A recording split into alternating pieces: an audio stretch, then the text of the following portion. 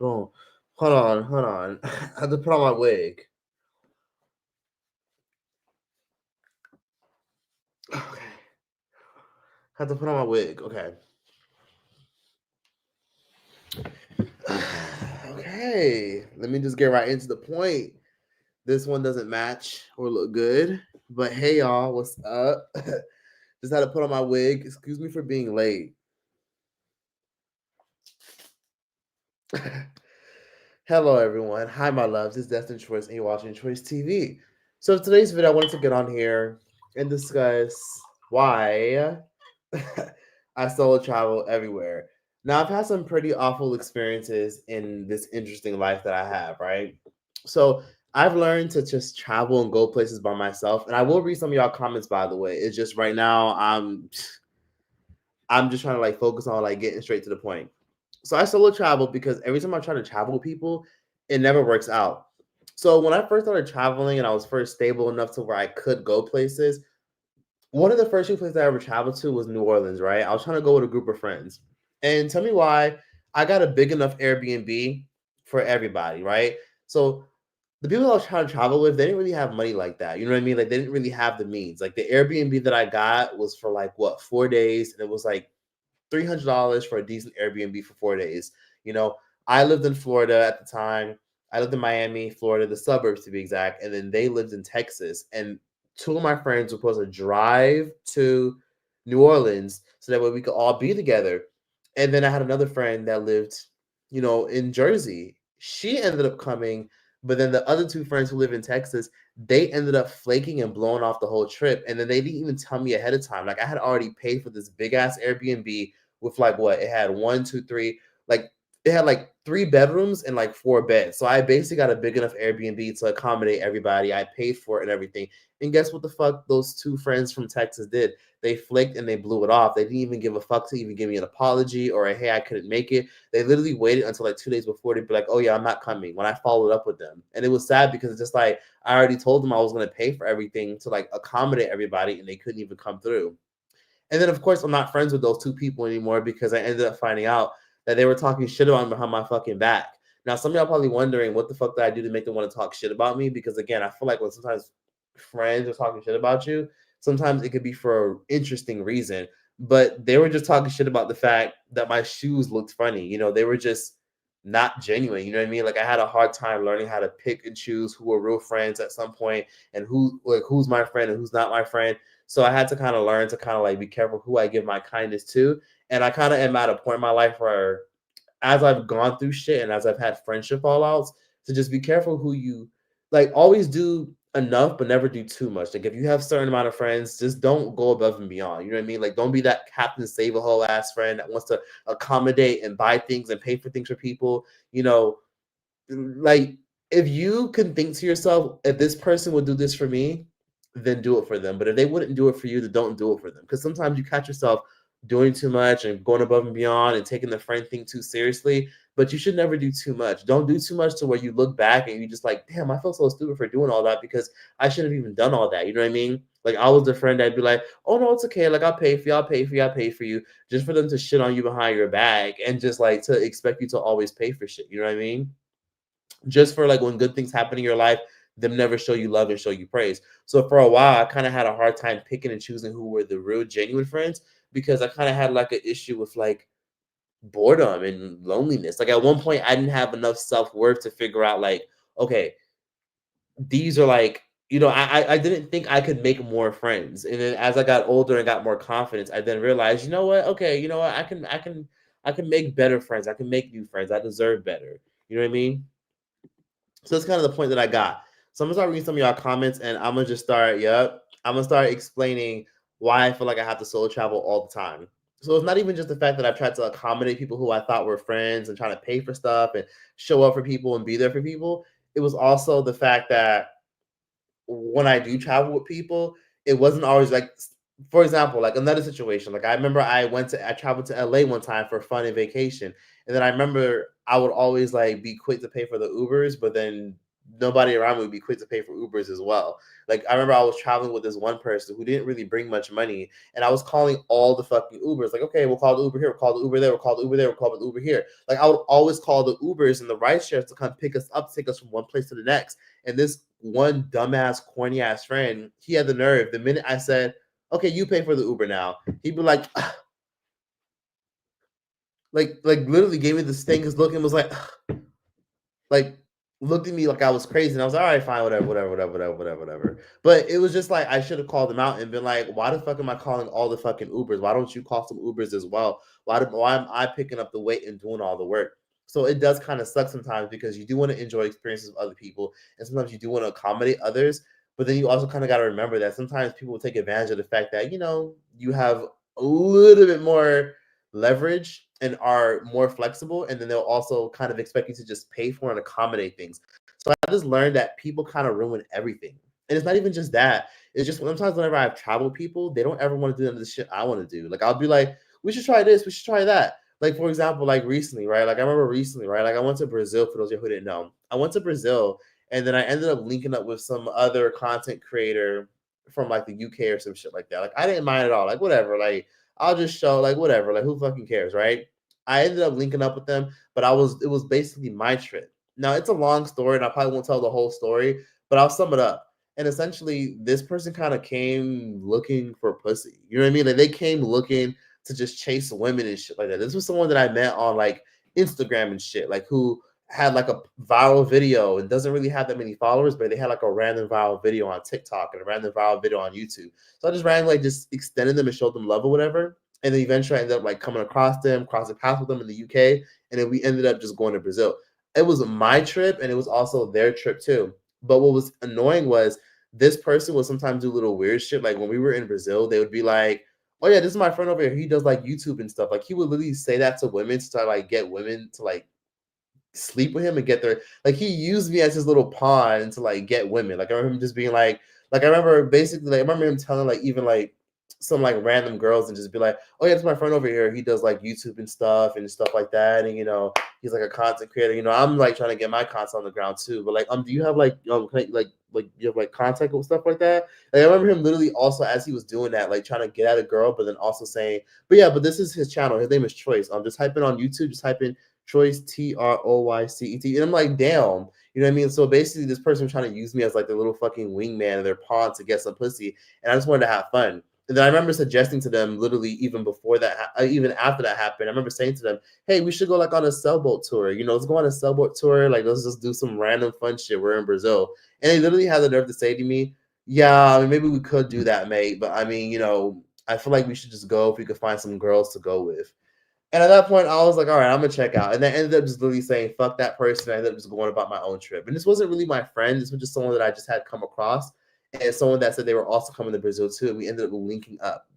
And then I ended up just literally having my own little trip on the side and doing my own fucking thing. So it's almost like traveling with people can sometimes be hard because unless you really have like the same personality with them, or they're adventurous and they're fun and they're interesting to be around, that's kind of where a trip like I would love to share experiences. Like even if y'all watch this, would love to tag along and come with me on a trip.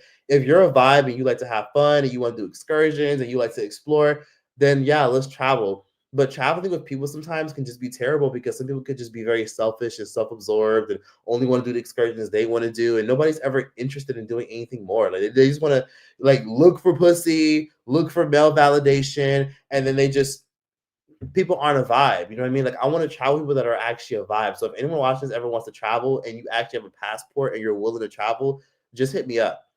I also solo travel. Not only that, because I had a story time a long time ago. If y'all didn't know, one of my quote unquote friends, right? Not really friends, but like more so like someone that I knew for a couple of months. It was a female that I was cool, a woman that I was cool with, right? She was a famous porn star. If you've been watching me for a long time on YouTube, you know what I'm talking about. But it was this famous porn star named Aaliyah.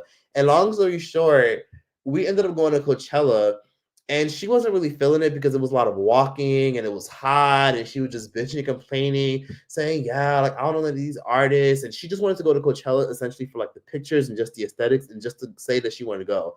Long story short, she ended up wanting to leave early as fuck. And guess how much our tickets were? Our tickets were literally $1,100 because she said she wants to do VIP. I was fine with just general admission because general admission tickets were like $500 at Coachella. Yes, I know tickets is expensive, but essentially the general admission tickets for Coachella were $500. And she said she wants to do VIP, and I'm like, okay, that'll be why not? Why not? That's not bad. Whatever. Like I was like, whatever. Like if you want to do VIP, let's do VIP. I said fuck it, and I said why not? So we both paid $1,100 for VIP tickets at Coachella, which takes place in California, right? Right. And long story short, she just was bored of it. You know what I mean? Like at the time, that girl was doing really, really well for herself. You know what I mean? Like she was one of those Instagram model girls. And this is again another person that I met off of Instagram, right? Because again, it's so hard to sometimes make friends when you're someone that is a digital nomad or someone that works at your laptop or your computer. Like I make content. So I don't really have a lot of time to just go to like social gatherings, go to events. I'm always like editing on the internet, scrolling through my phone. If I gotta do something, it's because I gotta like do something for content, or if I leave the house, it's because I'm just leaving the house for like a treat. But it's very hard sometimes to make genuine friends doing what I do. But essentially, I met this other person on Instagram, right? They ended up like watching my videos and stuff like that, coming across a video that I had made. I don't know, I think this was during like my Ace Family era. And basically that's what that was. So she was a famous porn star. Her name was Aaliyah. And I'm sure some of you listen, do not go to that person's comments and be like, oh my God, Trish talking shit. Like, don't do that. Okay, don't do that. That was years ago. But essentially, they dipped on me. They just left me at fucking Coachella, and I was really upset because I just paid $1,000 for this fucking ticket. Our Airbnb altogether, it was like 2,000. So she pitched in 1,000, I pitched in 1,000, and it was for both of us. You know what I mean? It's just like, I mean, back then I was okay, but bitch, I wasn't doing that fucking well, so I could just say fuck the $1,000 and fuck the $1,000 that I paid for the Airbnb. Like, hold on. Just had to sneeze, but bitch, I'm not doing that fucking well to where I could just say fuck my $1,000 that I just paid for Coachella tickets. What the fuck you doing? Just trying to leave early. So that kind of pissed me off a little bit. And she ended up dipping. And I know some of y'all gonna comment her name in the chat. Like she was like again, like some of y'all gonna be like, oh my God, like you hanging out with porn stars. Listen, I am down to hang out with anyone that seems like a vibe and seems cool.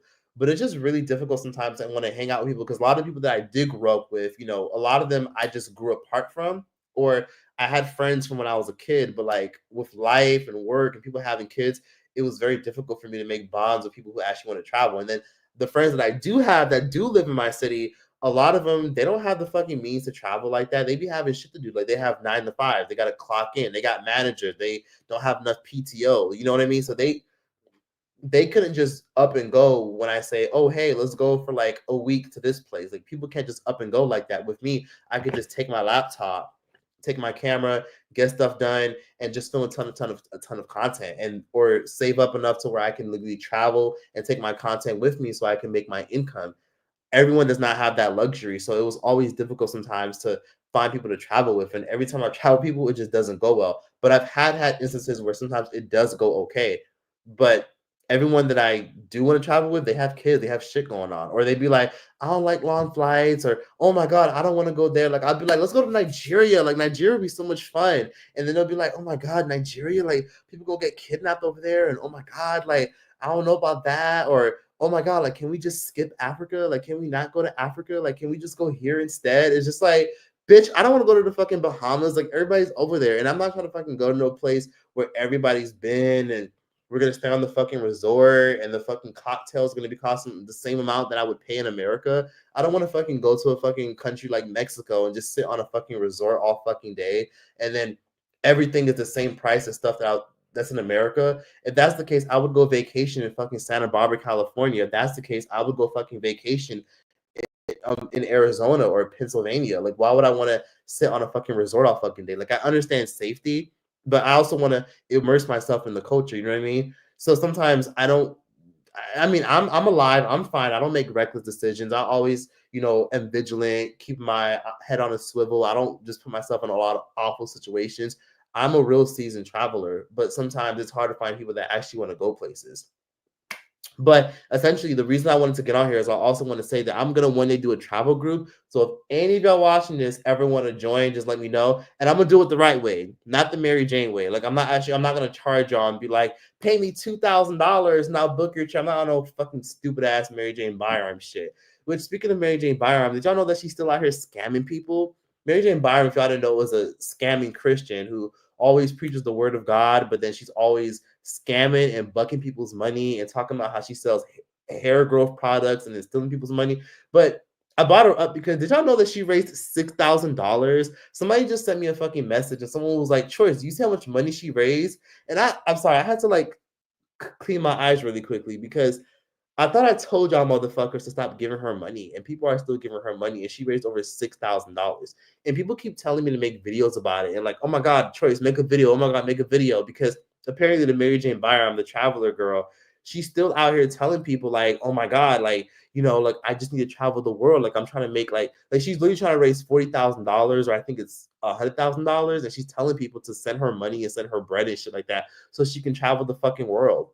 And essentially I'm over here like anyone that gives that girl money, yes, is a fucking idiot. But all I can think to myself is, why would anybody donate fucking money to see somebody else travel the world when they could be doing that for themselves? So yes, I'm gonna eventually be doing a travel group, and I will have, of course, people like who want to come. Like I'll set a location. I'll set a hotel where everybody can book at, and then eventually, if anybody watching this actually wants to come, you can come. I know some people who would love to probably travel watching this, but don't have like the means.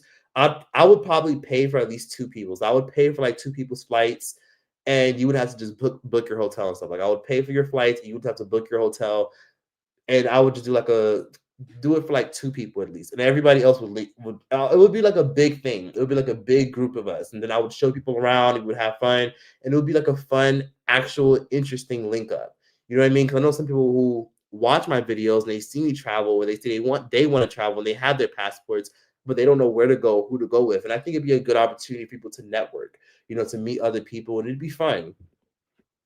But I also want to say that a big reason why I've also solo traveled is because it has. Let me read this comment really quickly from Justin. If people are still supporting her, it's all on them. Absolutely. So let me just also say this. I also solo travel not because people are bums and leeches and expect me to pay for every fucking thing and pay for the fucking Ubers and shit. I also solo travel because it has also helped me with my social anxiety. So I had a lot of social anxiety when I was a little bit younger and a couple years ago. Like literally, I'm talking about like from when I was a child all the way up into adulthood.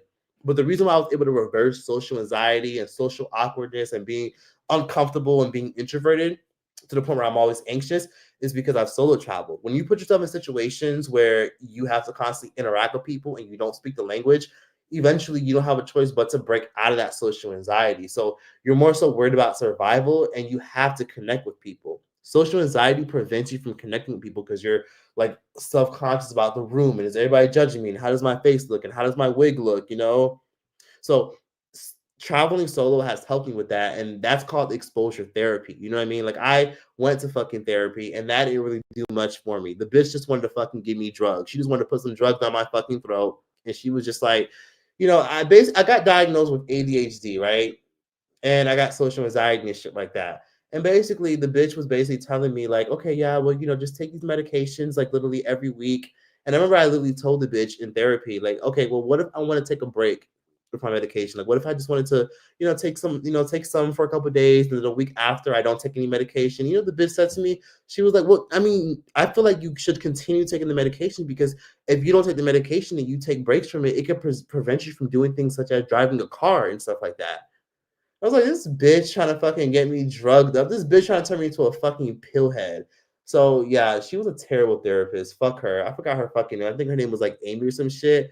If she's watching this, fuck you. But she was trying to turn me into a fucking pillhead. And essentially, what kind of helped me develop more self-awareness and more self-worth was being in environments where I'm different from others. You know what I mean? Or trying to converse with others and I don't really speak the language or understand them. So if you are someone watching this that is anxious and does have a lot of anxiety, solo traveling will strengthen you and make you more of a confident person. So I highly recommend people at least once solo travel, but just within reason. You know what I mean? Like I know my last video, I was telling y'all be careful with that solo travel shit because some of y'all will end up chopped up and thrown in a fucking suitcase or some shit. But if you do solo travel, be very picky about the place that you go to. You know what I mean? Like, don't just fucking go to Colombia and Mexico all by yourself in some random fucking like suburb city. You know what I mean? Go to an international popping ass city where it's safe and there's cameras everywhere. Like a great place to solo travel is Argentina, Buenos Aires, or even going to a place like Japan. Like them fucking Japanese people are gonna kidnap you and chop your ass up. Like going places like that, or going to places like Aruba, where it's white sandy beaches, friendly locals, and there's cameras and there's police everywhere, and it's heavily touristy. So that's what I would recommend for those y'all who want to work on your confidence. So I will start reading some of these comments because I did miss a lot of this. Let's see. Someone said, "Yep, she's a scammer." Someone said, "I have anxiety, panic attacks." I recommend you try solo traveling at some point because, again, within reason though, like don't go to no crazy ass place. Like some of y'all be like, "Oh my god, like why would you recommend that?" Just go to fucking Japan. Go to somewhere where it's super super safe and stay within a safe area. You know what I mean? Like if you can go to the fucking movies by yourself, you'll be fine if you travel to a country by yourself as long as it's a very very very safe country. So don't let the shit you see in the media and don't let your anxiety stop you, because social anxiety and panic attacks, that shit prevents you from living your life and you will never see shit. You know what I mean? And then, like, what's the fun of traveling if you go with some fucking bums like me, like what I did, right? When I was out here paying for shit, like, oh, it's okay, I'll pay for this, it's okay, I'll pay for that, and I'll pay for this. And then they just fucking ruin the trip and make the whole trip fucking shitty. You know what I mean? What's the point? You're gonna have to at least try seeing what it's like to go places by yourself, because it will teach you self-worth and how to be alone, and it makes you more of a confident person. So somebody said, and I'm gonna get into more things. I'm gonna get into a lot more stories, of course, as I get in, because I'm gonna talk about some of the crazy experiences that I had solo traveling. Because when I did my video a couple days ago, as you guys know, I made a video talking about why women shouldn't solo travel. When I talked about some of my interesting experiences, like I've talked about things that I've gone through, such as being sexually assaulted, right? Like, I mean, some of y'all are asking me to tell some of these stories, but some of these stories I'm nervous to tell because I don't. Let's put it this way: like some of y'all want me to tell the story about how I had to mace somebody when I was in London. Honestly, I'm scared to even tell that story because I still want to actually visit London. And a lot of y'all who are Londoners were telling me straight up, y'all was like, Troyce, be careful. Like, I'm from London and that stuff is illegal. And, if you spray somebody with that, you can actually go to jail for assault. And I'm sorry, but pardon me, Londoners and a lot of y'all who are from the UK or countries where that shit is illegal, how the fuck do y'all defend yourselves though? Like, how the fuck do they expect you to just like like women out there in London? What do y'all do to like protect yourself from fucking creeps? Like I know pocket knives legal to carry on in London or wherever y'all live in Europe or in Colombia or wherever you live? How do y'all protect yourself? You know what I mean? Like in America, we can carry pocket knives, we carry tasers, we carry pepper sprays, and we carry Glocks. So not to be funny, but like if somebody literally tries to like touch me or do some weird shit to me in America, I'm gonna blow their fucking head off. I'm gonna kill them and I'm gonna shoot them through their chest and I'm gonna end their life. And sometimes foreigners who aren't from America, they hear me say stuff like that and they're just like, oh my God, like, why are you guys so violent? But this is a scary world. Like, how are you gonna protect yourself if danger arises? You know what I mean? So yeah, if somebody presses me or does some weird shit to me, I'm gonna blow their head off and I'm gonna end their life, and that'll just be that. And you have to, because you can't always rely on the police to show up. In a lot of the countries some of y'all live in, the police show up. You know what I mean? Like a lot of y'all who live in Europe and London, the police show up where y'all at. Like they show up. In America, they don't show up that much. Like when I was calling the police one time in LA because somebody was annoying me, tell me why the police literally, the 911 operator literally put me on hold for 1 hour. Why the fuck this bitch put me on hold for 1 hour? You know what I mean? They basically ask you, okay, is anybody in danger? Is anybody bloody? Is anybody in the ambulance? The minute you say no and no, they're like, okay, please hold. And they basically would never show up. And this is like what happens to the era of police literally showing up. The police barely even show up anymore.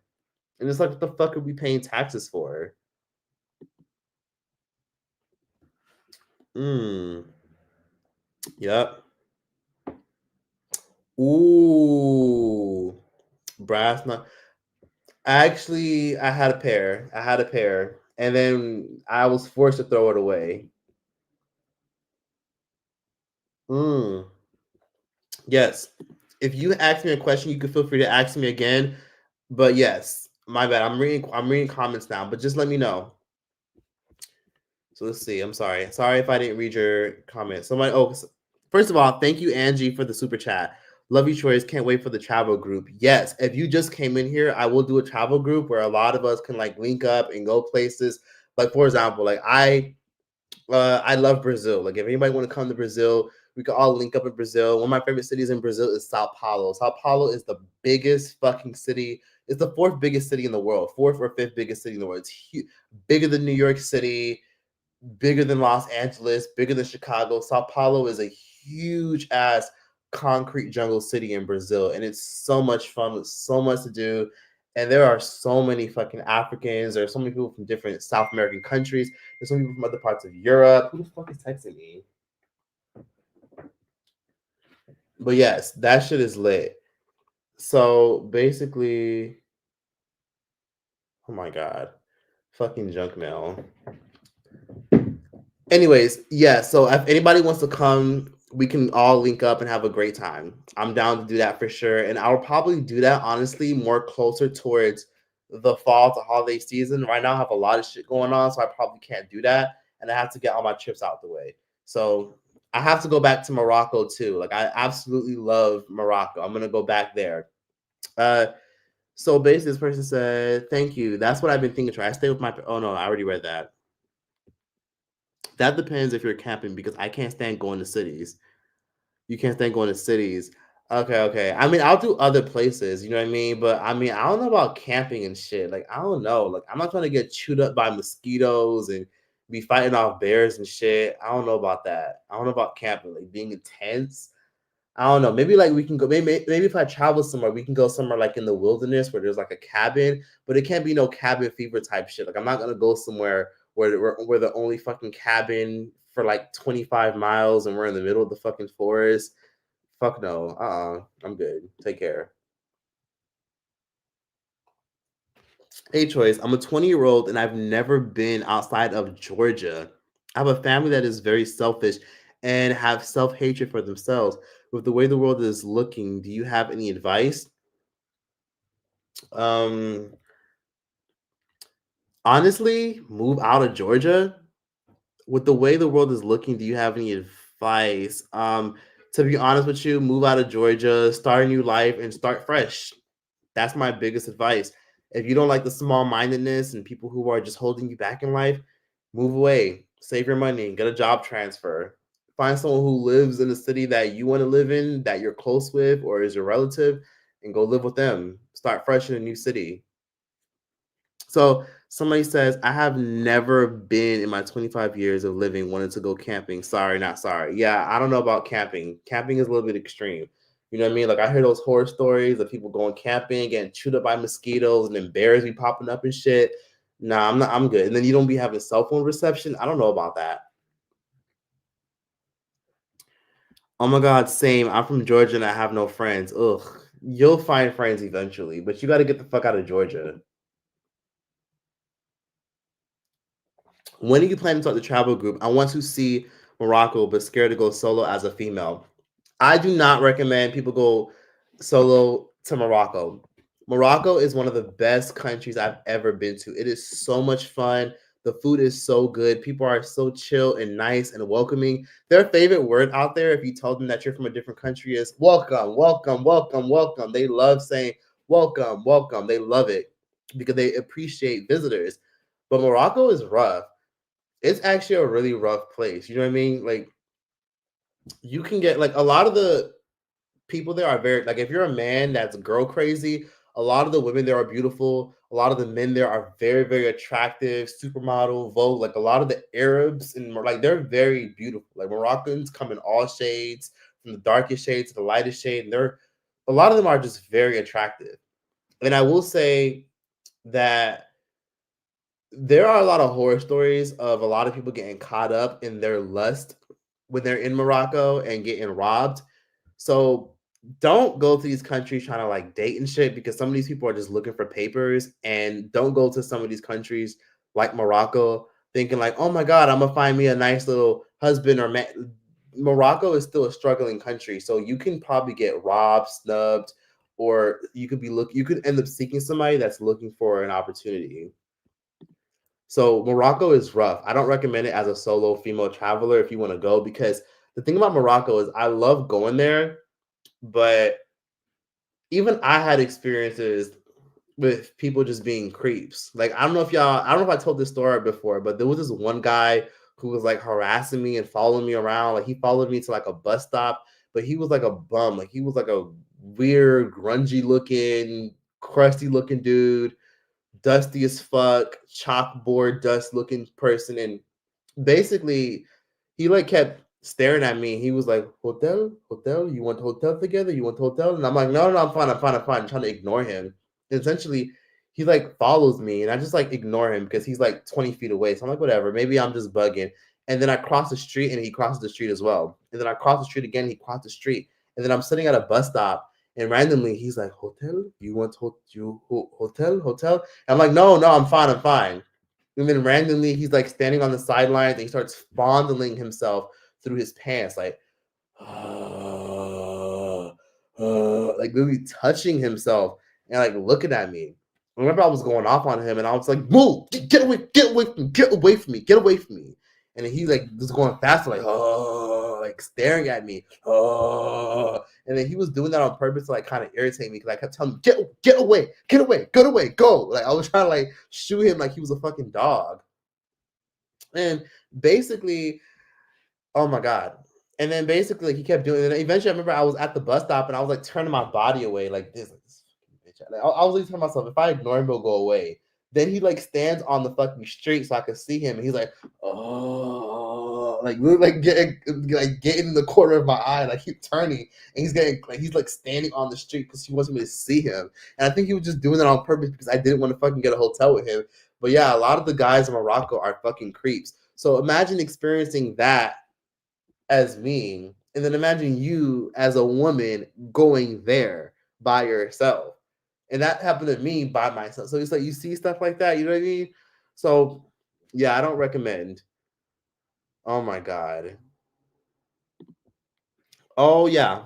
That is a lot more frequent than you would think. Yeah, there is a lot of that. Like when I was in Morocco, I told this story before, but there were a lot of people who propositioned me for sex for money. Like literally like sex for money. Like I'm talking about like there were times where like I'd be like at the juice stands, like trying to get like, like apple juice, like fresh apple juice, fresh pomegranate, fresh kiwi juice. I'm trying to order, and then there'd be like a whole bunch of vendors, because there's a lot of street food in Morocco. Awesome place, right? And basically the average juice would probably cost like, I don't know, like $1.50, $2, right? That's cheap. They make it in front of you, they blend it in front of you, they juice it in front of you, and then after that, you get your shit and then you're done. But if you look a certain way, I will say this: in Morocco, they analyze you, right? If you're a woman, they're looking at your body, they're looking at you. They're all trying to, people are always trying to figure out where you're from. They're like looking at you. Like there's times we will walk down the street and somebody will look at you like this, and they want to know where you're from and trying to analyze you because they're in a rough country where you have to be self-aware and you have to use your best discernment. So they judge you based off of how you look, how your skin looks, how you walk, how you talk, how you act. Because in a country like that, their mindset is based off of survival. So basically, when I was at the juice stand trying to get some juice, one of the guys was like looking at me. He was like winking at me, trying to get my attention. And that'll happen to you a lot. Like they're winking, and in my head, I don't even take it as like they're flirting. Like, oh yeah, maybe he likes me or is attracted to me. I take it as he probably wants something. Like he probably wants something. I ended up giving that guy that winked at me my Instagram because he ended up being like really nice and polite. And he told me like he was like, "Where are you from?" And he was just very polite and friendly, and he was very like welcoming. And then eventually, he ended up DMing me on Instagram, and he ended up asking me if I can give him 100 or 200 euros so that way he could save up money to buy a motorcycle. You see what I mean? Or like, you know what I mean? Like, or when I was in Morocco, I also kind of had to stop giving people like my Instagram because I'll give people my Instagram or like my WhatsApp just to be friendly. And then out of nowhere, they'll come out and be like, "Hey, how are you? How you been? What's up?" And then out of nowhere, they'll be like, "Hey, my auntie's very sick. Could you give me some money?" Like I remember one time I was in a grocery store and there was this one guy. I was in Morocco, right? I was in a grocery store, and basically like he saw the way I was dressed and he was like, "Ah, where are you from?" And I'm like, "Oh, I'm from America." He's like, "Oh, nice, nice. Can you help? Can you help me to go to America?"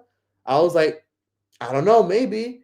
He's like, "Yeah, yeah, you can help me come to America." I'm like, "Yeah, yeah, just get my Instagram." I got his Instagram just to like be playful. I didn't think it was anything serious. I got his Instagram, ended up being cool and cordial, commented on my post, was really nice, appreciate the fact that I travel. And then out of nowhere, he just starts sending me random messages saying, "Hey, how are you?" And you know how it is. You know how when you're like when you barely talk to somebody, they just be doing random checkups, like, "Hey, how are you?"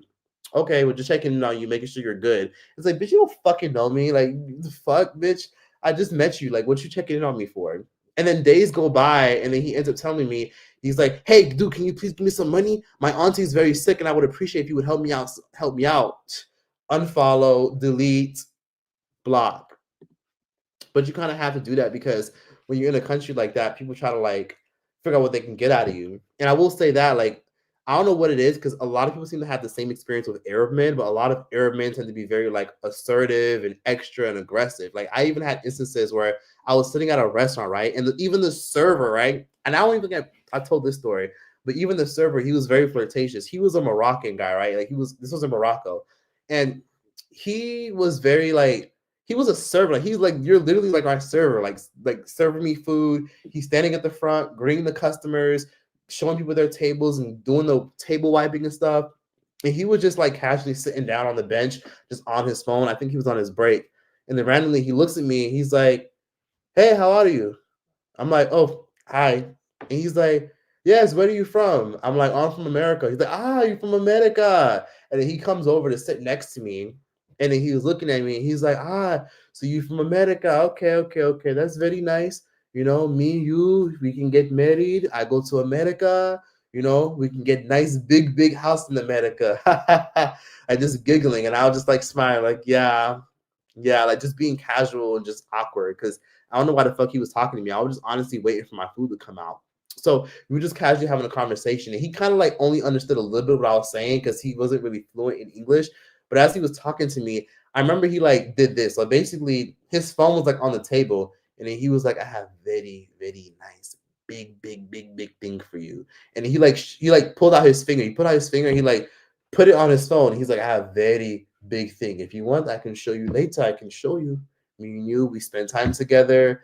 And I was like, "Yeah," like playing it cool, like playing, like saying, "Yeah, okay, yeah." And then eating my food and like got the fuck out of there. And then eventually, yeah, that's what I got to say on that when it comes to a lot of times when you go to these kind of countries, that a lot of times, especially Morocco, if I'm experiencing stuff like that and they're being very extra and assertive and aggressive like that towards me, imagine what they'll do to a young woman who's by herself. And it's crazy because I even heard if people having these kind of experiences, even in Egypt. Like, a lot of women have told me that they've gone to Egypt. Like, one woman told me that when she was in North Africa, some guy literally squeezed his hand through the cushion of the bus seat. Like, while she was on the bus, some guy squeezed his hand through the bus seat, and then he ended up like squeezing like her butt through the cushion of the bus seat.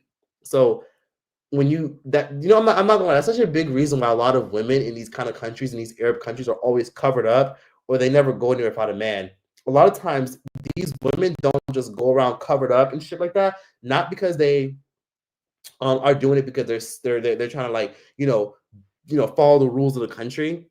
A lot of times these women are all covered up like that is because they're trying to protect themselves from a lot of these men. Those A lot of those men are least likely to harass you and bug you if you're covered up. Like, a lot of times women who live in these kind of countries, they always suggest foreign women, if you go to these kind of countries, be willing to wear like a hijab, because most likely if you're a woman wearing a hijab, these guys aren't gonna like harass you and touch you and act all weird and be creepy and shit like that, because they'll think that you're married, they'll think that you're spoken for, they'll think that you're super religious, and they'll kind of respect it. Oh, okay. Let me tell you something. Yes, someone said, okay, all these stories make me not want to go there, lol. Morocco is really a lit country, but I'm gonna be honest with you, you're gonna experience some cat callers. You're gonna experience guys being weird and shit like that. You know what I mean? Like, like I can't tell you how many times I was in Morocco and I like shook some people's hands, like, "Thank you for welcoming me," like just being polite, and then they wink at me like this, like doing that. Or like I can't tell you how many times like I'm walking down the street and then there's like guys on their motorcycle like giving me those vulture eyes, like, you know what I mean? Like, I would think because it's an Arab country, they'd be like more chill and laid back and calm and have a little more self control. No, them Arab dudes, they're horny as fuck. Like, they're like ready to get it in. They're ready to risk it all. They're like, fuck the fucking. They're like, f the freaking Quran, f religious views, f all that stuff. I'm trying to get it in. So yeah, I was very shocked. But yes, if you do go to a lot of Arab countries and you are a woman, you will experience stuff like that. Honestly, just wear a hijab. Just wear a hijab. I hate to say it, but that's just the truth. And yeah, let me see. Somebody said, when I went to Egypt with my folks at 16, this old man tried to buy me from my mom for some camels. It happens. It happens. And then some of y'all wonder why the age of consent is usually like 15 or 14 in a lot of these countries. I do have to agree. There are some countries that are not safe for a woman to travel alone. Some I'll have to wait until I have a boyfriend. Yes, like Egypt or Morocco. Like, I'll be real. Like, some of the experiences I've had, they could have been a lot worse if I was a woman. I got to be honest for a second. If I was a woman, I probably would have experienced way more harassment. Like, I experienced a lot of harassment from men, and it's like, come on now. Like, you don't oftentimes hear about guys getting catcalled and getting harassed. Like, I think I told this story as well, but basically, I was just walking one day in the little big market in Morocco, and I think I told this story, but basically, it was these group of like young boys, probably like 18, 19 years old, just following me, and then one of them was like, "Hey, excuse me. Are you a gay? You went six? You went six? You went six? You went, sir? You went six? You went six?" And I would like glance at him, and I would just keep walking, and it was like these three young 18, 19-year-old like young men just following me, and I was like, "No, no, I'm fine, I'm fine." Like, "You went six? You went six? You went six, friend? You went, my friend. You went six? You went six? I have very, very good penis for you." And he grabbed his crotch area right in front of me, like he wanted me to see. And then one of them even made a slick comment. Like, as I was walking, one of them literally said to me from like across the fucking like street, like, I crossed the sidewalk to get away from them, and as they were all following me, yes, literally following me as I'm walking, like on the other side of the sidewalk, one of them literally said to me, "Hey, sir, nice fat ass." It's just like, you don't hear stuff like that happening to males, regardless of sexuality. Like, you just don't hear that happening. But you hear that happening to women. Like, I hear women experience that all the time in all types of countries, like in Jamaica and Chicago, or when they go to Barbados. Like, just the catcallers are just crazy. But I'm experiencing this stuff. So I couldn't imagine if some of y'all who are women went to these kind of countries where a lot of these, because Arab men, mostly, especially Moroccan men, they're known for being kind of aggressive and assertive about what they want. Like, if they see what they like, they view you as like, "Ooh, shiny thing." Like, if I see a shiny thing, I'm gonna gravitate towards it and make the extra effort. So I will say this: if you are a woman and you're looking to date or mingle and be a hoe, or you're a guy, whether you're gay or straight, you're not gonna have a problem getting attention in Morocco, because regardless, even the guys that are like DL, even the guys that are gay, even the guys that are straight, they see something they're like, they're going after it. They don't care if you look intimidating, they're approaching you. And they might be a little crazy. So you went six, friend, is insane. Yeah, that did happen. That's so scary. Yep. But I mean, I still had a good ass fucking time. Right. Ew. But I still had a good time. I mean, that's like one of the best places to go get great food, shop. When I was in Morocco, I stayed in a nice Airbnb for 2 weeks, literally 2 weeks. And guess what? The Airbnb was like $119 for 2 weeks. For 2 weeks, that's how affordable Morocco is.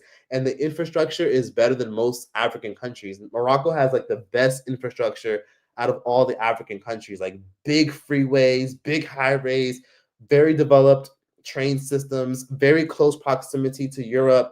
Morocco is like right here in Africa on like the edge at the top. And then France is like right here, Portugal's right here, Spain right here. So it takes you literally an hour to go to Portugal, an hour to go to Spain. It takes 58 minutes to go to London. So Morocco is a really lit place. You know, like geographically, the reason why why like they attract so many people is because it's geographically located at such a great location. So if you want to like country hop, I recommend starting off in Morocco. If you want to go to Africa, go to Morocco and then just country hop from there, because I literally paid $100 to go to Portugal. I can't even pay $100 to go to the fucking Bay Area. Like, to go to, like, I live in Los Angeles. To go to the Bay Area, that's like $120. But I was able to get like a flight. Well, technically, my flight to Portugal was like $50 from Morocco, but I had to pay for my luggage, and then I got the little premium plus shit. So it was $100, which is still pretty cheap to go from Morocco to Portugal. And it's like, if you want a country hop, start off from Morocco if you want to go to Africa. Any countries you would never go to? Um, I probably wouldn't go to North Korea because if you record some shit, it's a wrap. They gonna off you. Someone said, "Oh, no choice." Got a dong. I know that's right. Thank you. No, not okay. Jamaican men are dirty and perverted. I mean, Jamaican men can hype you up. Jamaican men have a way with words. They be like, "Yes, yes, you have a nice body. Yes, you got all that fat on your body. I like meat on your bones. Like you fat, you fat. You got all those holes in your face, but you're still sexy." Like Jamaican men have a way with words. They know how to hype you up.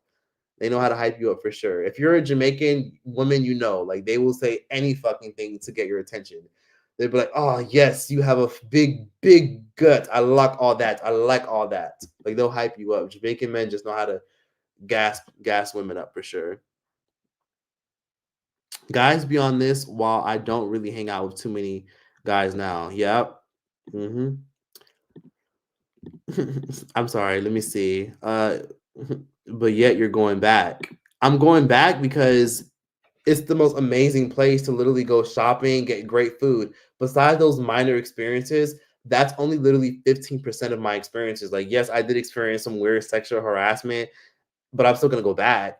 Even in London, like I said this in my other video, like in London, I got sexually harassed at a fucking train station. And this is a crazy, interesting story because that guy who ended up like sexually harassing me at a train station, he ended up being Moroccan. Like randomly, he was just casually having a conversation with me, conversing with me, and he was like drunk as fuck on the train, just talking to his friends and shit like that. And this casually like started being friendly with me, asking where I was from, and his friends were cool as fuck too.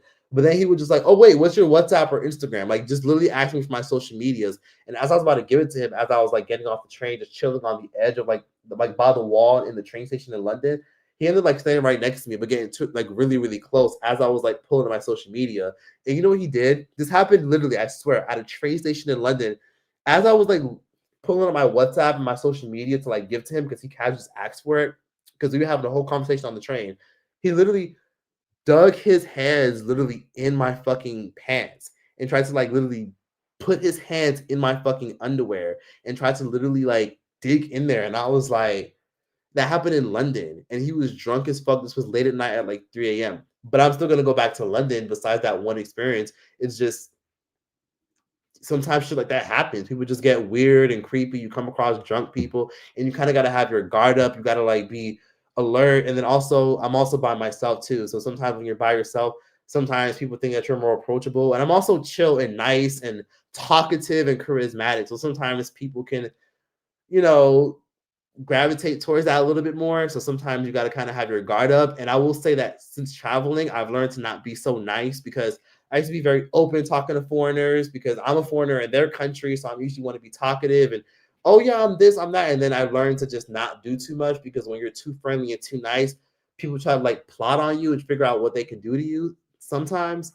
But yeah, I'm still gonna go back to a lot of these countries where I had weird experiences because again, I mean I've had bad experiences in a lot of I've had bad experiences in the Bay Area in California, but that's not gonna stop me from still going to the Bay Area. It's still my favorite city. You just have to be careful and be cautious because people do weird shit. There's a lot of crazy people out there, but it shouldn't cloud your judgment about a whole particular country. Male victims of assault don't always speak up, so I'm not surprised, especially if the person was assaulted, who assaulted them is a woman. Very true. Let's see. Will Vicky was not kidnapped in Nigeria. She confirmed and said that she was just joking and she was just trolling, which is disgusting of her to even go out there and admit that she was. Will Vicky was not kidnapped. She confirmed that she said she wasn't. She said she was just trolling and just testing the waters. That bitch is a clout chaser, and fuck her for doing that because she could have literally destroyed the fucking tourism in Nigeria. But luckily, people knew she was full of shit, anyways. Mm. So somebody said, and girls are smaller framed and usually want to be polite like an idiot. Yes.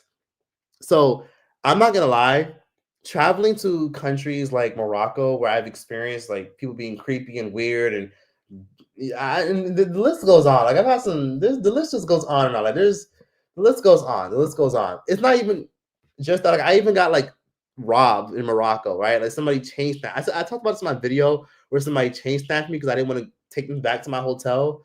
But yeah, the list goes on. Like I even had moments where I was just casually walking around, and I wear like very vibrant colors. Like I wear vibrant colors. I wear my cool ripped jeans, and I'll have like my cool distressed jacket and my distressed shirt. And automatically, if you're a male dressing in vibrant colors and distressed clothes, when you're in an Arab country or an African country, they automatically associate that with gay, or you're this womanhood, femininity. So that's kind of like a green light for people to maybe like attack you, or for people who are like on the DL to like try some shit. Like I've had multiple instances where I was walking in Morocco and some random stranger would just walk up to me and be like, "No, you shouldn't be walking here by yourself. Let me walk with you. Let me walk you home." And I'd be like, "No, I'm fine. I'm fine. I'm fine. I'm fine. I'm fine. I'm fine. I'm fine. I'm fine." Like you gotta like keep your guard up when you're traveling places because yeah, people are crazy. You just never know, and people can sniff you out when you're a foreigner. They can always just sniff you out. I get told like when you go into a lot of countries, they can just tell by the way your skin glows or the way your eyes look that you're just not from their country. Yes, I had a Jamaican man tell me they probably don't have it so big over in America like I do. Ew, who the fuck says that? I was like, you not the only one with a big D. Don't they got bigger in the States? Oh my god, don't flatter yourself. Exactly. That's disgusting. That somebody felt confident enough to tell you that. That's disgusting. To make sexual advances like that and tell you that he probably has a bigger dick from where you come from, that's disgusting. That's really inappropriate. That's really, I'm telling you, like, it's really crazy how sometimes people say certain things and they don't realize how fucked up and inappropriate it can be.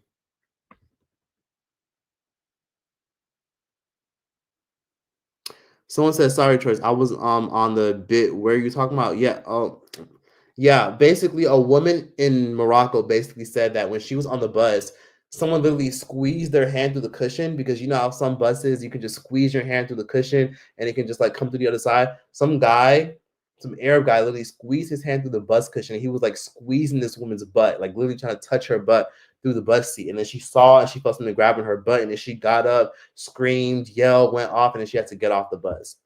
So yeah, there's stuff like that that does happen. And again, that's why like a lot of y'all think a lot of these women are forced to wear those hoods and those covers that don't show their face. A lot of those women that you see wearing those hood coverings, some of them are wearing it not just for religious purposes, but some of them are wearing it genuinely to protect themselves from predators, right? Like a lot of times one girl who watches my videos, she's Moroccan, right? Shout out to her. I think her name was Yasmin. Very nice girl. She's from Morocco, and she saw my videos where I was saying that I was in Morocco, and I was telling her a lot of the weird, creepy people that I was dealing with. Like I told her, I think I told her about the guy that was like, "Hey, sir, nice fat ass," like shit like that. Like I was just telling her interesting stories, and essentially she was telling me like, "Oh yeah, I just reported to the police, and then they'll do something." And I was telling her like, what happens to women though? Like I'm sure like me as a guy experiencing that's one thing, but then as women, fuck do y'all like deal with that shit? Like, and then she told me, as a woman living in this country where everyone's Arab and Muslim, you would think things would be safer for us, but no. Like she said, she dealt with catcalling all the time. She said she can't leave the house without guys being creepy and weird and trying to honk their horns and be aggressive towards her and much more. And then she told me that oftentimes when women do get sexually assaulted and they do report it to the police, she told me living in Morocco, she said it's kind of like women get shamed for it. The first thing the police will say to you is, "What did you have on? What did you have on your hijab? Did you have on your covering?" Essentially, they kind of like gaslight you to kind of like make it clear that you as a woman should be careful in a country like this. Because in Morocco and in a lot of Arab countries, thank you for the super chat, a lot of times it's not like a law for women to be covered up and hooded up. Like it's not a law. Based on what I was told by a lot of women who are in Morocco and living in these Muslim countries, they tell me that in a lot of these Muslim countries, it's usually a recommendation. Like it's not usually a law where you have to cover up. Because again, like it's hot as fuck. Like they know that women aren't gonna always be covered up. But it's usually a suggestion because a lot of men are crazy and creepy and will do too much. And they sometimes do that and they recommend women cover up to protect them. And I'm not saying that it's right, but a lot of times, from what I was told, it's a recommendation to protect women because men are least likely to lay their hands off of you and not catcall you if they can't even see your face. So when you see those women covered up, a lot of times it's because they're married or they're fearful of men bugging them. Like even when I was in Morocco, I saw women on the streets, begging, asking for food and shit like that, and they were all the way covered the fuck up. And I'm just like, you're on the fucking streets begging for food. Where the fuck is your man? Like, what? And then you're covered up too, trying to protect yourself from men while you're on the streets begging. That's dangerous. So someone said, please make a video about fake friends. Too many fake bitches out here, and sometimes you don't even notice until you travel with them. And you would think that's your ride or die, but whole time they've been jealous of you. That's some real shit. Yep. Someone said, "Oh, drop the glute routine. Literally squats and do a lot of walking. Not going to North Africa / none of these Arab countries. I think you could still go, but just don't go solo as a woman. You know what I mean? Just don't go solo. And if you are gonna go solo, go with a tour group or go with a tour guide. Like have an organized guide for every excursion and just Uber or take a taxi. Well, not a taxi, take a ride share. I don't recommend yellow taxis because they be trying to scam tourists and shit. You can still go to these countries, but just be cognizant because again, guys and males can be crazy everywhere. But yeah, Arab guys can be a little crazy and do too much and do more. So why do you travel alone? It helps me because it's therapeutic. I don't want to have to deal with bums who don't have their shit together but still want to travel for some reason. And then also when I do travel places, it's therapeutic for me because I dealt with social anxiety for a long period of my life. So solo traveling has taught me to be more of a confident, more aware and socially observant person because I have to break out of my comfort zone to connect with other people, especially if there's a language barrier.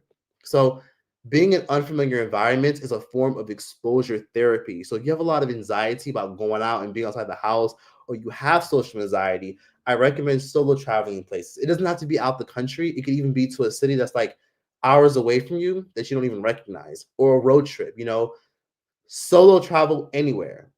And I promise you, your social anxiety will get smaller and smaller and smaller because social anxiety is a lot of what's in your head. And when you're worried about trying to connect with people, asking people for like restaurant recommendations and how do I get here and let me put my phone away so I don't get pickpocketed, let me be aware of my surroundings because you know I don't want somebody to like harass me or follow me home type shit. It helps with social anxiety. So that's part of why I solo travel. It was the best therapy that I needed. I just needed it. And I don't want to deal with bums because again, I said earlier in this video, and you can watch the playback for those of y'all who are just now getting in. I've literally paid my way or like paid for people, and guess what? They just shit on me. Like I've had moments where I paid for like Airbnbs and like, oh no, it's okay. Like I'll pay for the whole Airbnb. Like it's $700, it's $500.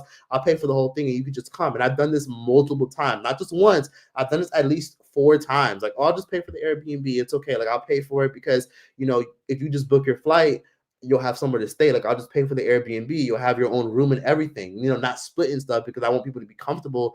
Just for those same people to be shitting on me and doing weird shit and being jealous and being nasty and being rude and expecting me to pay for every fucking thing. And then when I ask them like, okay, can you call the Uber? They be like, choice. Like just making it seem like they are entitled to me fucking paying for everything. And then me being the fucking little bitch that I was back then, I had a hard time standing up to people that I called friends because I could have stand up to anybody. Like I can call anybody out on these shit, but it was difficult sometimes for me to stand up to friends or relatives because it was kind of a situation where I was like, well, they care about me, so I know they mean well, and I wouldn't say anything, and I would just let shit slide. So I've had to kind of solo travel and just prioritize my own peace and being by myself because people don't appreciate shit.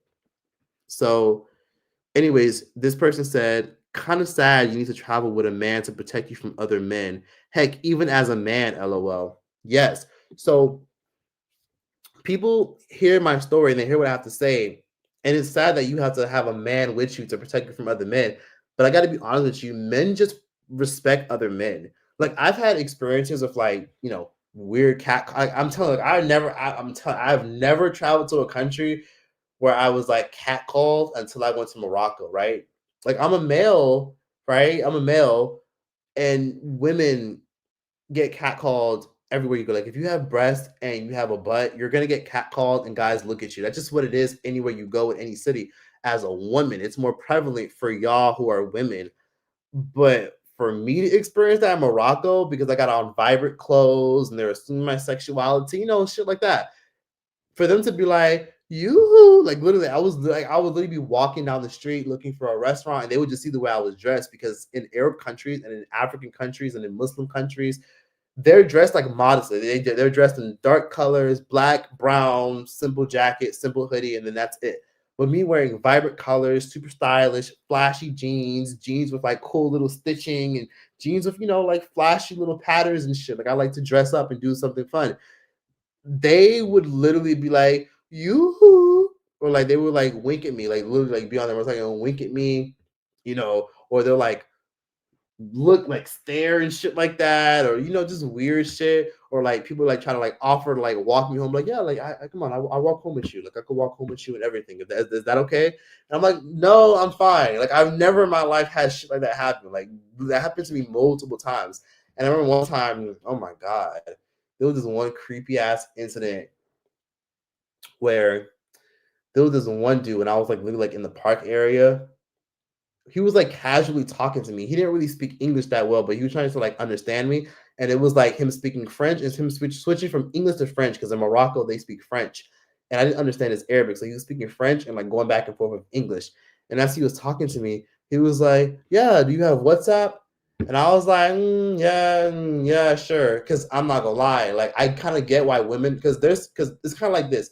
You know how a lot of women will go out and they're scared to say no to a guy because they're scared that they might fuck around and get attacked or some shit. It's kind of like that situation where I was just like, oh yeah, whatever. Like it's 323-923-776. Like just saying like a random number and just gonna keep walking. And then randomly, as I was just like talking, he literally did this. Like he literally like he tried to grab like the back of my head and was like this. I'm like, no, no, it's okay. I'm fine. It's okay. It's okay. And I just had to like speed walk and keep walking because yeah, people are crazy. People are very crazy. But again, it's not like I hate the fucking country. It's just that that's just the shit that happens. Morocco is just it's a rough country, but I love it only because the food is bomb. The people are really, really kind, and it's so fucking cheap. It's one of the cheapest countries I've ever been to, ever. I'm talking about cheaper than Brazil. I asked ChatGPT, and ChatGPT said that it was cheaper than Thailand. Morocco, like I'm talking about like $8. If you go to a corner store, $8 gets you a big ass basket of like fruits and lemons. First of all, you know how much I paid for a fucking lemon, like a lemon, a fresh lemon in a Morocco soup? It was 1 cent. 1 cent for one lemon. You get a lemon at a fucking farmer's market anywhere in America, that one lemon is gonna cost probably like $1 or like 85 cents. You know what I mean? It was 1 cent for one lemon. I got a big ass bag of oranges for like fucking like 60 cents. A big sack of oranges for like 60 cents. Those oranges lasted me days. Yes, I do. I do carry pepper spray. I didn't carry some when I was in Morocco at the time, but yes, I do. I have done Amtrak before. Yes, I do recommend it. Thank you for the super chat though, Javed. I appreciate you.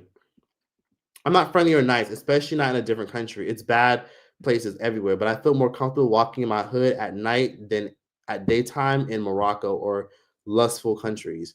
Absolutely. Someone said you should hit the gym since you're a traveler. Gain some muscle for those unexpected scenarios. That's a good point. I really could do a little bit more working out. I really should.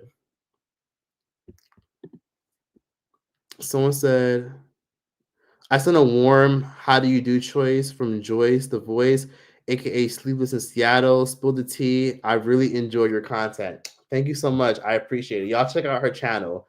But thank you so much. I appreciate it. Someone said it's sad women have to do that. Yeah, women have to be covered up in those countries. That's too much. I mean, it's too much, but if you're gonna go to a country like that, women cover up a little bit, you know? Like some of y'all want to wear y'all nice dresses and nice outfits, cover up. Like cover up. That's what you're gonna have to do. Not because I want to police your body, but if you don't want to get like weird attention, you're gonna have to cover up. Because if you're by yourself and you don't have a man, the men there aren't gonna respect you, and they just won't because in their head they'll just be like, okay, well she must be free dibs because if she had a partner, he'd be with her right now. So yeah, you just have to be cautious. That's why I always tell women, like, okay, yeah, I'm gonna go there, but I wouldn't recommend you go there. Because in my video where I talked about women solo traveling, don't go there, don't go here, don't go there were some women in the comments who were just like, yeah, don't tell me what to do. I'm gonna do what I want, I'm gonna do what I want, or men need to stop telling us what to do. I'm telling you out of concern for your safety. There's certain places that because I have what male privilege, right? Like there's privilege in everything. But me being a male, I can kind of get away with going places that a lot of women can't. You know what I mean? Like I could walk around in a random like market and I don't have to worry about people trying to like, well, I mean, in Morocco, it's a different story because in Morocco, if they even suspect you to have any bit of like fruitiness in you or they don't think you're straight, there are some guys where you would think that I would get hate crime because people were just like, oh my God, countries like that, they hate people who are LGBT plus or whatever. All I got was you went six, you went six, you went six, you went six. I even had like old shop owners just be chilling in their chair and just be like, "You want massage, my friend? Me and you want massage?" Like stuff like that. It's just you would think that people would be mean to me, but people were nice to me. But then there were people who were nice to me because they wanted something in return. But anyways, someone said that's the main reason why I wouldn't go to certain countries like that. Yep, that's stressful. Yeah, I said experience. Islam is false religion. I don't know why I read that out loud. As someone who has been wearing a hijab for almost 10 years, stuff like this can even happen to us. It's not the clothing that's a problem, but the behavior slash egos. Really? Okay, that's interesting. Because I always heard like a lot of women just straight up tell me, like, just wear a hijab, you'll like women will be fine because wearing a hijab minimizes them doing it to you, but you telling me that it still happens regardless is a good point, and it just shows how predatory people can be and how predators just don't care. Like some predators or some guys even will just fuck anything. Like, oh, you're a female, interesting. I want to put my thing in you. Even with cover-ups, women still get harassed. Hey, Samoan Jones, the most conservative countries have high assault rates. That is true.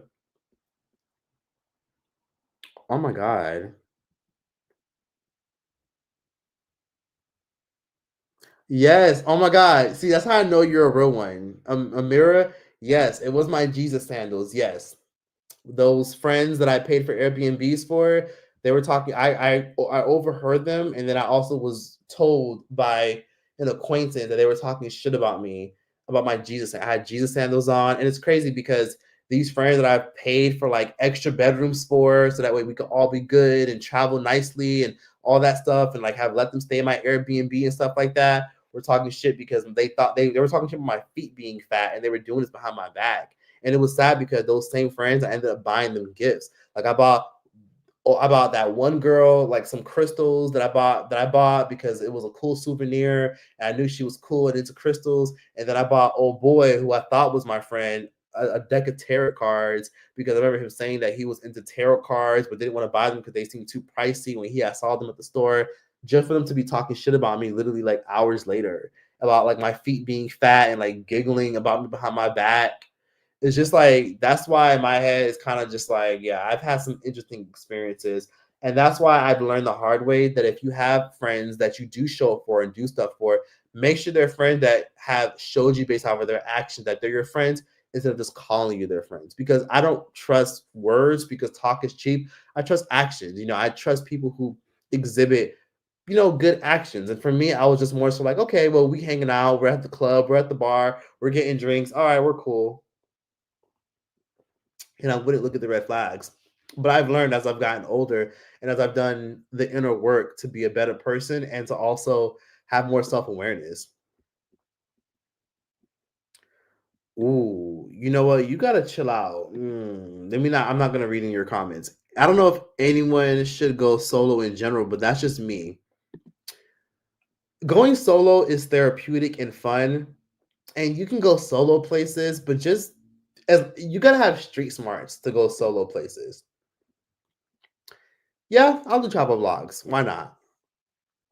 My brother's going to Bali alone right now. He's 29, but I'm feeling like he is secretly dating. Wouldn't people want to go there with someone? Maybe your brother just wants peace and serenity and organic and affordable food. Maybe he's going there to go meet people. Maybe your brother just has self worth and confidence and just thinks that he has enough confidence to meet new people. Okay, as I love traveling, but since all the recent plane crashes, I'm kind of scared. Do you recommend should we travel despite that, or should we just lay low for a bit? If you want to, feel free. But personally, I'm gonna still travel, but be more cautious. Planes are literally this like way safer than a car. There's more car crashes and people passing in car crashes than plane crashes. Plane crashes, they happen all the time, but they're a little bit more rare than people like to think. Like they happen, but I'm still just gonna travel. You know what I mean? Like the if the flights are cheap, I'm gonna fucking go. You know what I mean? At the end of the day, I'm protected by all the forces and the universes in the world. I'm protected by all that is holy and great. I'm fine. I'll be fine. Okay. I just want to get the fuck out of America. And I think you should still travel too, but do it if you're comfortable. You know what I mean? Let's see. Please be careful who you call friends or who you travel with. Do not forget about what happened to Shankila Robinson. Absolutely. You can never forget what happened to people. So be careful who you call friends because you can show people, help people out, pay for things, and people will still shit on you and do you dirty. And I learned my lesson the hard way. Mm. Yep. Not even if I have booze or a bum. Yep. Mm-hmm. Oh, sorry. Let me read some of y'all comments. If you have any questions, you can ask me now. Somebody said Yahoo, like the drink, that's wild, lol. As a seasoned solo traveler, how far in advance do you usually buy plane tickets? I usually buy my plane tickets at least 2 weeks in advance. I'm gonna be honest with you, at least 2 weeks in advance, if not a week in advance. But I usually don't buy them way months in advance because my schedule is very sporadic and I do work digitally. So it's kind of like I don't have to book things in advance and have things. I book things if I'm solo traveling 2 weeks in advance. If I'm going with people, a month in advance, just to make sure everyone is prepared, so I don't waste my fucking time. But I don't really travel with people. I've only traveled with somebody once where we're together out of the country, and I've linked up with people before multiple times, and it's only went well probably like honestly 2 times with like my genuine friends. Everybody else, it just never works out because we weren't really solid friends, anyways. Mm, shit. At this point, you need to become a tour guide. I'd only feel safe traveling with you. I would honestly love to be a tour guide. Like, if anybody wants to do my travel group one day, because I'm gonna make a travel group. Like, I'll make a cool group chat with all of us where we all talk. And if anybody watching this does want to travel and do want to go places with me, I'd be happy to bring a lot of y'all with me. I would set a location where a lot of y'all can meet. We could probably go to somewhere like Thailand, Bangkok, or we can go somewhere like Medellin, Colombia, or we can go somewhere really like I don't go to those expensive ass places. So if you think I'm gonna go to fucking France, fuck no, I'm not fucking going to France, and I'm not going to Belgium. I'm not going to Italy. Well, no, I'm not doing all that shit. If you want to go to Europe, that's fine. We can go to Europe, but it's gonna be an affordable European country. Like my favorite European country to go to is Portugal because it's affordable for the U.S. dollar or for people who come from Western countries. I'm not going to fucking Iceland. I'm not going to do that. That's just too much. It's too expensive. I don't want to go to Switzerland or Iceland and spend mad fucking money. That because it's like if that's the case, I could just stay my ass in America and just watch live streams at home. So if I go places, we're gonna go to places that's affordable. You know what I mean? Like Egypt. Like I actually want to go to Egypt because Egypt is mostly safe. Mostly like the capital.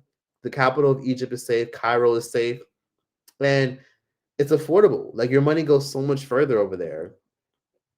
If I travel, I'm not balling out, spending $4,000. I'm not doing all that. Okay. I'm gonna travel and I'm trying to spend honestly no more than $700. That's my goal. Someone said Choice write a book with his scare. Choice could write a book about his scary situations. Yeah, I got some things that I could talk about. I even got some things I could talk about that I'm honestly nervous to talk about because honestly, I ain't trying to like get deported or banned from certain countries because people have tried it. But I've mostly always been safe in most countries I've gone to. I don't put myself in danger.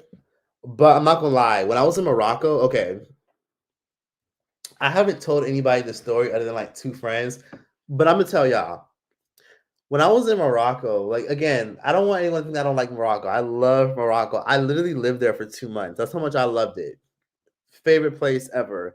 So affordable. But when I was in Morocco, I remember just always telling myself, I want to see what their hoods look like. Like I'm curious about what the hood look like because everybody's so sweet and it's so pretty and so there's so much nature and there's deserty vibes. Like I wonder what the hood looks like. I ended up in the hood when I was in the city called Marrakech. Marrakech is like the poppin' city in Morocco, right? It's the poppin' city in Morocco. That's where a lot of people go to like go shopping and go to markets and shit like that.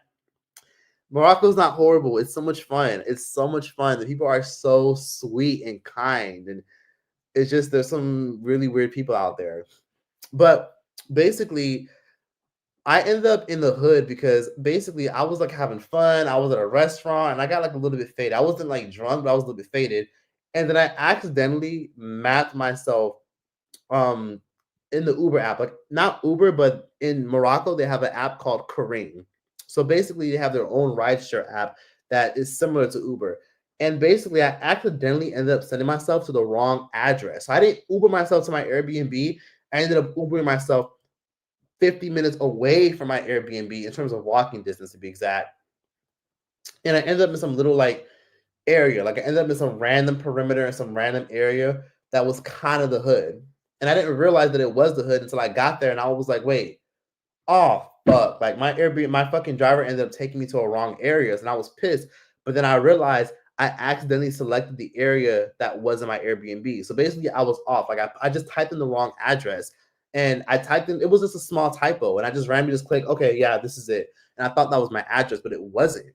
So randomly I ended up in some random area and there was these, so basically as I was walking, there was this one guy who like kind of like analyzed me. He looked at me up and down and he was like, excuse me, are you lost? And I was like, no, I'm not lost. I'm not lost. I think he was genuinely concerned though, because he could just tell that I wasn't from there, but I was just walking around. This was late at night. And as I was walking, I was just casually minding my business, just walking. And I was like Google Mapsing how I can get back to my Airbnb. My Airbnb was like a 45-minute walk. And I kept trying to call like new rides, but they would not come to the area. Like I kept calling new ride, but they would not come. And I did not know why. They didn't want to come, I guess, because maybe they just didn't like the area or like maybe they didn't like the price. But I called like 6 Ubers. Let's call them Ubers, right? I called 6 ride shares and they would not come. So as I'm walking in a random area, this one guy walks up to me and he says something in Arabic, and I just keep walking. He's like, "Oh, excuse me. You speak English?" He was a young man. He was a tall. He was a light skinned black guy. He was a Moroccan, but he was a light skinned black dude. Looked a little Arab, but he looked like a light skinned black guy. He's like, "Oh, excuse me. You speak English? You speak English?" I was like, "No, no, thank you, no, thank you." He's like, "No, it's okay, it's okay. You don't have anything to be scared of. You don't have anything to be scared of." I'm like, "No, I'm fine, I'm fine, I'm fine." He said, "No, it's okay, it's okay. Where are you from?" I'm like, I'm from the States. And he was like, "Oh, that's so amazing. Well, welcome to our country. Like, what brings you here?" I'm like, "Oh, just here for fun." And he was like, "Oh, that's so amazing. My dream is to just go to America. I would love to go to America. But oh my God, like it's so difficult here. And then I struggle here, and then it's just so hard, and you have to have money to go there." And then randomly he took out this clear bag, right? It was a clear bag, right? A clear glad wrap that you a clear it was like a clear glad wrap. And out of nowhere, he's like, "I would just love to go to your country, but it's just,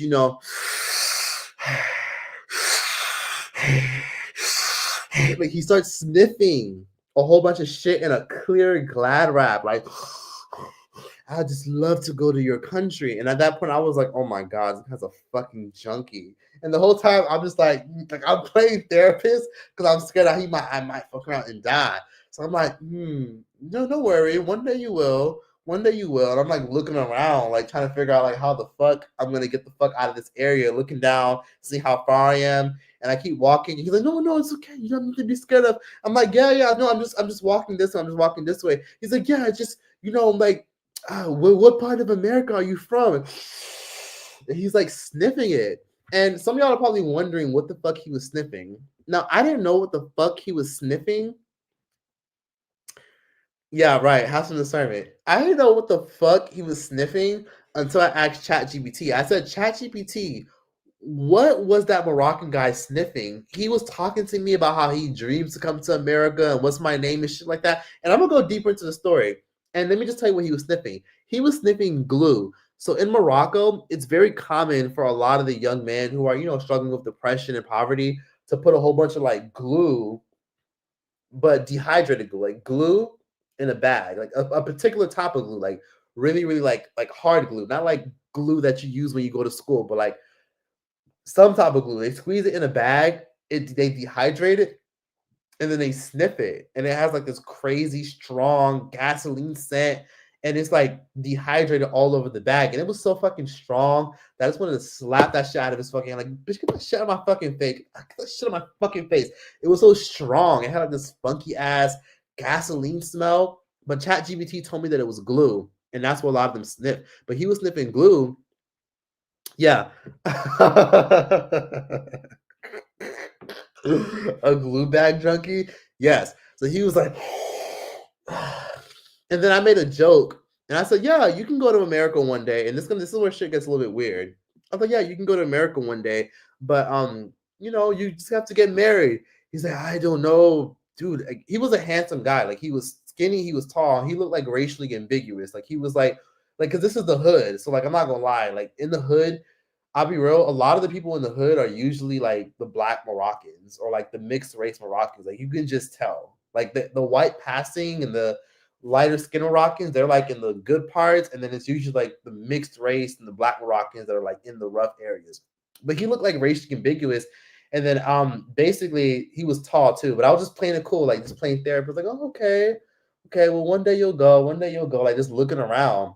And then randomly I said to him, like, okay, but you can go to America, but you just have to get married. He's like, I don't know who I would get married to. And I was like, I mean, you never know. One day, maybe you could marry me. And he was like, you, you, are you a gay? And then I was like, mm-hmm. And he was like, huh, okay. Are you passive? Are you a active? I was like, what does that mean? And he was like, are you a passive or active? And I was like, I don't know what you mean. He's like, well, uh, uh, passive is like when you taking the dick in your thing like this. So when you taking the like this. And then I ended up randomly changing the subject, and then I was just like, you just have to, like, you can get out of here one day, like you can get out of this country. And I was just trying to find a way to like just break out of the conversation, just break free from the conversation. And then eventually I ended up breaking free from the conversation, and ended up making it back home. Luckily, I ended up being safe, and I was fine and everything. But that was a weird ass experience because to have somebody literally sniffing glue in my fucking face and then ask me what the fuck a passive or am I a passive or an active, I was like, oh hell nah, like I don't know what the fuck can go down, but I got out of that situation. Long story short, just to quickly sum up the story, I ended up finding an excuse to like break free from the conversation, got off, walked away, left, and was like, okay, well, I'm gonna go over there. Y'all take care. You guys have fun. And then I ended up walking off.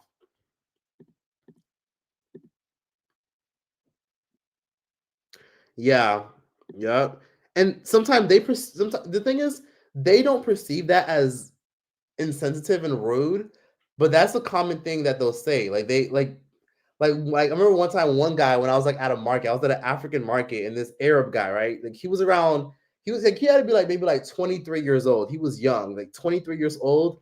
And I remember he was like casually just talking to me out of nowhere. But I remember out of nowhere, he was looking at me. He was like, My friend, let me ask you a question. Are you a trans? Are you a gay? But they don't perceive that as offensive because again, they're from a country where they're super religious, conservative, and they only perceive things that they see like in the media or on the news or on TV or on social media. Like they're isolated from those kind of things, and their access to those kind of things or is when they see them on TV. So they don't know how to approach them because they probably never met somebody that's openly being themselves, and they probably never met a trans person that's openly being themselves. So sometimes they can say things that are insensitive, but it doesn't mean that they're being rude. Yeah, they'll be like, "Are you a gay? Are you a trans?" Yeah, I got that question a lot. Like, are you a trans? Are you a gay? Are you a gay? That's the one that kills me. Are you a gay? It's like they don't mean to be rude, but that's just how they say it. Choice, please do more vlogs. You're a naturally funny person. The Ace Family event and the trip to Trinidad was so funny, entertaining. Yes, I would definitely do one.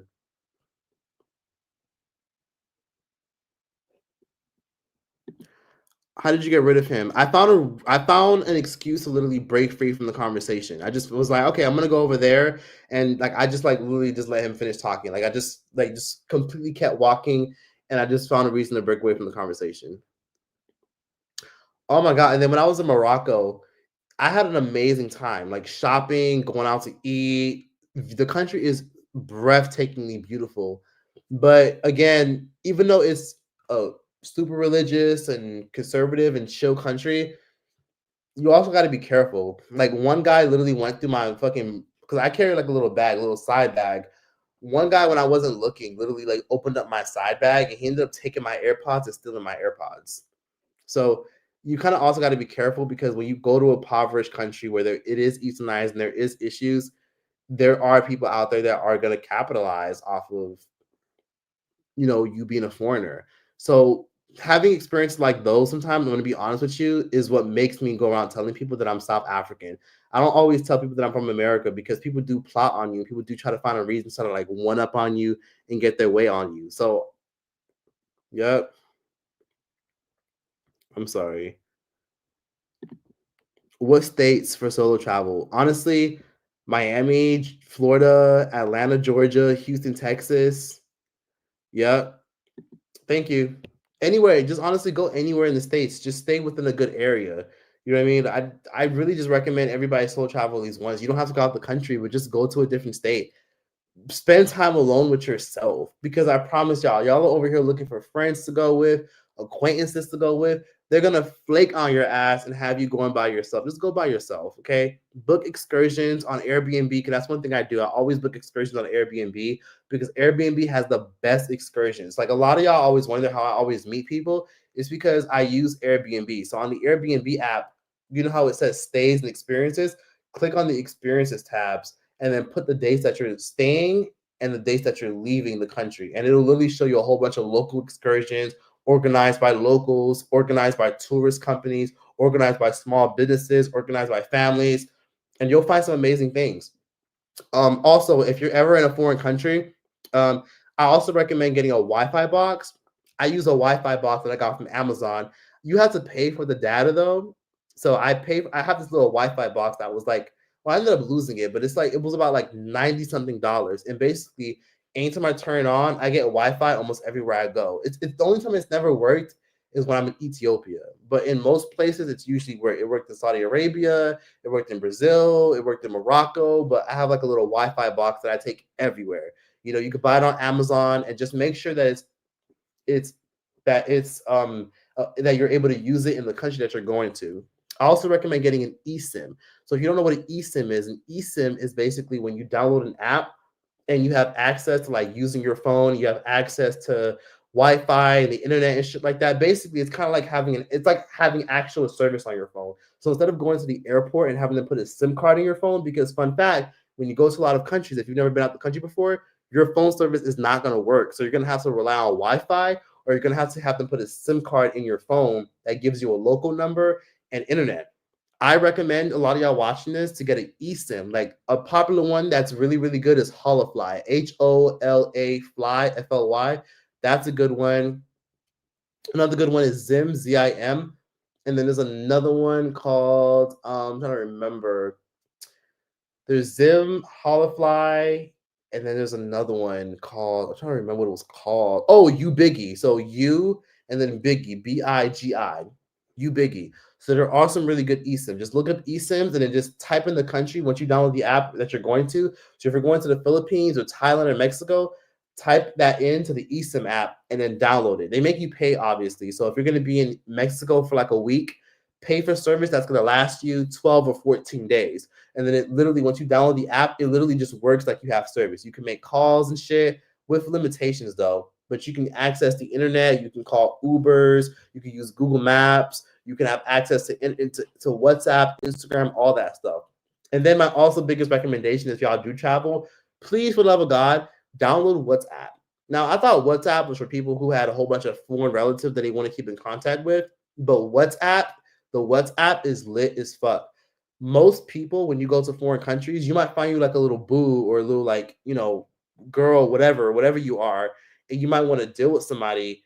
And long story short, you probably won't have a local number if you're in their country, and you won't have a way to contact them. So you're gonna have to either contact them through Instagram, but WhatsApp is also pretty good too. So a lot of people who are in foreign countries who do have relatives that live in foreign countries, most people have WhatsApp. So if you're in Colombia, Japan, or wherever, just literally download WhatsApp, and that'll be like the best way to get in contact with somebody. If you don't want to give somebody your Instagram, WhatsApp literally connects to your actual phone number. You can keep in contact with people, and then boom, it's easy.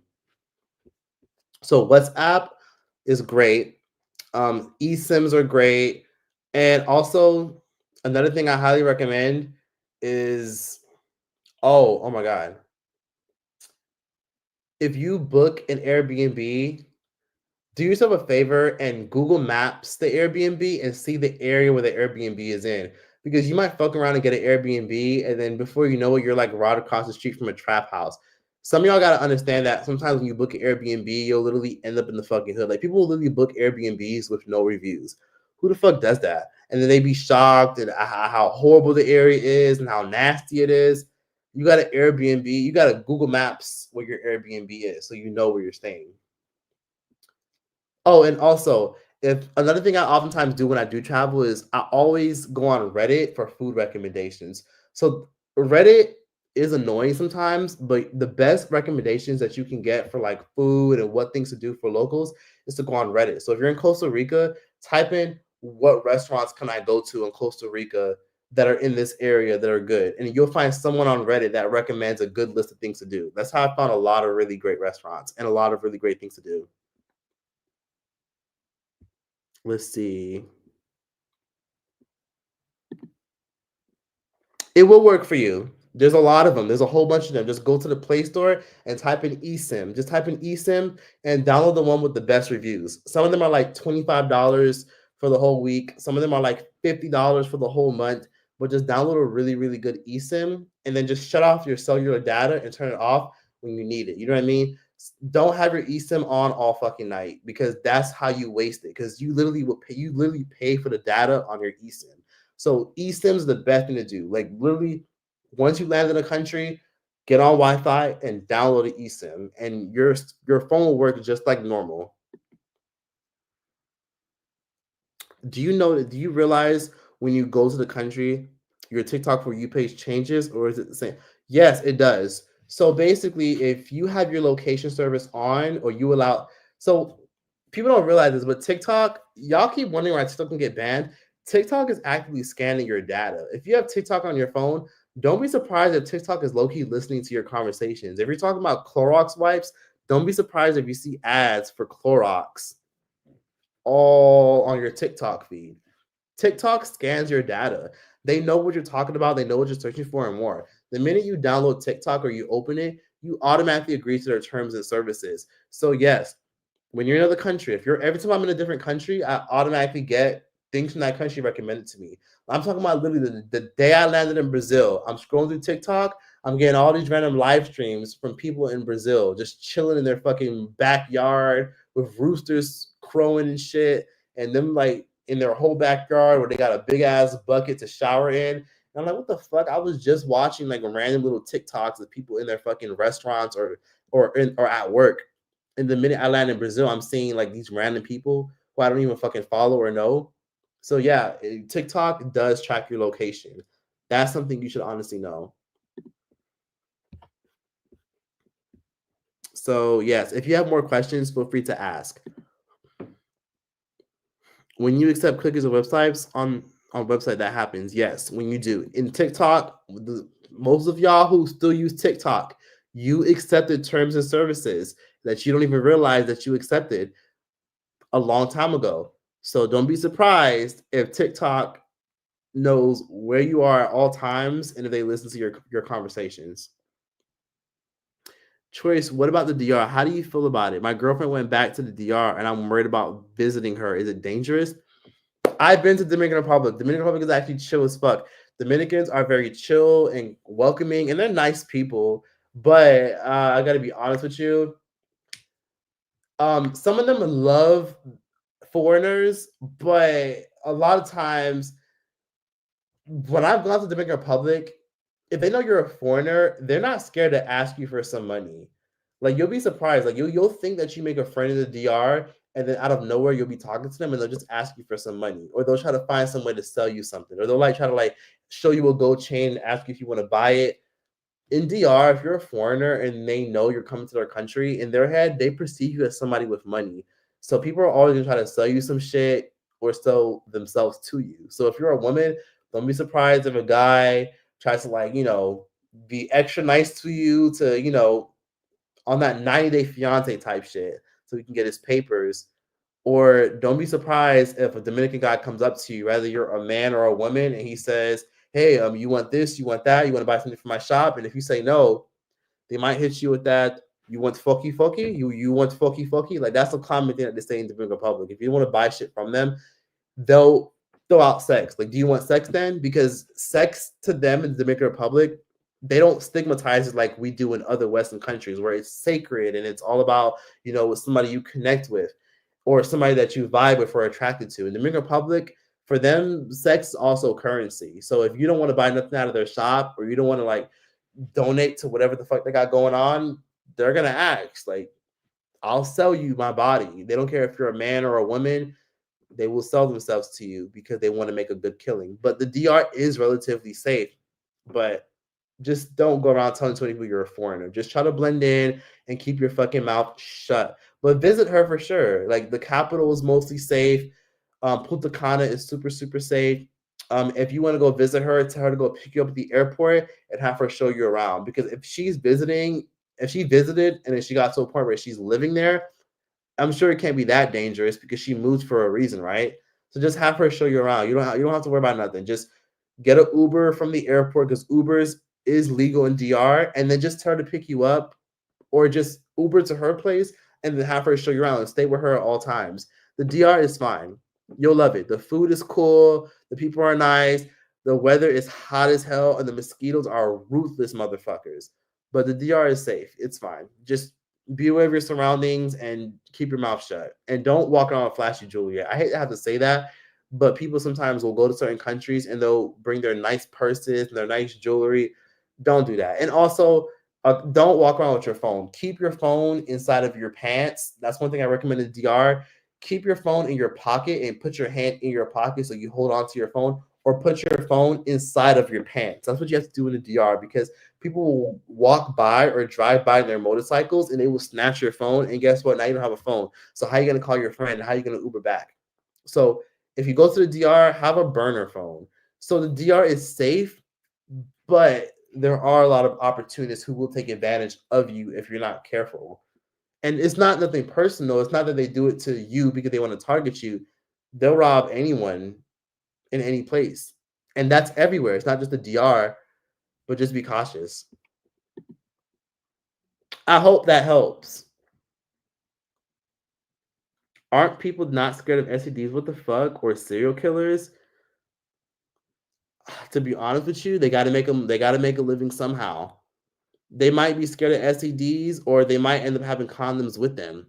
But yeah, a lot of them just are trying to make a killing. And a lot of the women in the Dominican Republic are beautiful. A lot of the women there are really, really gorgeous. And they are willing to hook up with these old foreign men from Dutch countries, European countries, and they're willing to bust it wide open so that way they can feed their family. And some of them will be like, "Oh yes, please, it's okay. Like, oh, just give me $40 US. You give these chicks $40 US. That money can stretch for 2 weeks. So if a lot of these creepy old fat foreign men come to the Dominican Republic, a lot of these girls are gonna sell their cooter. They're gonna sell their pum pum on the street. And same thing with a lot of these guys. A lot of these guys will sell their dick to women. And some of these old women who, they're, lonely as hell and they're just bored, some women will probably pay for it. Or sometimes those guys in DR, a lot of Dominican guys are very aesthetically attractive. So when you're aesthetically attractive, you can attract both genders. Some of those guys are also willing to compromise their sexuality just to make a buck. You'd be very surprised.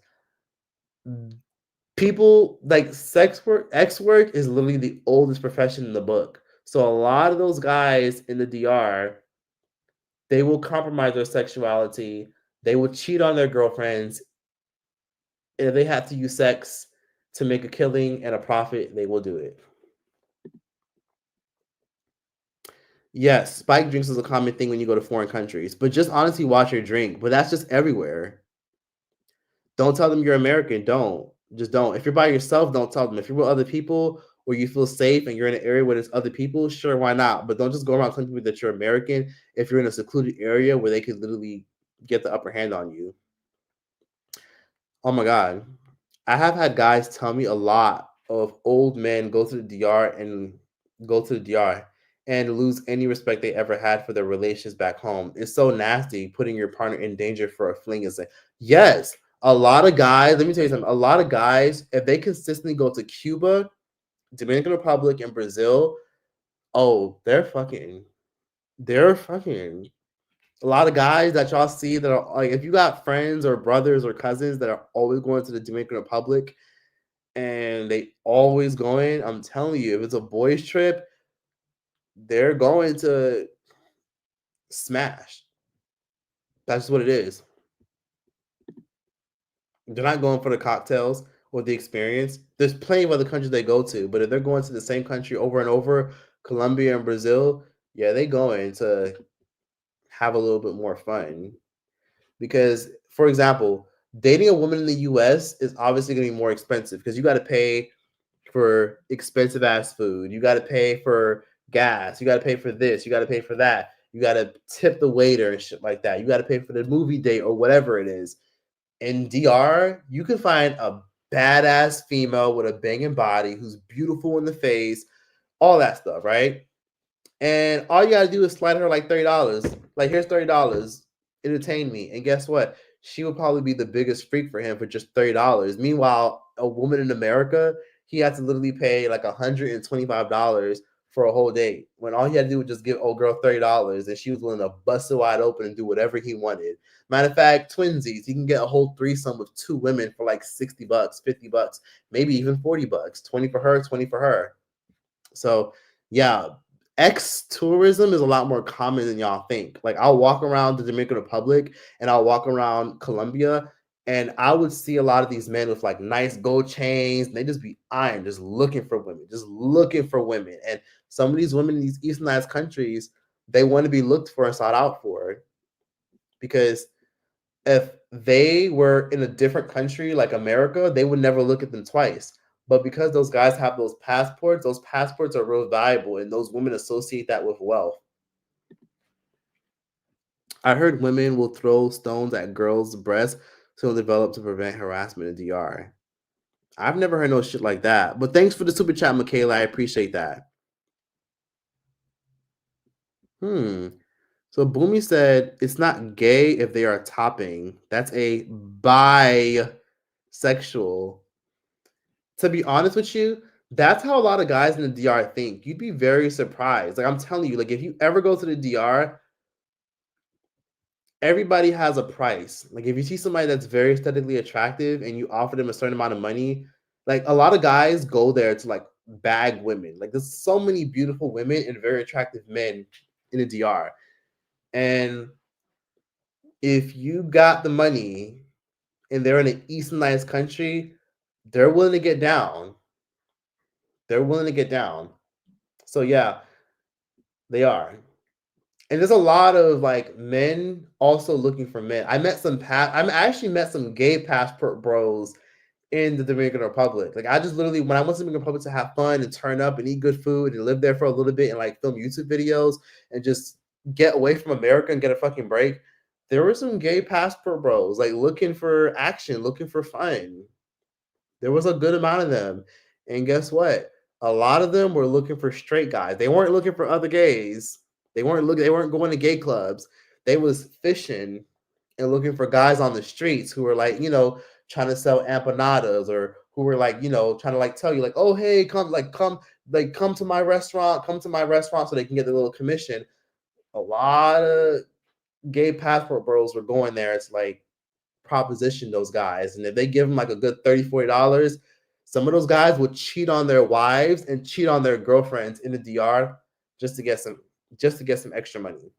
Because that $40 is nothing in America, but it stretches so far for them.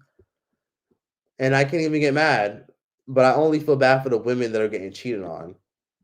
But Dominican men in the Dominican Republic and Dominicans in general, they're about the bag. Like they like to work and they love money. When you go to Easternized countries, if you got the money, it's always going to be transactional. It just always is.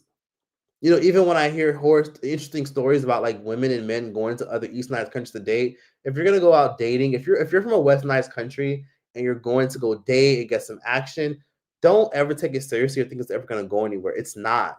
You are going to an Easternized country like Brazil, Colombia, Dominican Republic to have fun. And I be seeing these TikToks of these women being like, "Do you have your passport? Did you get your shots?" Like stuff like that. And I think to myself, yeah, y'all are filming all these handsome guys in Brazil and in DR, but these guys would never take you seriously because they can't do shit for you. Men don't feel like men when they, you know, have a woman that they can't do shit for. A lot of these guys that are being filmed in Brazil and in DR and they're all handsome and shit, they don't have much compared to a woman who's coming from America or Italy or Switzerland or whatever Western country you're from. So it's always going to be a situation where that guy is going to inevitably ask you for some money. And it's nothing personal, but they're in an Easternized country. There's a power dynamic. So I don't recommend anybody take dating seriously in an Easternized country unless you don't have a problem being a provider or unless that person is already stable themselves. My homegirl's boyfriend and his friends went to Colombia on a guy's trip. I tried to mind my business, but I knew what they were going to do. Yep. They were going there to get some action. They're just discreet about it. As long as they use protection, because some of these guys are going to these countries to go be passport bros, and some of them are not using protection or getting tested afterwards.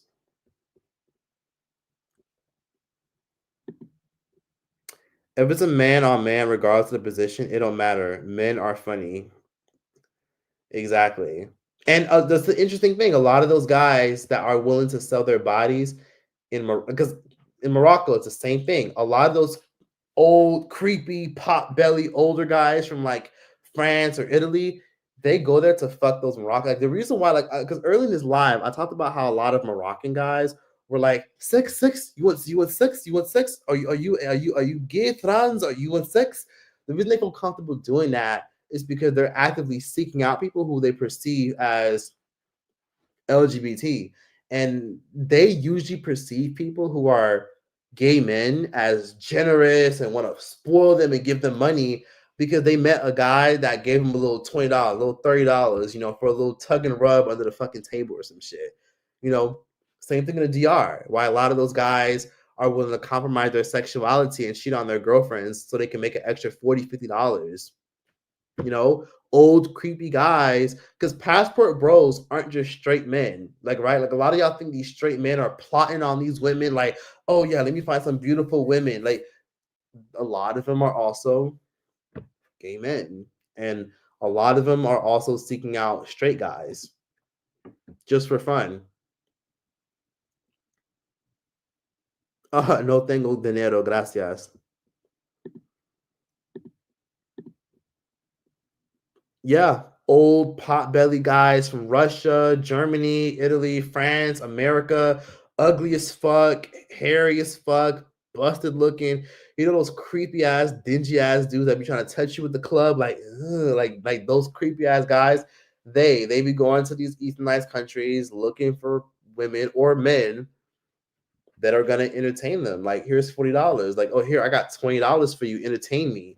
And $20 ain't shit to a lot of us watching this who are from Western countries, but it's a lot to a young pretty boy in Thailand who got a nice six pack, a nice pretty face, and needs extra money to like feed his fucking girlfriend for the week or to pay his rent. He's gonna take that $20. That guy in the Dominican Republic who's muscular and seems straight and probably got a wife and kids, if an old fat pot belly Russian guy looks at him and says, "Hey, yeah, you want this $40? Yeah, you want to fuck me?" Of course, he's gonna be like, "All right, let's do it," and he's probably gonna end up just saying "fuck it" because that's easy money right there.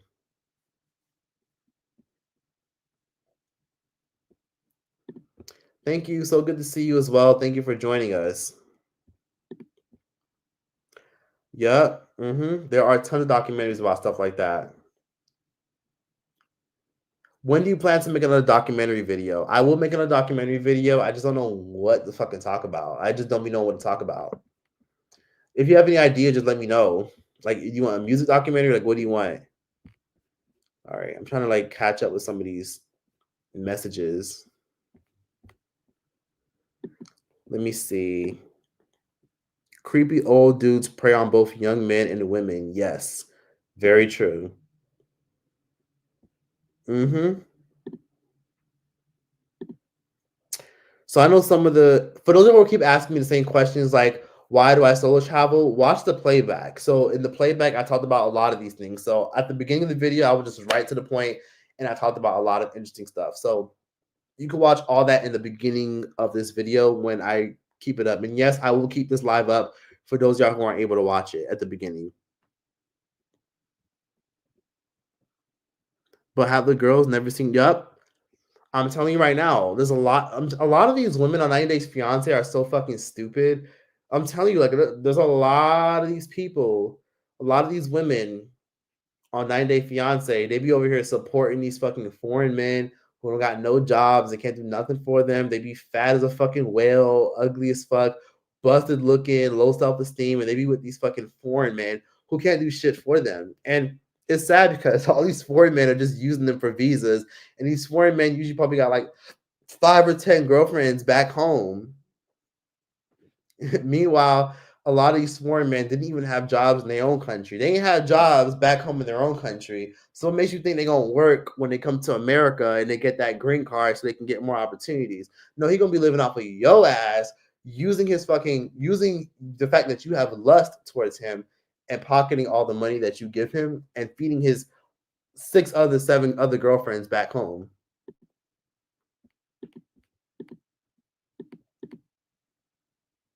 He's always the ones with the pot belly. Yeah.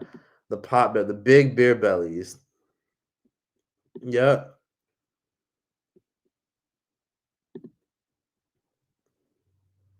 If he doesn't interact with them, he is gay. End of discussion. That's not always the case. Yeah, in most cases, yeah, he probably is. But sometimes somebody can be pansexual or somebody can be bisexual. I feel like if a guy can also get turned on and get hard for a woman, he could also be bisexual. You know what I mean? A lot of guys are bisexual. They just would never be completely open and transparent about it because most women would never give them a chance if they knew. Just like how a lot of women have experimented with other women, a lot of guys have also experimented with other guys. They just will never say it because most women would never give them a shot. Imagine if a guy literally looked at you and he said, "Yeah, I'm not gonna lie, like I did do some things with a guy when I was like 19, 20, or I experimented just to see." Because the only way people can know what they really truly like or don't like is if they experiment and try things out sometimes. Sometimes you have to try things for yourself.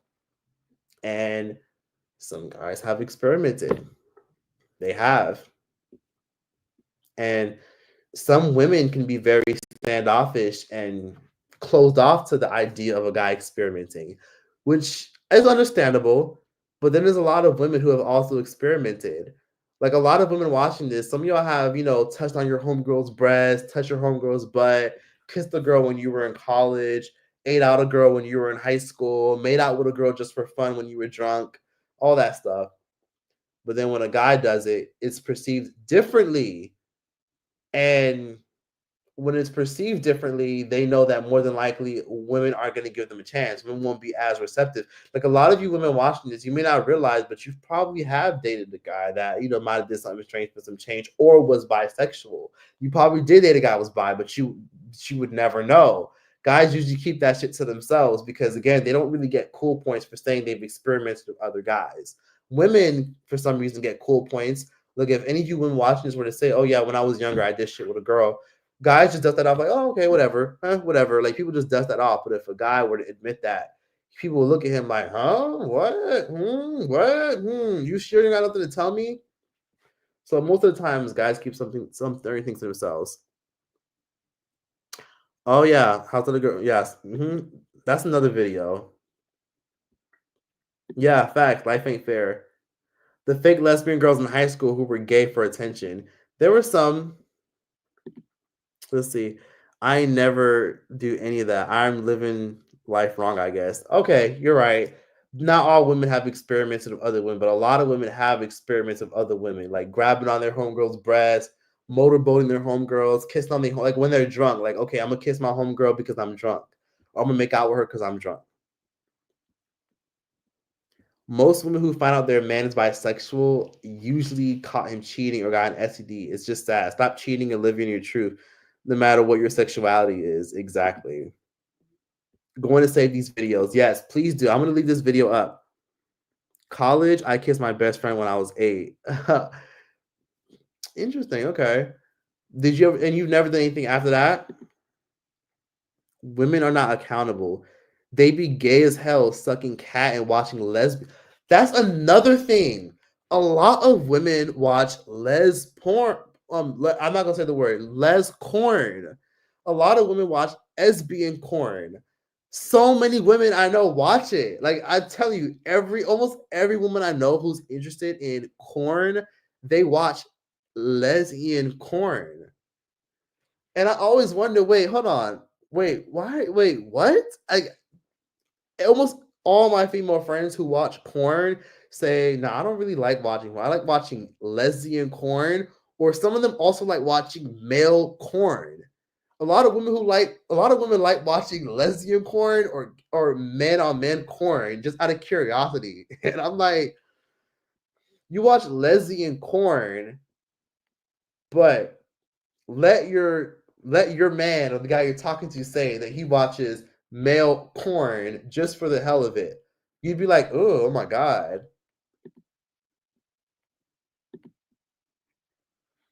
Yes, I do, even though I'm hetero. Yep.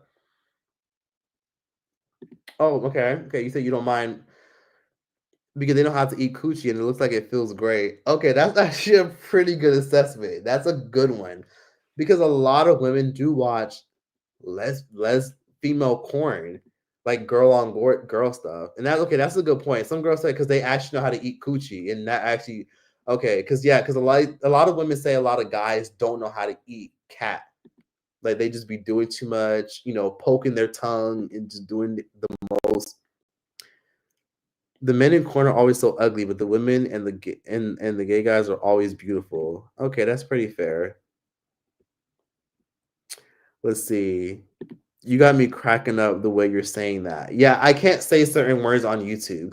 So a lot of women are out here watching female corn. I have to start. I can't use certain keywords because the minute I use certain keywords, then this live is gonna get restricted, and y'all not gonna see it. And I don't have time for that shit. YouTube's gotten so strict over the years, and that's another video. I got a lot of things I could say, but YouTube has changed. Like there's a lot of things that have changed. Like now, YouTube won't even let me put ads where I say certain swear words. Like I remember I was trying to put ads in my videos, and YouTube was like, we've changed the ad system. You cannot put an ad in that particular part because you said a curse word here. Now they got AI scanning my videos and literally saying, oh, well, in this part of the video, in the 18-minute mark, you said something controversial. You said a controversial word. you can't put an ad right there. I'm like, what the fuck? So fucking dumb. But that's another video. That's another video. I feel like less corn is more romantic, sensual. Straight stuff just seems so empty in comparison. Women tend to watch women on women corn because they aren't being slung around like rag dolls. That is a very good point. I guess because women kind of have an idea on what women like. A lot of times when you watch male and female corn, where it's like straight corn, a lot of times it's usually for the guy's pleasure. Like the woman is submissive and bend over here, open your mouth, drink this, do that, do that. And I guess because it's all about pleasing the man and making men feel powerful and in charge, maybe that's why a lot of women likes watching lesbian corn. No, we're practicing how to kiss each other. Practicing how to kiss each other, that's insane.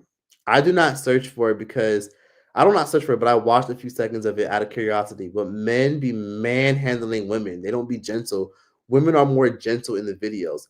That makes a lot of sense because a lot of times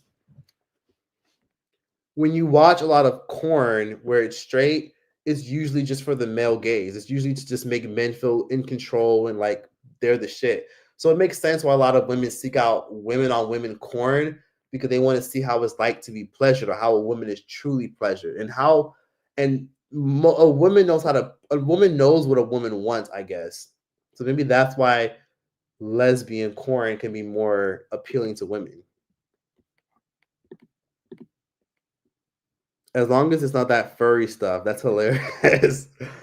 I like lesbo corn because I love. Oh, okay. Live your life. I respect that. Probably because straight corn is directed towards the male gaze rather than female gaze. That's true. That is very true because if you do watch a lot of straight corn where it's like a man and a woman, it's just okay. Let me choke you right here. Bend over. Be submissive. Be this. Be that. And a lot of times, maybe women can find that boring, because corn is kind of catered towards men because men are more likely to search for corn. If you look through a man's search history and a woman's search history, he's more than likely to have a lot of corn in his search history, more than a woman would. Yeah, literally, because it's catered towards making men feel powerful. So it makes sense why a lot of women watch that stuff. So thanks for the insight. Yep.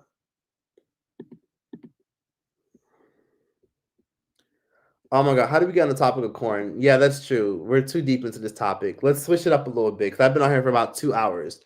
So, does anybody have like any question they wanted to ask? Because now I'm like all caught up on everything. I've talked about pretty much all the things I'm going to do.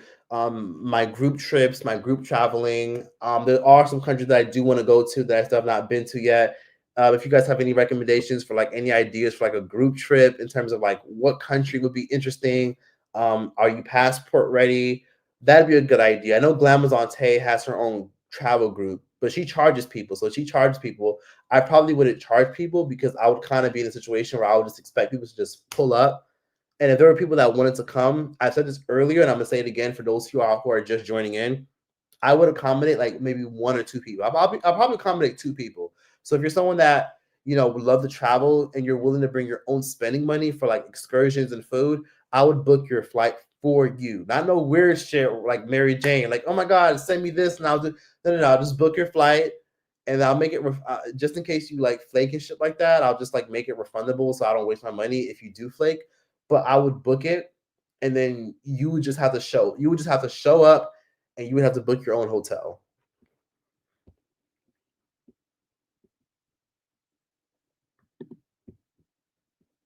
Oh my god! Somebody said I've seen lesbo corn where sometimes even a dominant lesbian can have sex like a dude. Like they'll have a strap on and just a bend. Yeah, stuff like that does exist. That shit looks scary as fuck though. Like, it's like this big plastic shit that's like strapped to your fucking waist. That looks painful.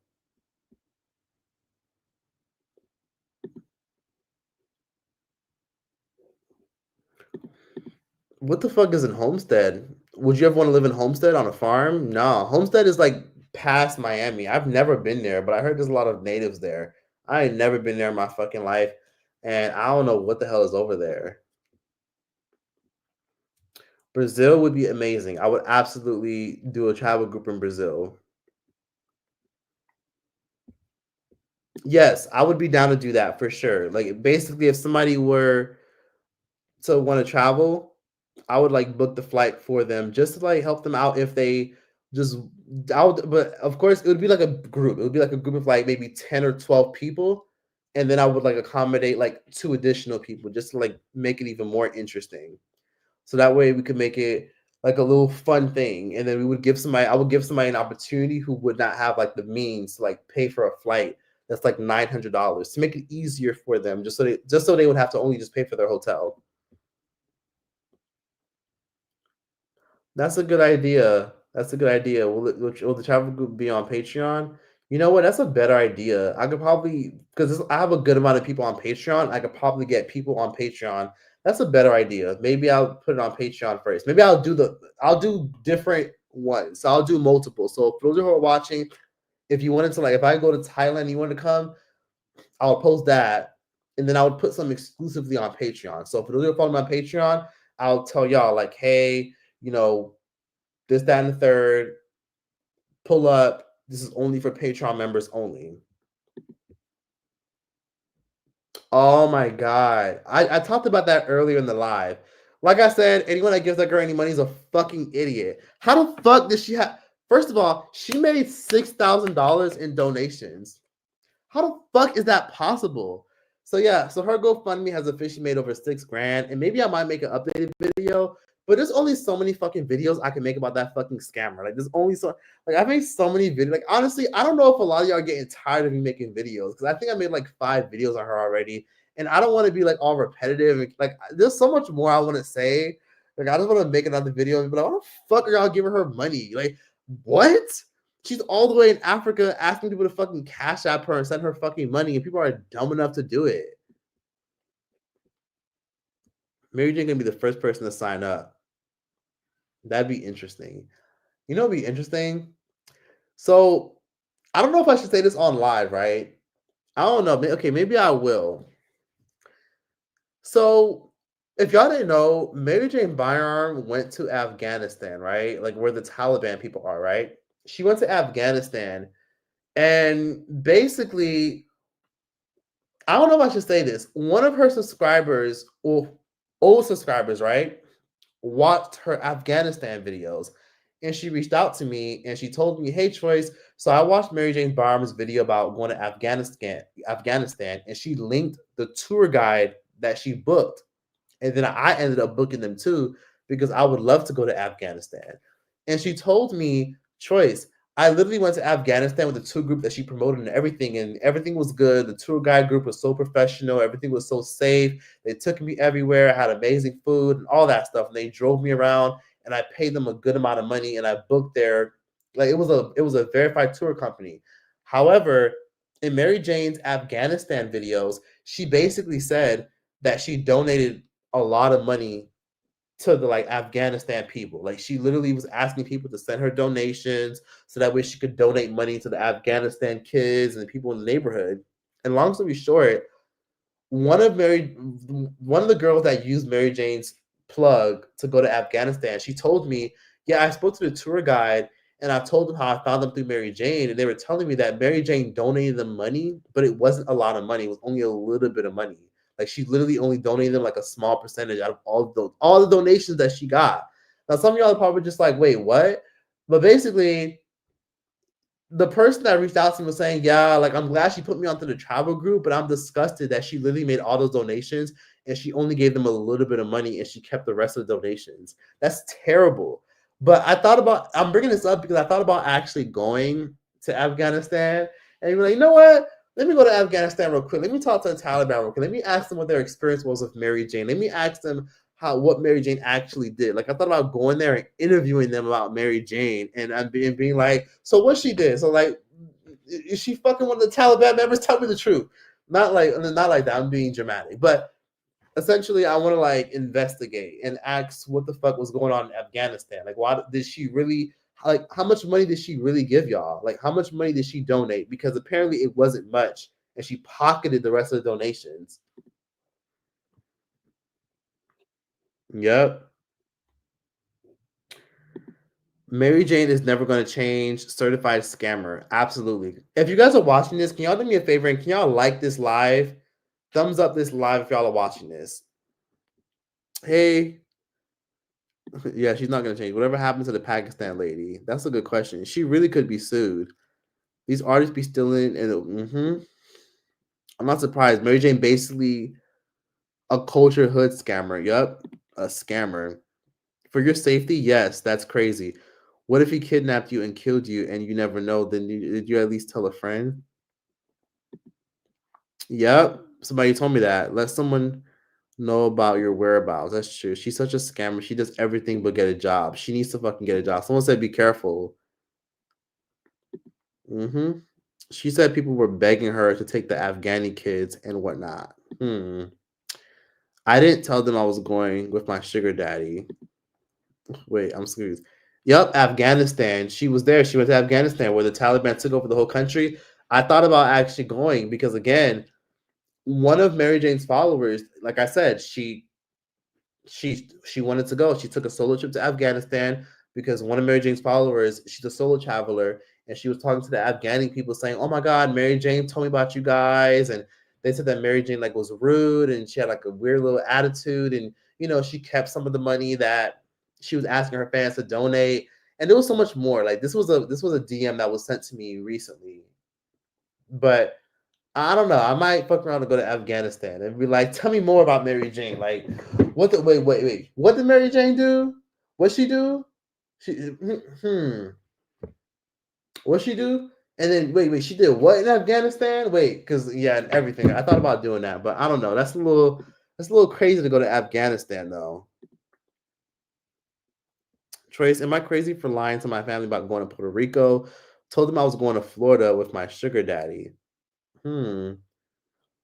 Oh, okay. You told your friends, family you were going to. I'm going to sugar daddy. I'm 19. I didn't sleep with him yet. Okay. So if you're going to Puerto Rico with your sugar daddy and you're 19, you're grown. You can do what the fuck you want to do.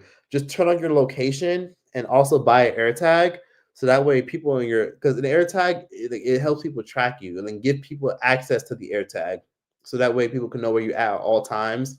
And then also, you're grown. Do what the fuck you want. Who the fuck cares? You don't need your parents' validation or permission to do shit. But tell them.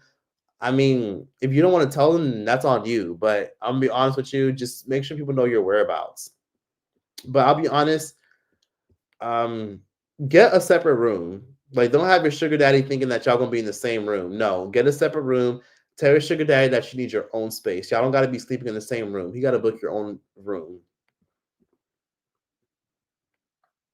Ooh, yeah. The balled up subway application. Never forget that. Wait, I'm shocked the Taliban didn't mess her up. She claimed that they were nice to her. A solo trip, yep, to the Afghanistan.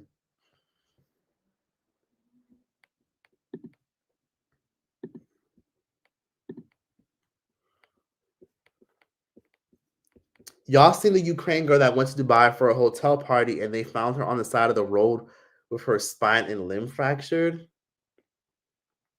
No, I didn't hear about that. But yeah, shit's crazy out here. You gotta be careful. There's some crazy ass fucking people in the world. Don't get too drunk around certain people, especially if you're by yourself.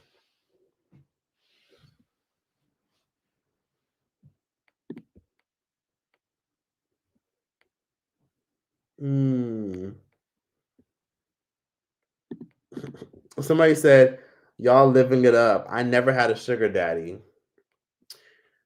Yeah, where do y'all be finding these sugar daddies? That's my main question. A lot of people will say they have a sugar daddy, but where do y'all find them? Do y'all find them on those websites where you literally have to show them your feet?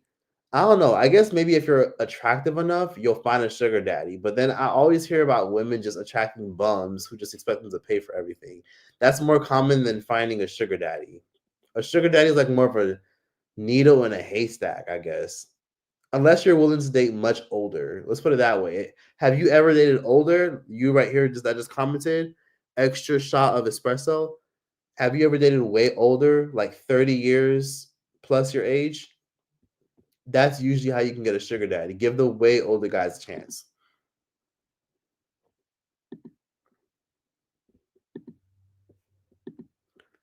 All right.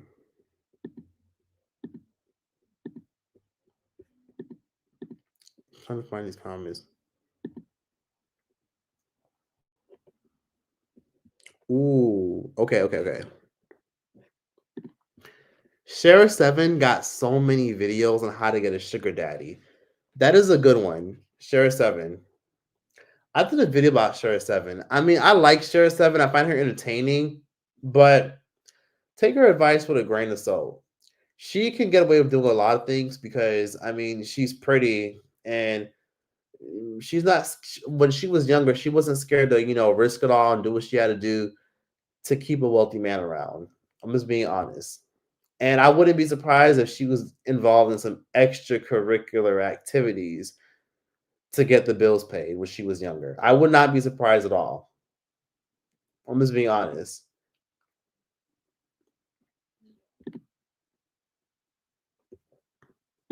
So let's see. Hello, maybe I need to expand the age on dating apps. Yeah, to be honest with you, like you can't just leave it at like 2 or 5 years older than you. You're gonna have to increase it to much older than you, and you'd be surprised what you'll find. So, okay, let me talk about a plethora of other things as well. Okay, so I'm going to ask y'all, like, what other countries should I possibly consider going to? So I actually want to go to some countries that are interesting, and I also want to do this like as a travel group. So like, if there's any other countries that y'all recommend, somebody said Argentina, just let me know. So my top 5 countries that I would do like a travel group for would be Vietnam because it's the cheapest country ever. It's in Asia. It's the cheapest country in the fucking world. Cheapest country. Vietnam. Taiwan because they got great food, Egypt because it's dirt cheap, cheaper than Morocco, and Egyptians are just fine. And I just want to always go. I just always want to just check out Egypt just to check it out. I was also thinking Japan because Japan is like fun and futuristic. It's not as affordable, but I mean, if you're from like America, Japan shouldn't be that bad.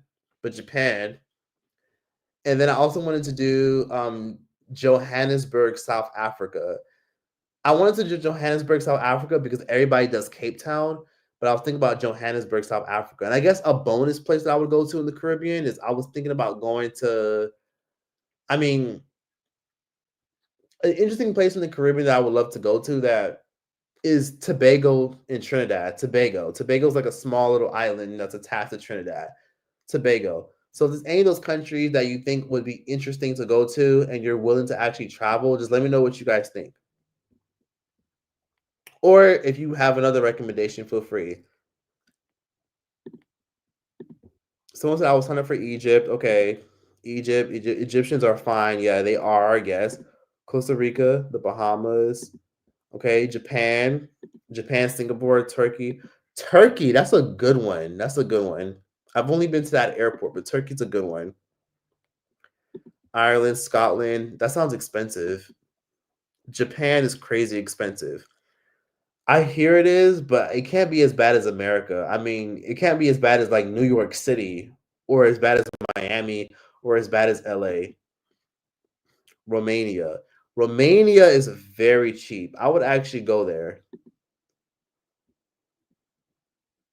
Japan for sure. Switzerland. Spain. I've been to Spain. Spain is great. Definitely Japan. Singapore. Okay, cool.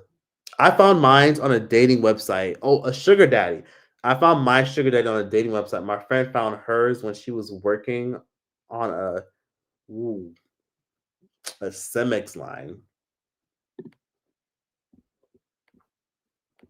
To find a sugar daddy, there's secret apps you have to pay for where you have to verify your identities. So it's real people like Tinder, but for sugar daddies and sugar babies.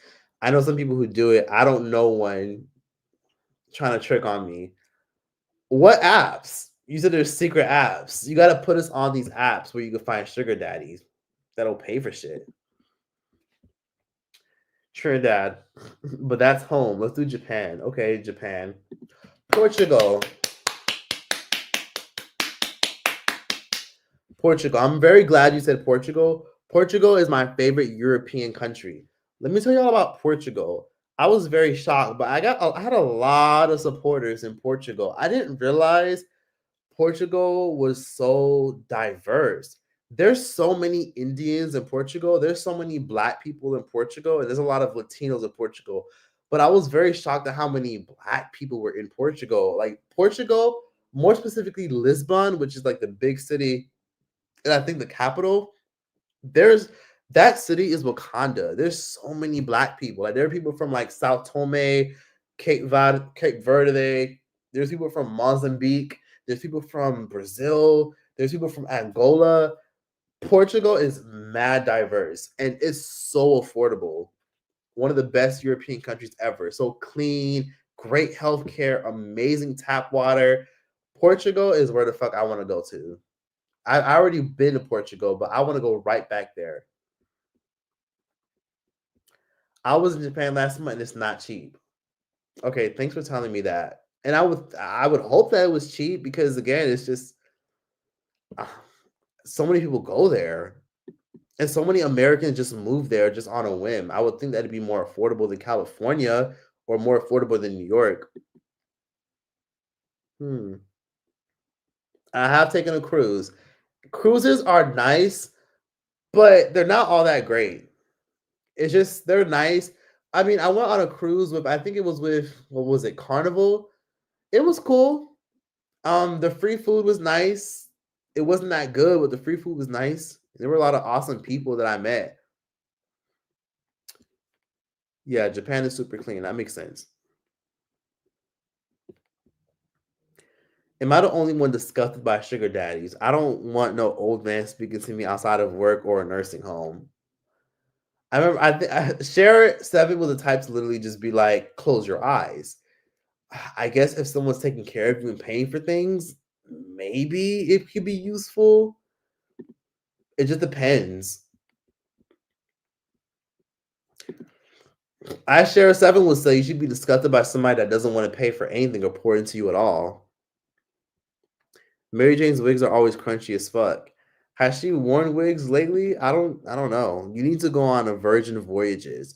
I heard Virgin Voyagers, those crews are for like grown folks. That's where the grown people are. When I was on Carnival, it was nice, but I didn't like all the kids running around and shit. Like I didn't like all the kids just running around in circles, me trying to like walk by the deck and the kids like they're about to like hit me because they're just like playing freeze tag. I ain't like that shit very much. But I did enjoy my time on the cruise because the free food was nice and the cocktails were strong. Dominica, that is my bucket list place. Dominica, no one talks about Dominica, but Dominica is a very nature based island. I would love to go there. I met the sweetest woman ever when I was in Dominica, when I was at Lovely T's event, and she was really nice. And she gave me this nice little like oil based perfume product. She was really, really nice. But Dominica is where I would love to go. But the only problem with Dominica is there's no like Uber or like rideshare apps that I could use. There's only like taxi drivers, and there's not a lot of tourism infrastructure. There's not much to see unless you have a local that's going to take you around.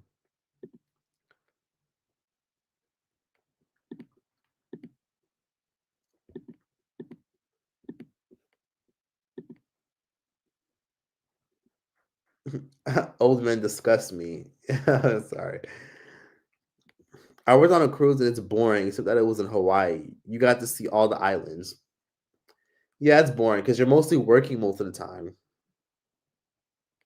Vietnam, it's cheap and the people there are nice. Just be careful in the red light district. The beaches are beautiful. Turkey has very nice beaches as well, and it's cheap with good food. Okay,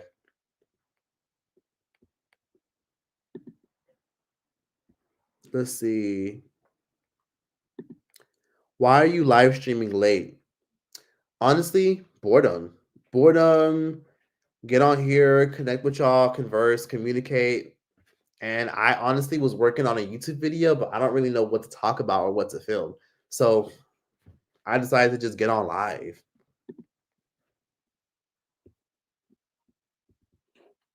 So let's see.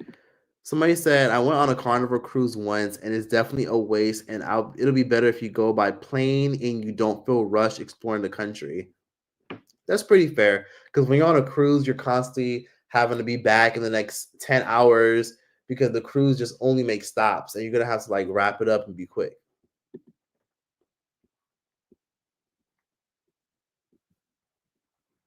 Let's see. Old men have parasites. Anybody can have parasites. Okay, this sounds interesting. I was on a sugar daddy site and I couldn't bring myself to do it. Maybe I'm too vain, but I'd much rather take care of myself financially because these old motherfuckers be ready to abuse the fact that that we're young and that they're rich men. That's a good point.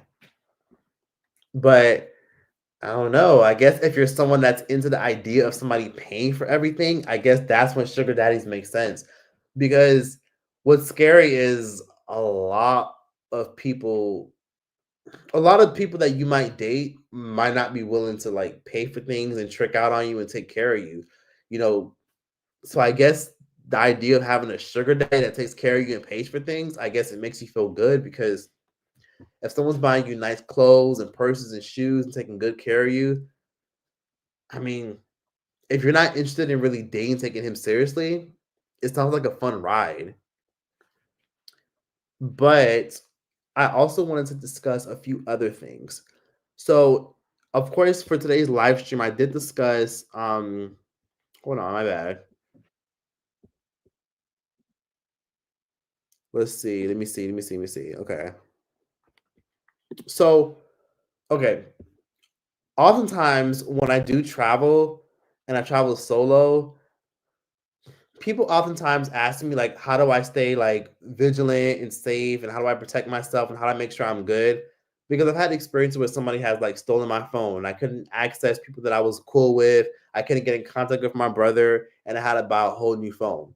A good thing to keep in mind is that if something bad happens, keep in mind that when you do travel places, because some of y'all will probably hear this and will probably be nervous about traveling places, especially when I'm saying I'm trying to make a travel group, you got to be willing to travel, and also let people that you know and trust that you're traveling where you are, and you also got to like have a backup way to get in contact with people. So when I'm traveling, I do have backup numbers. So when I wasn't able to like have access to my actual phone number because I'm in a different country, and when I wasn't able to access my WhatsApp because somebody stole my phone that had my WhatsApp logged in, and then I needed my 6-digit SMS code to log into my WhatsApp, I had a text-free number. So when I ended up buying a brand new phone after somebody pickpocketed and stole my phone in Brazil, I have a text-free number. So my text-free number is something that I usually give people. So if I'm ever like in like talking to like a creep or a weirdo or a crazy person and I don't want to give them my real number, I'll give people my text-free number. So my text-free number is like my second or third number. And usually I just log into it by just using my email and my password. So that has like a whole bunch of my contacts in it. And on top of that, I can call people. But I want like, for example, like when I was trying to pay my credit cards or call my bank to like cancel my cards, I would be calling my bank with the text-free number. So I would literally download text-free number. And since the text-free number is an American-based company, I was able to call Chase Bank, which is my bank, and I was able to use the text-free app to talk to people and call people. So that's what I recommend doing is when you do travel, download a text-free app or a Google Voice number app. So that way you can always log into it easily. Because what happens if somebody steals your phone? You know what I mean? You still want to be able to have another number that way so that people can contact you. You know what I mean? Because imagine if somebody steals your phone and you have no way to call people. So that's what kind of helped me and saved me, helped me get through. Thank you so much, Candy. I appreciate the super chat. That's very kind of you. I used to joke about getting shit all the time. Then some older white woman slid into my DMs asking me to be her sugar baby. Whoa. Okay. What did you say? Yes. Uh-huh. My way of contacting people was through Instagram. So if I wanted to stay in contact with people, I had to use Instagram or my text-free number. So my text-free number always comes in handy. Another thing that I do when I travel is, like I said, I carry pepper spray everywhere I go because even though it's illegal in most countries, I still carry it. Like I said this in my video, and some people were still asking me, like, how do you just carry pepper spray like that? Like, why would you just carry pepper spray? Like, how are you carrying pepper spray? Like, how, I carry pepper spray to be honest with you because I know most people in other countries don't have it. So I know if I ever need to get a leg up or a one up and I have that shit in my pocket and somebody tests me, I could and I could run off. Because if I can't get in contact with the police or I can't run and wave the police down, I'm gonna have to take my pepper spray with me. And most pepper sprays come with like a little hard shell case. So that way you could just carry it with you and it don't even look like pepper spray. You gotta have something to protect yourself.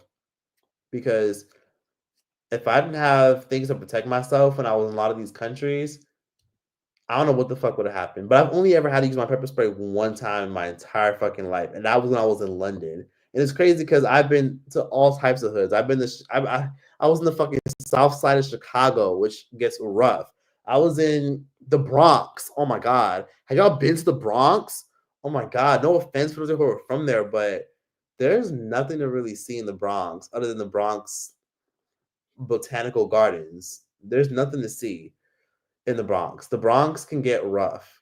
Like I'm just walking around and I just felt like, oh my God, like I really hope somebody don't run up on me because the Bronx.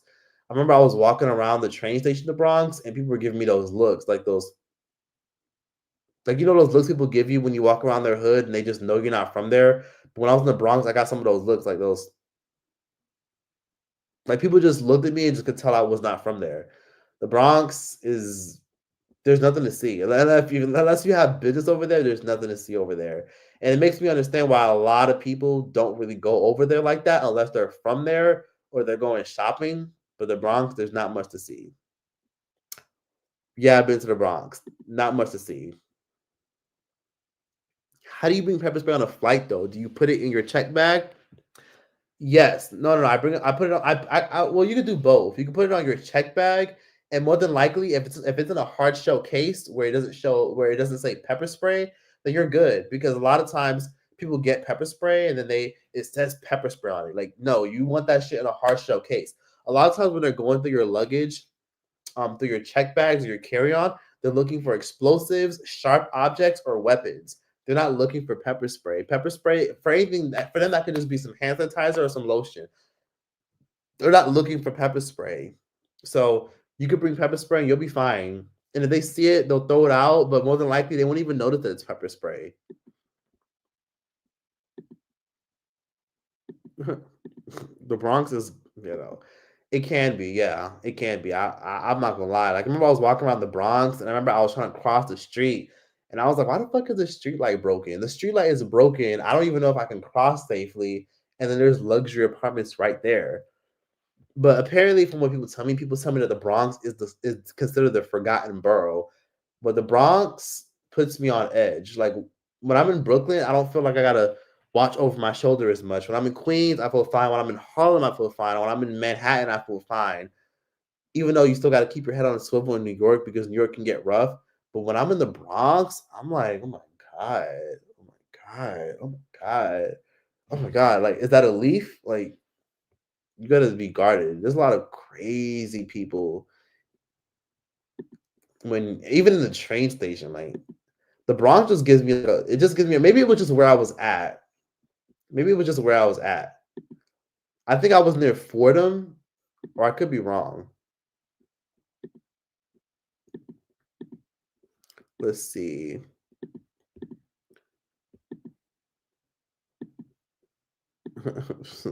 Just don't walk at night. I'm from New York City. It's ghetto. Trust me. Stay away. New York City is amazing. It's not that ghetto.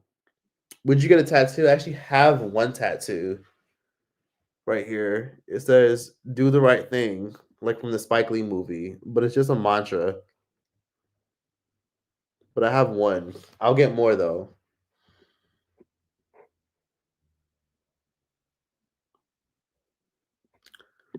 Someone said I'm late, but you should add Luxor Egypt in 2027 for the total eclipse to your travel. Huh. I didn't even know there was an eclipse coming up. Maybe I should do that. Hmm. Okay. Somebody said, I like that one. I like the movie too. Yes, you can because tasers are usually distracted. But get a taser that doesn't look obviously like a taser. Like, don't get no taser gun. That's gonna look too obvious. Get a taser that looks like a flashlight, or get a taser that looks like a little box of Tic Tacs. Like, get like a little small little taser. Like, don't get nothing that looks like a little stun gun. Get something that looks like it could be anything, but just so happens to be a taser as well. But yeah, you'll be fine. Do you have your passport? Did you get your shots? Let's see. Somebody said go to El Salvador. I heard it's the safest country in Central America because the president in prison. He did. You can see all those documentaries of all those MS-13 game bangers with all those face tattoos in prison, doing push-ups, knitting clothes, doing factory work. El Salvador is very safe now. Oh my fucking god. Did you cover the Kanye scandal with him and the KKK? Oh my god. So people have asked me to talk about this. And to be honest with you, I don't know what the fuck to say. I mean, Kanye wearing KKK costume. I mean, I'm not gonna cancel Kanye. I'm not gonna stop listening to his music. I think Kanye just does shit because he just tries to see if he can get like some type of reaction from the public, so that way he could have some type of like controversial dialogue to get attention. Listen, let Kanye just be Kanye. Like we just listen, we all just laugh, we nod, and we keep moving, and we just ignore Kanye.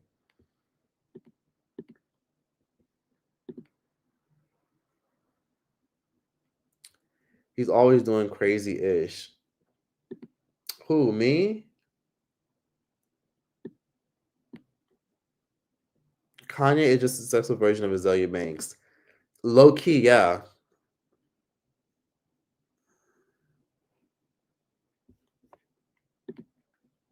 Well, for those of y'all who like are keep asking me the same questions, watch the playback. If I didn't answer your question, watch the playback. And again, like I said, if you have any questions, feel free to just comment them because right now I'm just answering questions, and then I'm gonna get off of here a little bit. I'm not gonna do like an extensive ass live. I'm gonna just get off here for a little bit and just answer some of y'all questions and just get a feel of what you guys want me to talk about next. Because sometimes I'm not gonna lie, sometimes I've been needing ideas. Like I don't like asking y'all for ideas because a lot of y'all just want content. Like there's times where I just want to get on camera and just talk about certain things, but I'm just like, nah, that's people don't want to hear that shit. Like I want to talk about like late night conspiracy theories about shit about like our phones being tapped or our laptops being tapped or the fact that I got to put tape on my laptop because you never know who's really watching. Like even to this day, like sometimes if I'm using my laptop, but if I'm not like facing it, I'll like I'll be in bed on my laptop and I'll be paranoid. So I'll like try to cover it if I'm like, or sometimes I'll like be scared. Or like even like my phone, like I used to have like a little covering on my little phone on FaceTime because I'm scared that I'm gonna be taking a shit one day and like what if somebody's like secretly recording me taking a shit and they're just like screen recording. So I have a lot of like ideas about videos, but sometimes I just be like, I don't think anybody cares to really see that kind of stuff. So I have like a lot of I don't know. Like I try to just keep it about pop culture and about media and news and things that are relevant because sometimes I want to talk about stuff, but I'd be like, I don't know if people want to hear that or hear me talk about that. Or I don't know. I also want to do travel vlogs soon, but I don't know. I just be thinking like I don't know what to record. Like I feel like I'm just a chill ass traveler. Like I do go to fun, interesting places, but I don't know. Like I would just be I don't know if I could make a vlog interesting. Like if I make a vlog, I would want to like be doing excursions and doing this and that. Sometimes I just be going to random restaurants and I just be chopping up with managers. But then sometimes I have some interesting lit ass experiences. Like I'm not gonna lie. Like imagine if I filmed my experience in Morocco getting harassed, even though some of it was funny. Or imagine I filmed my like imagine if I filmed my experience in Morocco of me sniffing glue. I mean not sniffing glue, the local sniffing glue, because that was a common thing that a lot of the young men did in Morocco, like sniffing hella fucking glue. Sometimes I look at that kind of stuff and I think, damn, if only I caught that shit on camera, that would be so interesting. Thoughts on the ChatGPT image generation update? I don't have a problem with it. Keep doing unpopular opinions. I will. I'll do another one actually. Talk about the new segregation laws. LOL. Don't scare me like that.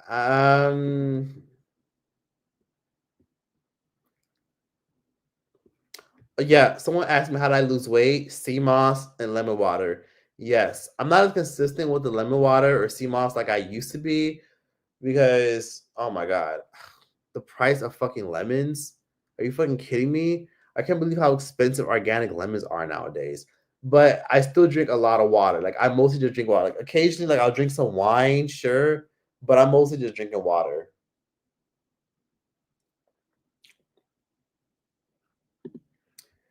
Somebody said, I'm going to bed. Are you going to keep this live up? Yes, I'm going to keep this live up. So if you missed most of this, I will be keeping it right up and putting the live right back up. So also, I also wanted to say this. Um, I will be putting this, leaving this live up. And let me see.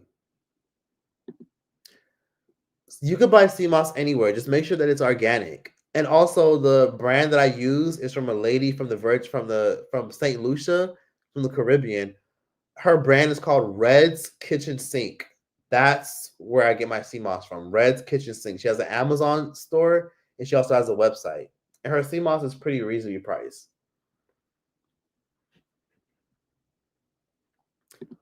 I make it into a gel or I take it in capsules. Or you could take it in powder and just put the powder in your mouth and chug down some water.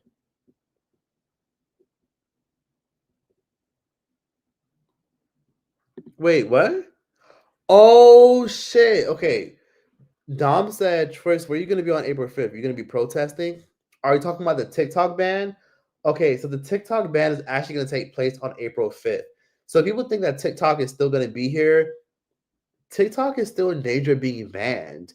TikTok might not even be here that long, if I'm being honest with y'all. Like, people are comfortable now because TikTok got the little extension, but TikTok is not going to be here for long. China is not going to sell that shit to anybody.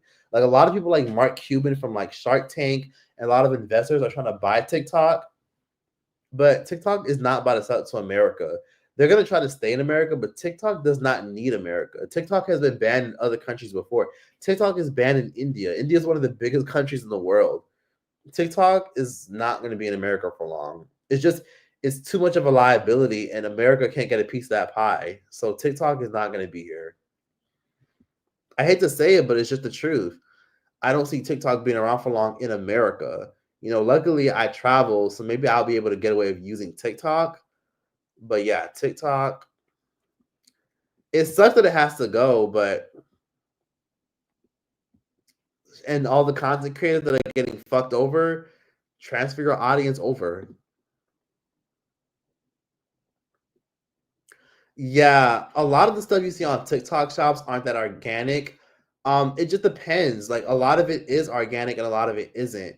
But the person that I buy from, her sea moss is organic. She doesn't do it in the pool grown way. She literally gets it out of the lake. She lives in St. Lucia, so she ships a lot of her stuff from St. Lucia. So it is organic. So Red's Kitchen Sink, that's the name of the brand that I use for my sea moss.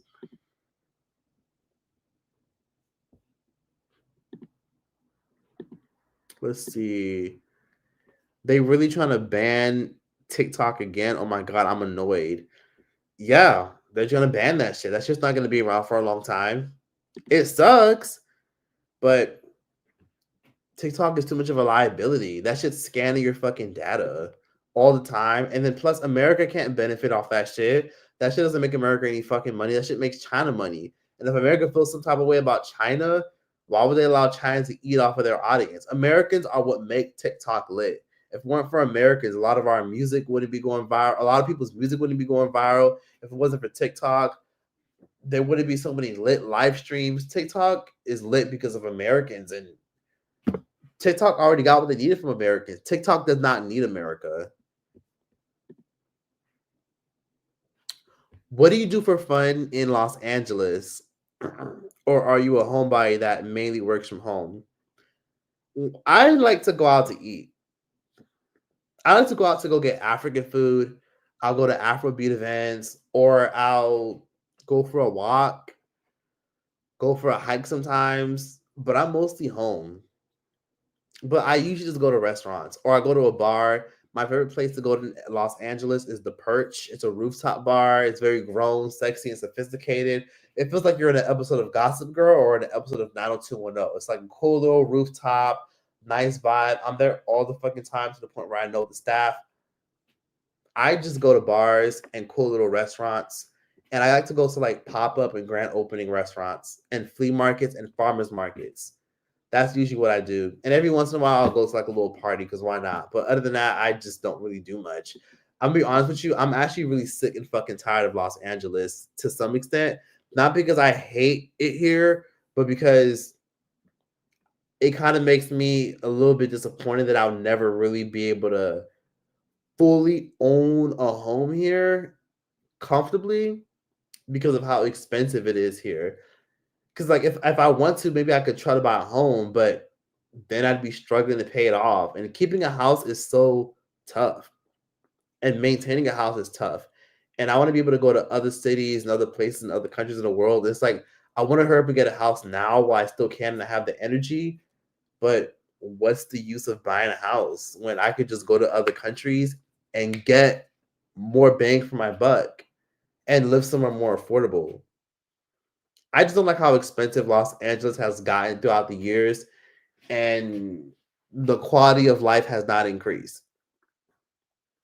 Los Angeles is just horribly expensive now, and I'm probably gonna have to just go somewhere else. Like I said, I was going to Africa, so I will be going to Africa, and I'm actually going to be moving to Morocco. Like I know I said a lot of interesting shit about Morocco, and some of y'all are like, "Oh my god, you had those weird experiences. Why do you still go there?" I still want to go to Morocco because the people are so amazing. The food is so great.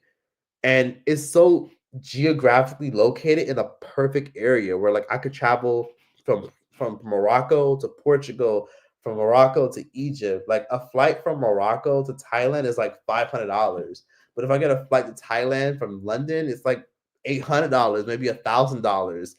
Or if I get a flight from the US to Thailand, that's like maybe $2,000. So I just am gonna move to Africa. I cannot, like I'm doing okay now, but I'm not doing as amazing as I once was a few years ago. And I hate to have to admit it, but I don't want to be at a point where things start to like get bumpy and slow down for me, and I just get to a point where I'm struggling. I don't want to get to that point. So I got to just take whatever money I have and I got to go invest it somewhere else and invest my time elsewhere so that way I can stack up and save even more and live comfortably. Like, why would I want to pay $150 for 10 items at a grocery store when if I go to Morocco or any other country, I could spend $150 and I can get like 2 carts worth of shit. You know what I mean? So yeah, I don't really like living in LA, not because I hate LA, but because I'm getting tired of America. Like inflation has hit all over America, but it's hit LA times 10. You know what I mean? And this can make me kind of sad too whenever I hear a lot of people who are in LA who are struggling financially and struggling in the job market. And I just think to myself, let me just go.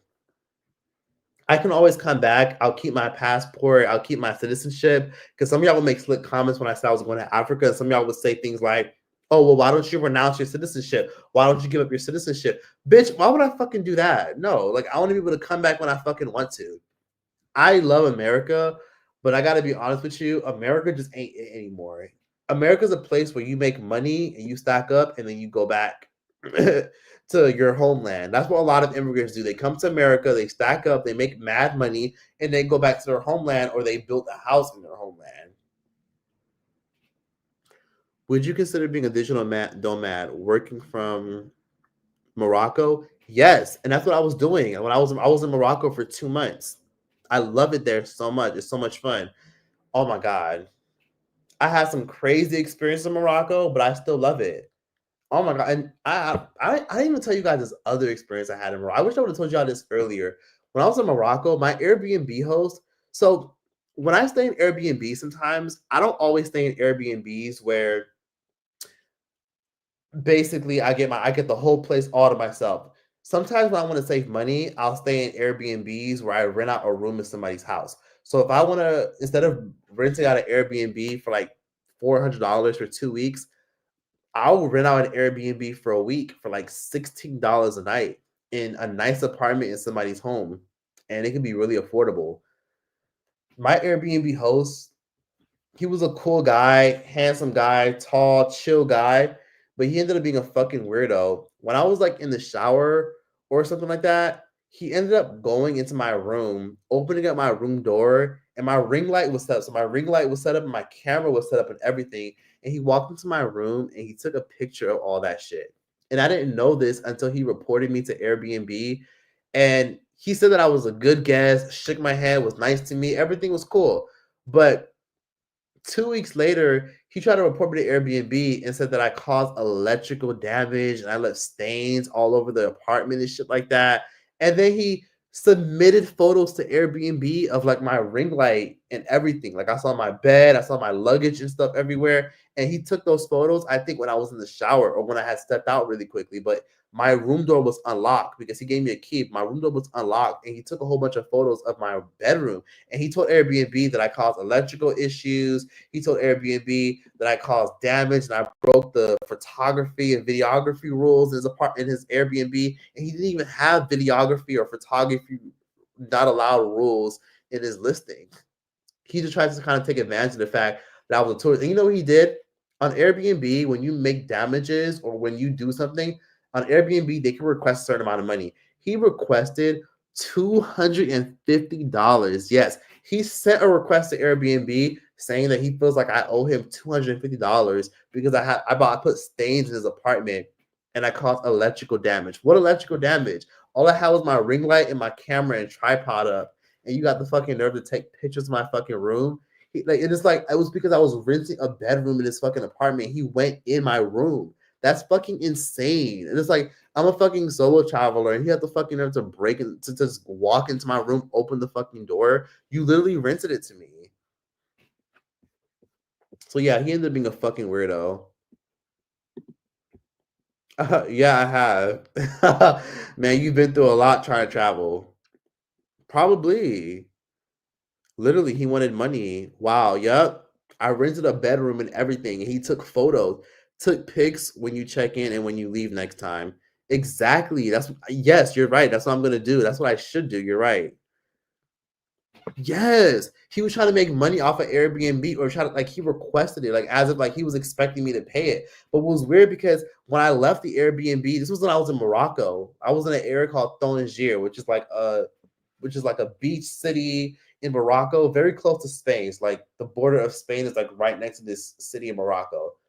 And yeah, he just took photos of my ring light and cameras and everything, and my clothes and my bed, and like everything. When I was in the shower, like he just walked in. That's really fucking weird. Like you rented me a whole room and you just walk in and take pictures and shit, and then you request $250 to Airbnb. He's fucking crazy. I couldn't believe that. Just hustlers. So yes, people will try to hustle you and play you and scam you. So even with those bad experiences in Morocco, I can still say that I still do enjoy Morocco. And I would say that even when you do hear negative things about a country, if there's something about that country that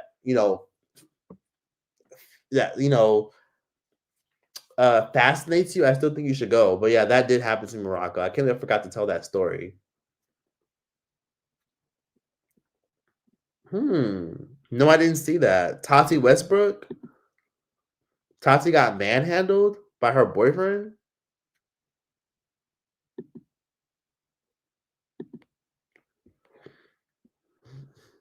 Let's see. I don't believe in the American dream, and that's exactly what my mom was planning on doing. She wanted to go back to Nigeria and retire there. She should make her money in America and go right back to Nigeria and stack her bread there. Hmm. Those kind of Airbnbs can be also help can be also helpful hosts. Shit, that is creepy. You had poor experiences. Yeah,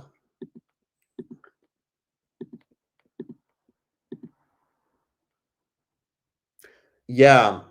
If I don't know, maybe I could have sued him, but that was so fucking weird. Like, and then Airbnb ended up taking my side. I ended up telling them like he's a fucking liar, he's a fucking weirdo, he's probably fucking jealous or some shit like that. Because I told him I was a blogger, and he fucking went in my room and took pictures of my fucking camera and my ring light and everything. He's a fucking weird. Like I told Airbnb, this is nonsense. I can't believe he's doing that. And I was in the shower, and for him to do that, that's crazy. And Airbnb took my side and said they're not gonna make me pay anything because there's no sufficient evidence of me leaving stains in his apartment, and there's no sufficient evidence of me causing electrical damage. He literally tried to tell Airbnb that I caused electrical damage. It was so he shook my hand and everything. We said, all right, take care, it was good. Thank you for everything, and I gotta go. And the Airbnb wasn't even that good. It was okay. Like he had like fucking mosquitoes chewing me up and shit like that. And it wasn't the cleanest, but it was fine for what it was. Like it was cheap. It was $16 a night. And he just did that weird shit. That was so awful. I should report his listing. You know what? I really should. And he even left me a decent review and everything. He left me a decent review. Maybe it rubbed him the wrong way because I ended up checking out earlier than he expected. But he left me a decent review. Everything was fine. It was just 2 weeks later, I woke up with a random notification saying that your Airbnb host has reported you for causing electrical damage. And I was like, what the fuck? He wrote me a decent review and everything. And had the nerve to accuse me of causing damage to his fucking home.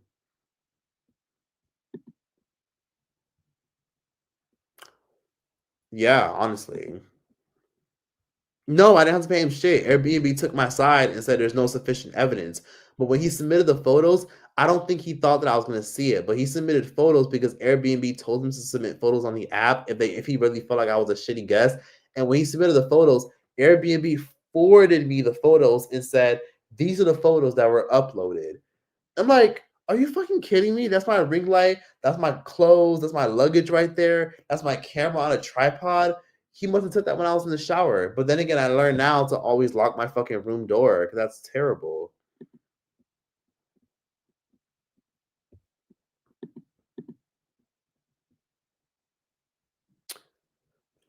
Happy birthday, Lacey Star.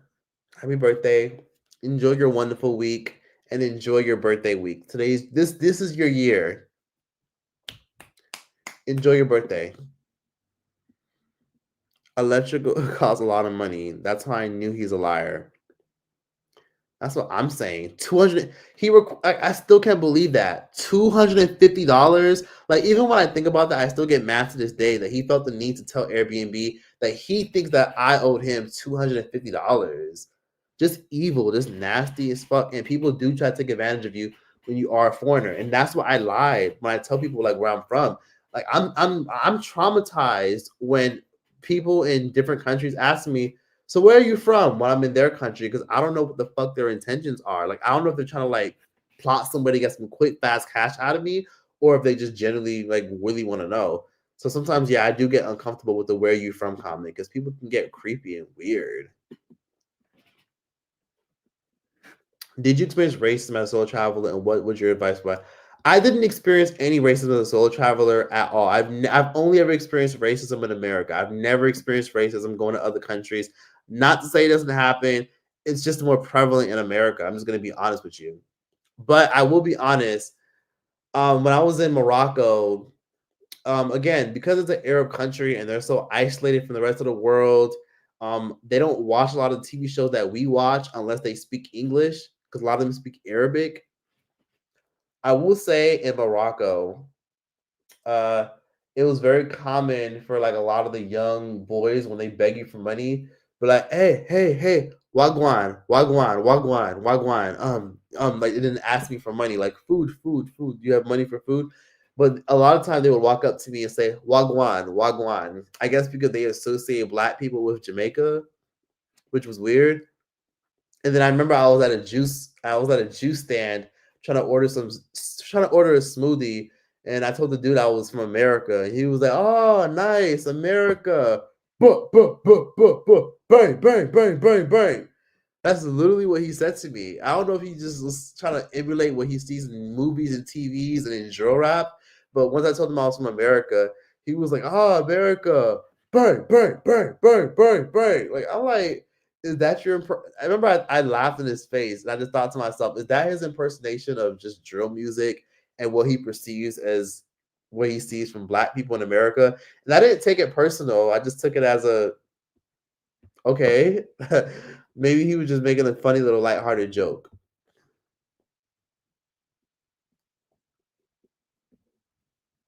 Yeah, I don't speak English. You got to say that.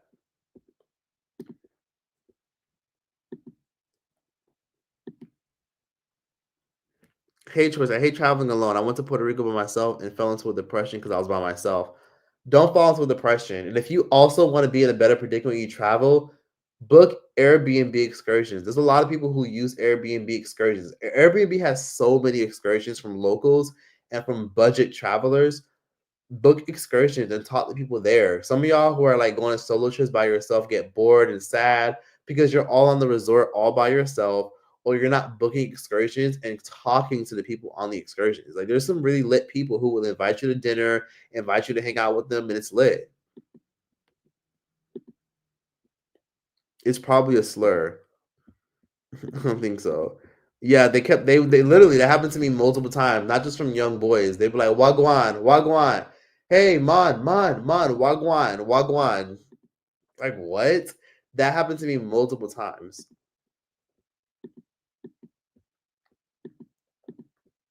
Yep. He sound ghetto as fuck. He did, yep. That's Loki xenophobic. Is it really xenophobic though? Is it really xenophobic that he was like, America, burn, burn, burn, burn, burn? I'm like, I don't know. I don't. Like, still to this day, I'm trying to figure out like what was he trying to say to me. Like, does he think that just because I'm a black person from America that I represent drill music? Because drill music is very well respected and loved in other countries. Like they love that shit. They love drill music. They love gang banger music that comes out of America. They love that shit. Yeah, he did that. He literally did that. The guy at the smoothie stand literally did that, and he thought it was appropriate. And I was like, "Wow!" Like in my head, I'm like, "Why would you think that that's appropriate to say?" But I guess that's just what he thinks when he sees someone that looks like me from America. Because when people think of America, they usually think of someone that's lighter complexion with lighter hair and lighter eyes.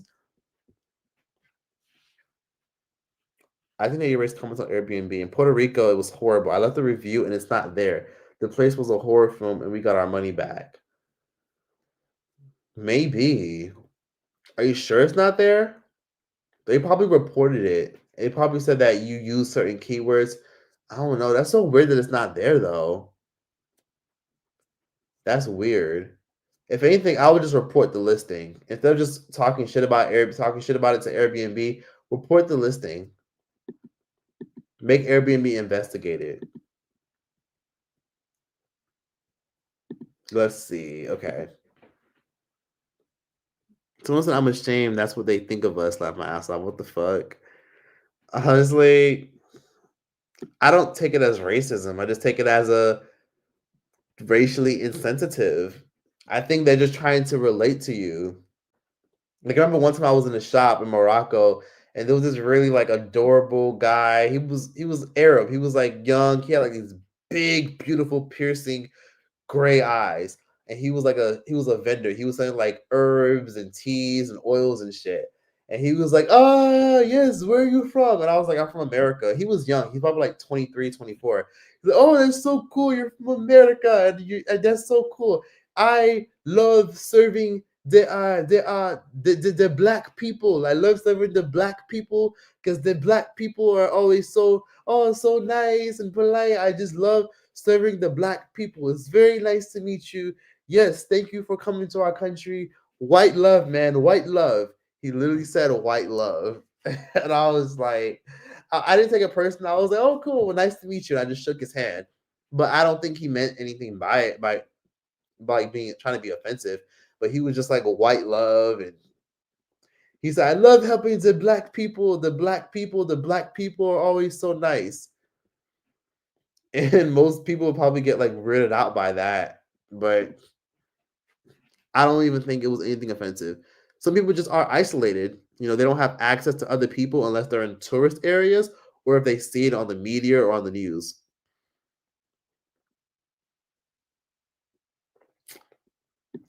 Honestly, a lot of people love America. Don't assume that people are going to be feeling weird about you because you're American. When you tell them you're from America, a lot of times they're nice, but then there's people who aren't so nice when you tell them you're from America. Like when I was in Saudi Arabia one time, I never told this story, but basically there was one guy who asked me, "Where are you from?" When I was in Saudi Arabia, and I told him, "Oh, I'm from America." He was like, and he turned his face and literally walked off. He was my waiter, by the way. When I told him I was from America, he was like, and he walked off. Now, for further context, America has had an interesting history with Saudi Arabia. Long story short, 9/11. One of the people that were on that plane during 9/11, they were from Saudi Arabia. Let's just leave it at that. So I guess there's always been tension, and I think Osama bin Laden was from Saudi Arabia too. He was from Saudi Arabia.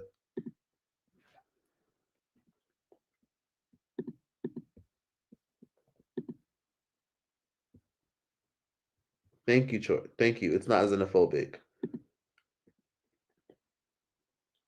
Yes, book Airbnbs. Why are your eyes like that? Are you tired? Honestly, I just had a good amount of wine. I had some wine in a teacup. So if you had caught me earlier, I was like more alive, but the wine kind of got me slumped.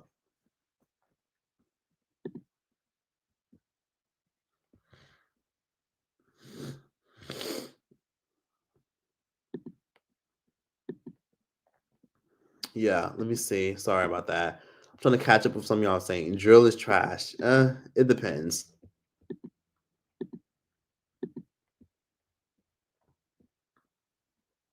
Choice, make your chat subscribers only. The haters have arrived. I don't see any haters. I don't see any. Let's see.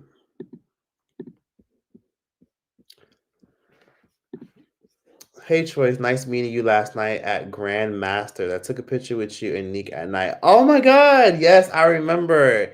That's the name of the place, the Grandmasters. Yes, it was a pleasure meeting you. You were very nice. It was so cool. You looked amazing. And it was so crazy. Yes, I remember. Basically, I was at a party last night with Nick at night, and this amazing young woman took a picture of both me and Nick, and she was really cool. And it was crazy because your peep game is on fleek because she basically was like monitoring tickets and she was basically like responsible for like the ticket area for the party. And some guy tried to literally walk past. He was literally trying to walk right past you and was like, and then you stopped him in the middle of us trying to take a picture and you were like, "Oh, excuse me, did you pay to get in?" And he was like, just no, I'm just walking. And you were like, "Okay, well, I'll get to you in a little bit." That guy literally tried to sneak through you to get in for free. Isn't that crazy? And the party wasn't even that expensive. It was $20. This bitch, you ain't got $20. He was trying to sneak into the party. But yeah, you caught him. You got his ass. And I'm not gonna lie, he would have slipped my mind because I didn't even notice him. But you literally stopped us in the middle of the picture and you spotted him immediately. You got great vision. Let's see. White love is crazy. Yeah, the Moroccan guy did say that to me. He was like, "White love, man, white love." Why would he say that to me? That's weird, but yes, he did say that. He's like, "I love helping the black people. White love, man, white love. I just loving the black people. I love the black people." He did say that, and I think he meant love. He meant he had good intentions. So when you go out of the country, don't take it personal when people talk about your race. Some people don't understand racial adversities, and some people just don't understand that there's certain things that you shouldn't say because it'll make people feel a little bit awkward. He mean Arab love because baby, you will never be white. Yeah, he was an Arab guy. He had beautiful eyes. Oh my god, he had beautiful eyes, and he told me I was beautiful. He had beautiful eyes. He was like piercing. He was young. He was like 24, 23, but he was cool. Yeah, the blacks. That's what shit Trump was saying. Anyways, probably because we tip more generously. Who knows? The Americas, white, black, whatever, have arrived with their hate. I don't see what y'all talking about. People saying there's people talking shit in the chat. I don't see it. How many countries have you been, Trace? I've been to 15 countries. I've been to Saudi Arabia. I've been to Amsterdam, the Netherlands. I've been to Senegal. I've been to Ethiopia. Excuse me, Brazil. Let's see. I've been to Portugal, favorite European country, so affordable, so many black people. Feels like you're in Wakanda. Um, I've been to the UK, London. I've been to Toronto, Canada, which is chef's kiss. I love Toronto, Canada. Canadians are so nice, so fucking nice. Canadians are so friendly and so chill, and they talk a lot. I love Canadians. Canadians, they're not shit like people from the US. I'm like, oh my god, Canadians are so sweet and they're so friendly. Like you could tell they love where they come from.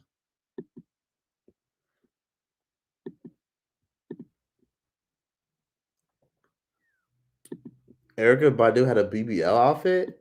Hey, sweetheart. Bria Billion. Hey, how are you? Great life. Thank you. 80% of the men involved in the attack were from Saudi Arabia. Yes. That's part of the reason why when I told the guy in Saudi Arabia, when I was in Saudi Arabia, he was like, "Where are you from?" I was like, "From America." And he's like, yeah, he got real awkward and uncomfortable talking to an American.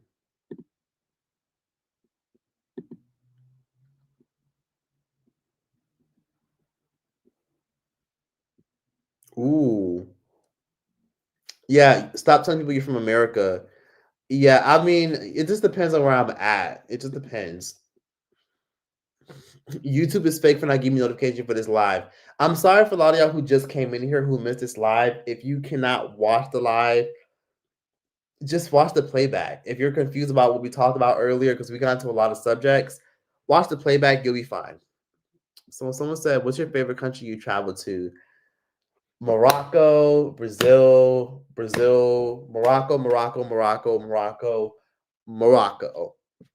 Oh my god, I did so much shopping there. You know how when you go to places or you go to different cities, people be trying to say that you should get souvenirs and then you never get them because you're never going to use them again.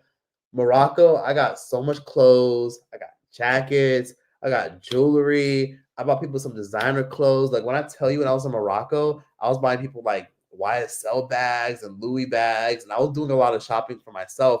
But I was mostly doing shopping for y'all. Like I was on my Instagram where when I was in Morocco, I was telling y'all like, y'all want any of this stuff? Because there was so much Louis bags for like 10. Like I literally bought a $10 YSL bag. They were all knockoffs, but they were good knockoffs, and I was so in shock at how great the knockoffs were. So Morocco is the best place for shopping. And y'all can have Thailand. Y'all can have Cape Town, South Africa. Y'all can have London. Y'all can have all these places that y'all want to travel to. France. I'm gonna keep Morocco. That's gonna be my hidden gem before it blows up. Because I think Morocco is gonna be blowing up very soon. Morocco is amazing. Wasn't it French Montana saying I love the blacks? French Montana is Moroccan, yes. Let's see. As a black woman, I've traveled to over 50 countries, and my experience traveling the world has been overwhelmingly positive. I'm happy to hear that. I got to travel to more countries as well. 50 countries is incredible. I wonder if you're in the travel industry or what you do. Like, are you in the travel industry? Do you work in like as a digital nomad, or are you in the military? 50 countries is amazing. That's a flex. I can't wait to travel more. Go to Fiji. I would love to go to Fiji. I love solo traveling. However, you need to be careful as a woman too, and I prefer hotels. Hotels are better. They're more secured, more safe. What are your top favorite places to travel? Oh my god, people are just dropping out of here. Y'all are going to bed. 1 minute there was 1,100 people in here, and now there's like 1,000. Oh, 995 people just dropping. Do me a favor, y'all, and like this live for me if you haven't already. Thank you. Where are your top 5 favorite places to travel? Top 5 favorite places to travel: Brazil, Morocco, Portugal. Let's see. London is great, and Mexico. Top 5 places, hands down, but mostly Morocco and Brazil. Those are my favorite places. Let's see. Let's see. Did you get souvenirs, memories? Would you ever visit Zimbabwe? I never thought about it. What's over there? Let's see. Somebody said they'll hear your American accent regardless. You're right, but it just depends. Sometimes people won't be able to pick up on an American accent immediately unless they actively consume American content. Some people don't even realize your accent is from America. Let's see. Put us on then, choice. Put you on the way. What did I say? Oh, the knockoffs? You got a Fucci bag? No, no, I didn't get one. I got some for other people, and they were good knockoffs too. They were very nice knockoffs. Good quality leather, YSL bags, tote bags. I bought somebody a really nice Christian Dior tote bag, and it was beautiful, very good quality. And the knockoffs were amazing. Like you wouldn't even think that they were fake. The stitching was so good. They were like $10, $15. Let's see. I paid like $40, $80 for I paid $80 for a fucking Birkin bag from one of my friends.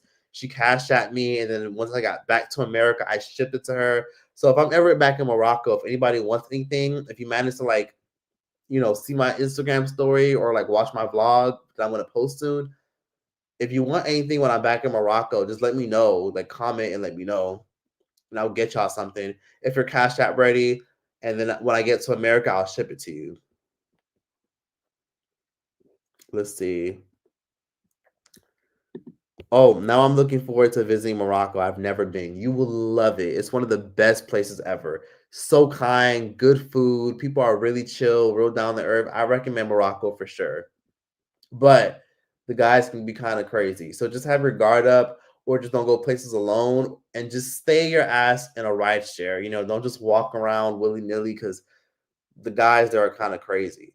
And a lot of guys are cool. Like not all the guys are extra aggressive and all that stuff, but trust me, a lot of the guys there are a little crazy. Even for me, like I got some weird experiences from guys just being crazy and overbearing. But that's how a lot of Arab guys are. That's how a lot of Moroccans are. They're just very much, well, more specifically Arabs.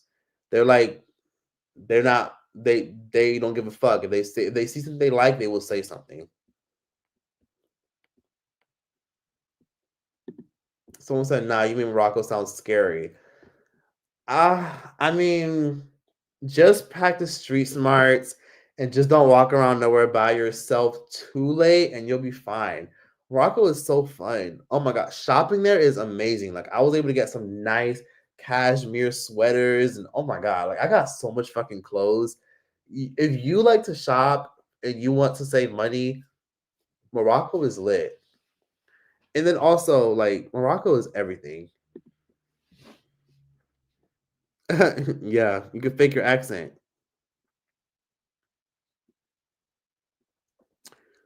They speak French and Arabic in Morocco, yes. They mostly speak Arabic, but French is widely spoken in Morocco. And I'm not gonna lie, there are moments where like everybody just assumes because they know, like, there's a lot of black people in Morocco, but they know, like, if they can just look at you and just know that you're not from Morocco. They know how Moroccans look. So the minute they see me, they're like they'll say something in Arabic, salam, and they'll look at me and be like, "Oh, comment ça va? Ça va?" Like they'll speak to me in French because they'll automatically see the way I look, and they'll just think, "Oh, you're probably from Mali or you're probably from Senegal." So yes, but like I said, if anybody watching this, if I go to Morocco and you want like any cool like nice YSL bags, if you want a Christian Dior bag, and I'm there and you manage to catch my story, I wouldn't mind buying y'all. Like I bought a lot of y'all stuff. Like if you don't follow my Instagram, follow my Instagram. Like I don't vlog on my YouTube channel, but I post a lot of times my travels on my Instagram story. And for those of y'all who are on my Instagram, I was posting Christian Dior bags, Birkin bags. I'm gonna actually show y'all a video. I'm gonna show y'all some videos. But yeah, I was buying a lot of stuff for people. Like there's more like I had like 12 fucking designer bags in my fucking luggage. Like I had so much shit. Let me find some stuff for y'all.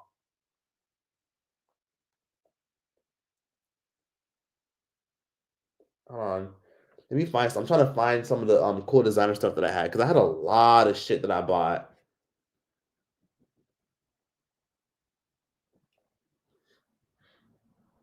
Let me see.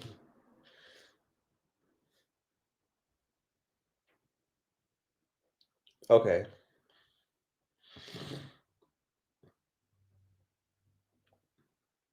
Okay, here we go.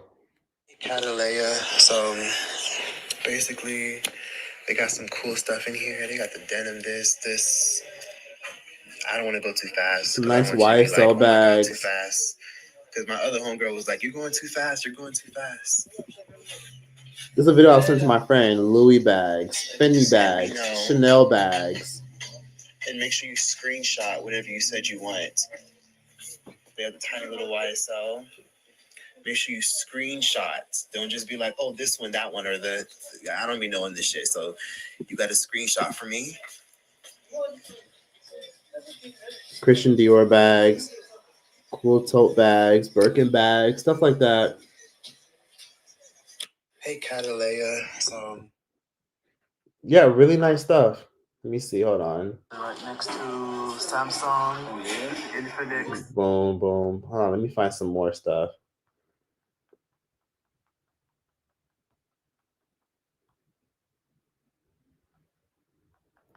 But yeah, that's a lot of the stuff that I had. The audacity. All right, the so let's talk about it. Somebody. Why the fuck did Chris? Oh my god, old screenshots popping up in my shit. Did you tell people they were knockoffs? Yeah, they're knockoffs. They're not real. They're knockoffs for sure. They're not real bags. But if you could find you a good knockoff for like $10, $12, $14, it's actually worth it.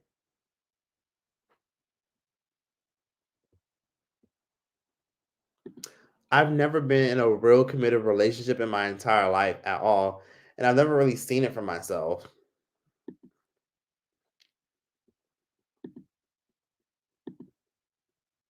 But I mean, I guess maybe it would be nice to have someone help me pay the bills and shit. Cause I guess that's what a relationship seems like, having a partner that helps you pay for shit. Maybe that'd be nice to answer your question, Aspen. Did you get your money transferred? At the airport, yes. Or at the ATM, you can do that because cash is king. A lot of people don't use card in Morocco. I got to be honest with you. Let me see. Okay, so I might actually let some of y'all call in. Let me see. Victoria Falls is Zimbabwe. I was born here, but I have never visited. It's my goal. The capital is Harare. I've heard it's nice. Never been to Dubai. I'm marking Morocco on my bucket list. Do it. Go to Marrakech. Marrakech is like the big city where people buy clothes, designer bags, beautiful cashmere sweaters, beautiful cotton sweaters, polyester sweaters. If you don't go to buy knockoff bags, you can go to just buy really good quality clothes. I'll send you money. Okay, cool. When I go back, just follow me on Instagram. Like a lot of y'all watching this, y'all don't follow me on Instagram. Follow me on Instagram and also leave a like. That'd be nice. Thank you. I would appreciate it when I left a like. But follow me on Instagram and if I'm if you see my story, I'll like post when I'm there, but I'll post on here too, let y'all know that I'm there. But if you have followed me on Instagram, you would have probably been able to get a bag because I bought bags for like 10 different people. I couldn't buy some for everybody because it was just too many people saying, Choice, get me one, Choice, get me one, Choice. See if they have like a rainbow Louis bag. Choice, see if they have like a denim this. Choice, get me a Dior saddle bag because they had Dior saddle bags as well. One of my homegirls was like, Choice, get me the black Dior saddle bag. Get me the tan Dior saddle bag. Get the black one. Get the burgundy one. Like it was a lot of people just fucking asking me to get them shit. So I couldn't get some for everybody because I'm only one person and I was only there. I decided to buy shit for people like on my last days. If I had more time, I would have bought more from more people. But basically, people were like cash apping me and telling me, get this for me, get that for me. And I like ended up shipping people like hella stuff. Like I shipped somebody a nice Gucci bag. I shipped people a nice Chanel bag. I actually have some of those videos and I'm gonna actually show them to y'all just so y'all can see. But I ship people a lot of really nice fancy bags. Let me see if I can find it. Hold on. Hold on. Hold on. I'm trying to find the bags.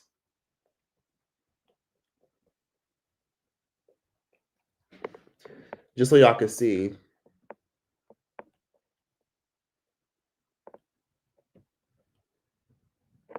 Oh, this is a nice. Okay, so this is a nice Birkin bag that I got for my friend. So basically, I paid $80 for this really nice leather bag for my friend. He's willing to do it for you if you really want it.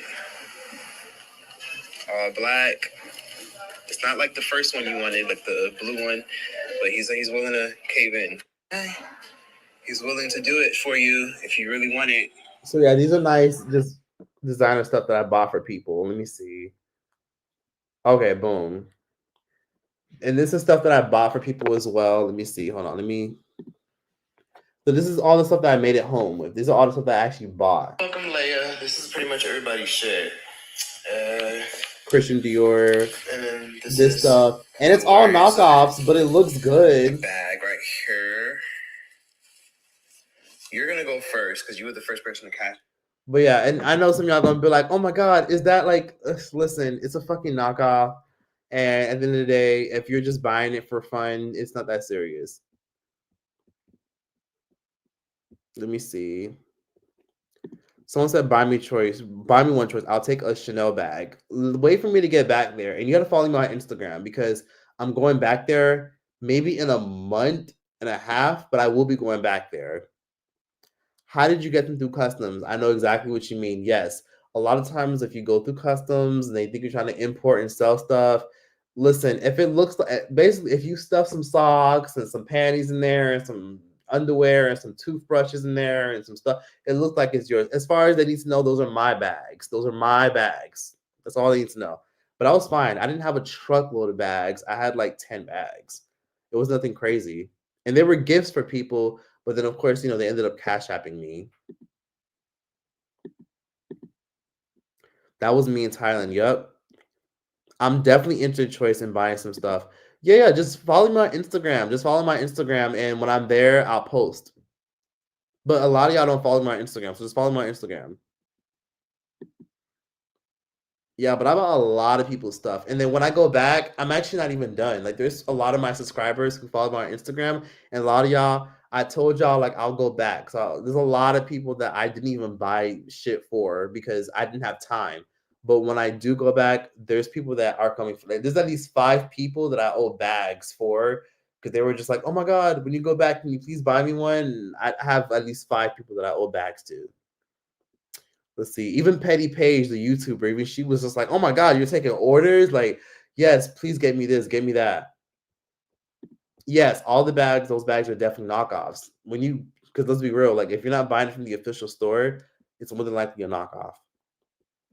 A lot of these things that y'all buy from like AliExpress, a lot of them be getting them from China and shit. Like even Morocco, like they get it from Africa, they get it from China, and they're just reselling it for more money. Like in New York City, they sell knockoffs for like $200, $100. Meanwhile, I was buying YSL bags for $10.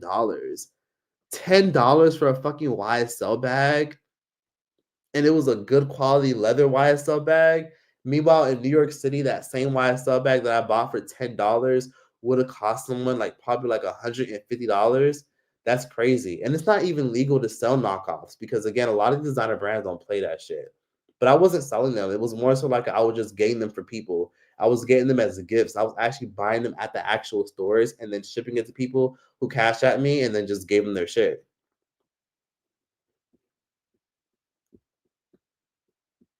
Let's see. Those bags are nice. I want one choice. Just follow my Instagram. You walked through Morocco with you yesterday. With you yesterday. Choice. It looked beautiful. Oh yeah, thank you. Let's see.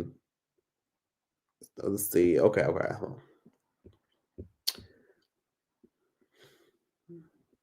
Yes, of course. If anybody wanted anything, but of course, cash at me. Be cash app ready. But I told everybody to cash at me when I made it through customs. When I made it to America, that's when I told people to cash at me, and I just shipped it to people because everything was so cheap. And the only reason I even offered was because a lot of people were telling me, "Oh my God, like I wish I was there. Could you please get me one?" And I was just like, "All right, fuck it. I'll just get people stuff." 'Cause people are just keep asking me. Yeah, unless it greatly benefits me, I just don't see the point. I've never been in a committed relationship in my entire fucking life at all. I mean, I've dated and dealt with people, but like, I don't. Just like Whoopi Goldberg said. Whoopi Goldberg said, "I don't want nobody in my fucking house."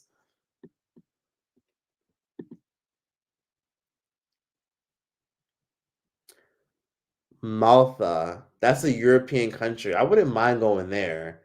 I wouldn't mind going there at all. That's a good one. What time is it where you're at? It's 2:25 here in New York City. It's 11:32 p.m. here where I'm at in Los Angeles. But I'm definitely gonna get off here in a little bit. I've been live for 3 hours and 30 minutes, but I'm definitely gonna get off here in a little bit. Oh, wait, hold on. Okay, let me hear this real quick. Hi, Choice and chat. I was born and raised in Portugal. It is a beautiful country and the food is chef's kiss. My parents immigrated from Cape Verde. It is a beautiful country too. Cape Verde. I've always wanted to go there, but yes, there are a lot of black people and Africans in Portugal. Portugal is my favorite European country. It is a big culture shock. Like Portugal is lit. Portugal is Wakanda. That's all I will say.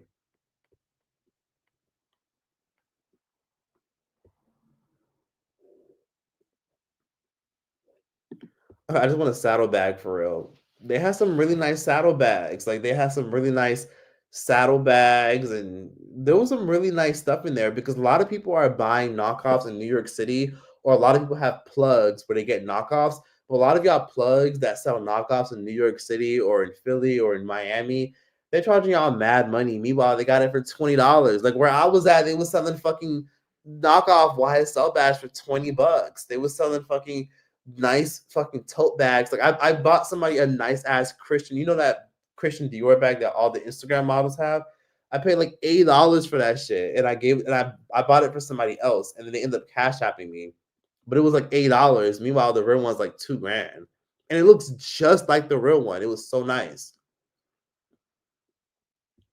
It could be a business until you realize that it's actually not legal to be selling knockoffs because these brands don't play, and they find out that you're selling knockoffs, they will fuck around and sue you. It's different in Morocco. Like things are different, the laws are different. But when you go to a westernized country like America, where they have strict rules about knockoffs, it's kind of like, ooh, if I sell knockoffs, it would have to be on the low, but I probably wouldn't do that just to obviously protect myself. I'll probably just get it for people for gifts. Like if you cash at me the money and you want like a Dior saddlebag or some shit, or like a Christian Dior laptop bag, yeah, like I'll get it for you. You cash at me, and then when I get to America, like I'll ship that shit right to you. Someone said, "Can I see the saddlebags?" I actually have some videos of them. I'll actually show you because I don't want to keep showing y'all a whole bunch of videos. But yes, I do have the Dior saddlebags saved in my phone. Let me see. I'll actually show you some of the knockoffs, but it was a lot of fucking designer. I was overwhelmed of how much it was. Let me see. Oh, here we go.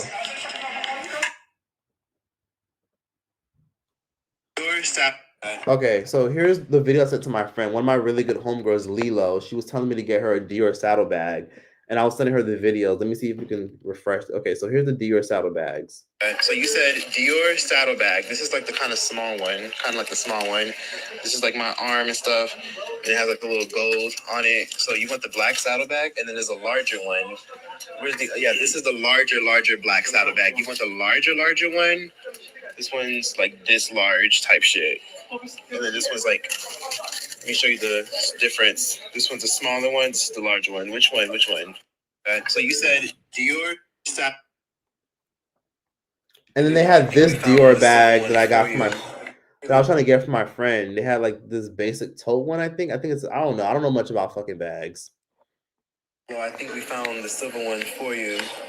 It's a small one. It's a black Dior bag with like silver hardware. I don't know what this style is called. It's a small one. They weren't looking.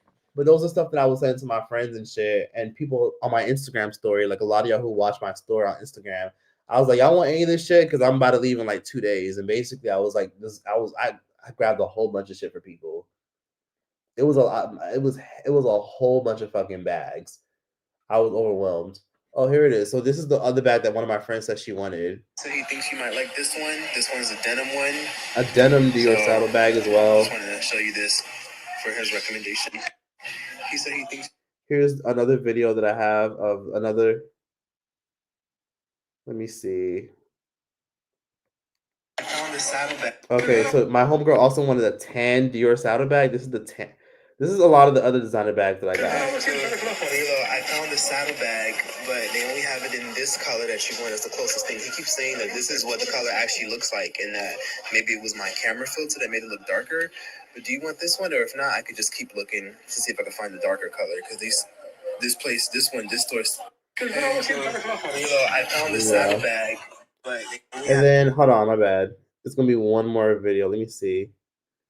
It was a lot of shit. Yeah, I was sending her my homegirl was just like, show me more, let me see more, let me see more. It was a lot of shit I was sending her. Let me see. Hold on. Christian Dior stuff.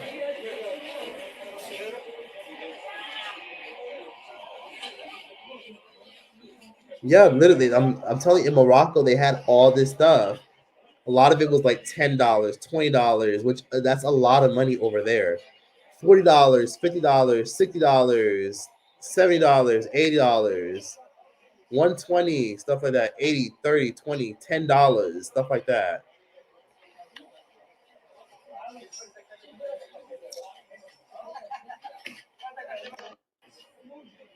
So yeah, that's the kind of stuff that they had. Let me read some of your comments. I just wrote down Portugal on my notes. Can't wait to travel there.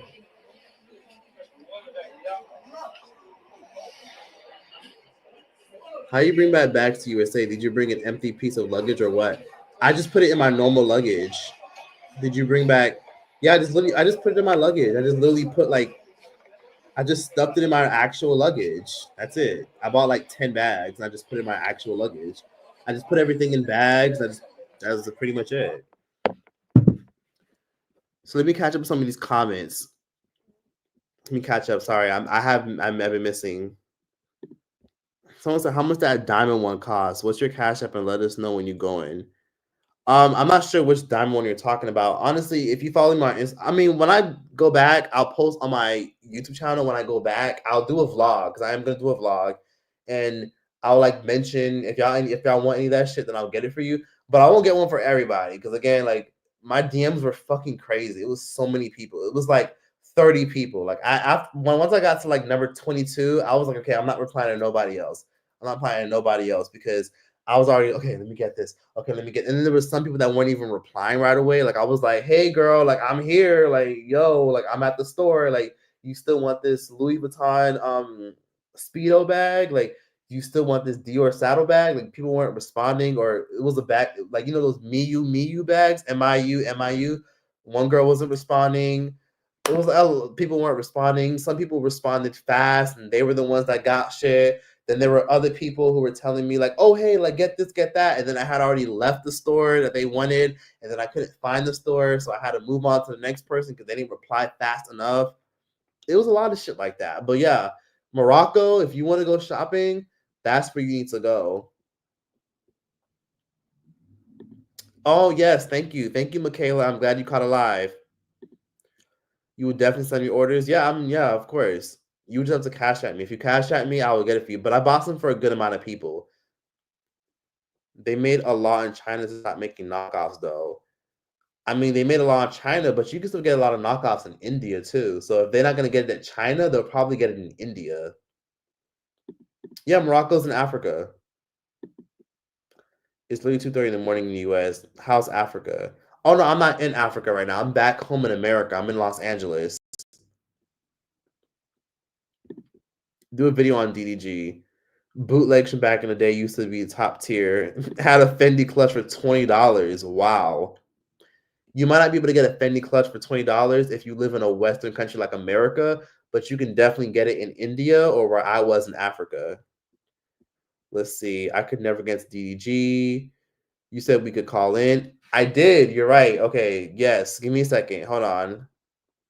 Get Venmo. I only have Venmo and no Cash App. I do have PayPal. I have PayPal. I have Cash App. I have Zelle. I have. I'm not gonna give y'all my Apple Pay because my Apple Pay is attached to my phone number, but I'll give you like my cameraman. I'll give you someone that I know Apple Pay, so that way you can Apple Pay them.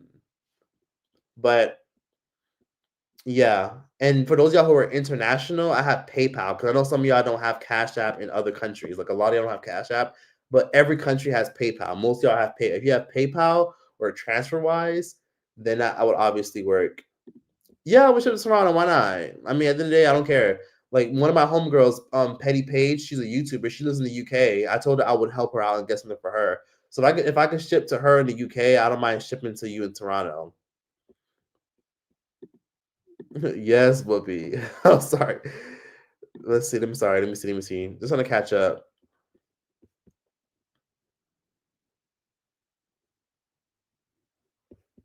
Let's see. Okay, hold on.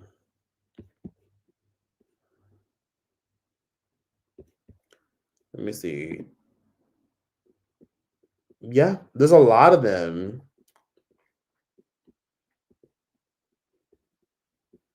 Oh yeah, of course. I got them for my friends, and then I didn't just get them for friends. I got them for supporters as well. I'm trying to catch up on comments. So if I'm like, oh, I'm just trying to catch up on comments because there's a lot of comments, and then I'm gonna get off of here. Yeah, of course.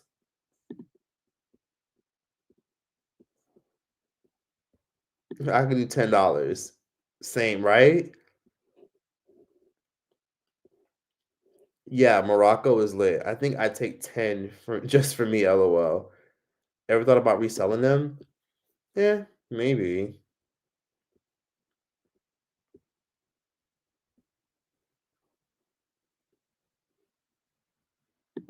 Yep. If it's $10 to $20 in New York City, if it's $10 to $20 in Africa, but in New York City, they'll charge you literally $300 for those same knockoffs. Let's see. Let me just catch up on some of these comments. I tried to buy a cute dress from DHK. My payment kept failing for some reason. It felt scammy. Yeah, DHK can be a little iffy sometimes. People be, I guess, getting scammed on DHK. So if you end up getting like your card declined and it won't go through, that's usually a sign that your bank does not trust DHgate. People get a lot of their knockoffs off DHgate. Let's see the Algrave region from there. Let's see. Oh, thank you. I appreciate that. I've done ancestry DNA one time, and from what I recall, it was just more so like from Cameroon, Southern Bantu, and then other parts of Africa like the Congo, and then there was like some pieces that were like from Polish, Polish, France, and then there was some Middle Eastern ancestry, Middle Eastern, Polish, France, but it was mostly just from Africa. So it was like 80% Africa. Let's see. We can call it out crying. Zelle would be fine. Zelle would be fine. I use Google Pay, definitely not raw on Apple. Okay, Google Pay is actually good. I can do Zelle. I'm just catching up on comments. So my bad if I'm not reading your question. Let's see. Let's see. Let's see. Let's see. Well, I'm not in a rush. Well, I guess because it's getting late and I see people are like constantly leaving. So I'm like, oh my God, like people are leaving. Maybe people are just getting bored. So in my head, I think since people are getting bored, maybe in my head, I'm like, maybe the live is just getting dragged out. So in my head, I just think to myself, should I even stay long enough? Let's see. Let's see. I said Morocco. Let me see. He's just a little tipsy off the wine. That's why his eyes low. Yeah, I'm drinking wine out of a teacup.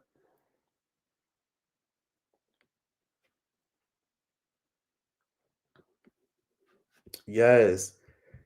Thank you for representing us. I talked about the DR earlier in this live. Let's see. I have never been to any resort in the Dominican Republic. Let's see. Just trying to catch up. Okay, I'm all caught up.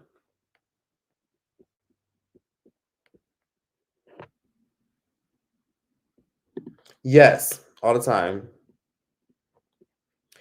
Chores can never be boring or drag anything out. I am passionate about traveling because honestly, traveling has done a lot for me. It does a lot for anybody. But yeah, it just has made me a stronger person. It made me more self aware and it made me know myself a lot more. So yeah, I am passionate about traveling. Someone said, Choice, you could never have a boring, dragged out anything out. Been a fan for 8+ years. Since I was 13, I'm 21. First of all, that's amazing. Anytime people tell me they've been watching me since they were a minor, I'd be like, oh my God, where the fuck were your parents? Where were your parents when you were watching me? Because I definitely don't make kid-friendly videos. But I'm glad you've watched me for that long, and I appreciate you sticking around for that long. We can talk about another topic. The others can leave if they want. True. It makes sense. You have Polish, French ancestry because the Polish help with the. Oh yeah, okay, yeah, that is true. Because my mom's side is Haitian. They're Haitian. It makes sense that you have Polish and French ancestry because the Polish helped with the Haitian Revolution. Haiti also has Chinese roots as well, which is a shock. The Chinese being in Haiti is a shocker to me. Which country has the fine Morocco? Morocco and Ethiopia. Ethiopia, Morocco, undefeated as fuck. Hands down, the best looking people I've ever seen in my life. Oh, and the Dominican Republic. The Dominican Republic, Jamaica, sure, but mostly Morocco and Ethiopia for sure. Like I'm talking about, like you're literally breaking your neck all the time because the women and the men there, they look like runway cover models.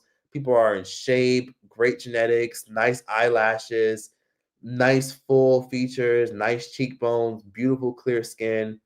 Highly recommend. Let's see.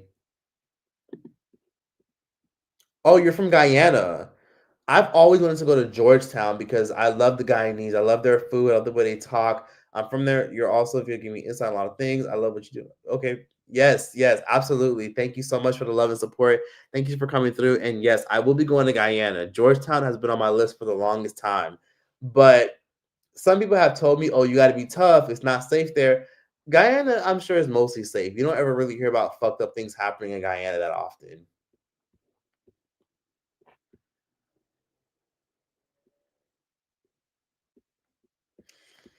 Does your family ever reach out to you and apologize? No, not at all. You've been to Brazil? Yes, I have multiple times. I actually was just there a week ago. Yes, just drink bottled water while you're traveling. Do not go to other countries just drinking their fucking tap water because that shit will fuck around and kill you and give you a stomach bug. Guyana has a staring problem. I'm from Georgetown. We would love you to come. I live in New York now, but I go there back. Guyana is safe as fuck. It's just quiet sometimes. Basically, there's not much to do, but it is beautiful. Okay, I'll do that. Would you visit Nepal? Yes, 100%. What Brazil people look like to people who just has traveled? Brazilians look like me. Brazilians look like you. Brazil's a pretty diverse country. Most people are just a mixture of everything, or are black, or are white passing. Brazil is amazing. No, I'm not repeating myself. I'm just reading some of the comments. Please, please, you should visit St. Vincent. You love it here. It's a beautiful country, and the people are great. Okay, okay, okay, bet. Okay. I'm surprised that there's still 924 people watching this. But since there's about 924 people watching this, can y'all do me a favor and like this video? It'd be nice if every single person watching this would like this video. And let's see, how many likes does this live stream have? I just want to see really quickly, real quick. There's so many comments. It's so many people talking really, really fast. Give me a second. Hold on. Let's see. Yes, can everybody watching this leave a nice like on the video? Summer fade to offset. I'm so happy to see how you're doing now. I remember when you used to live at your mother's house and oh my bad, I'm sorry. Ugh, so many comments.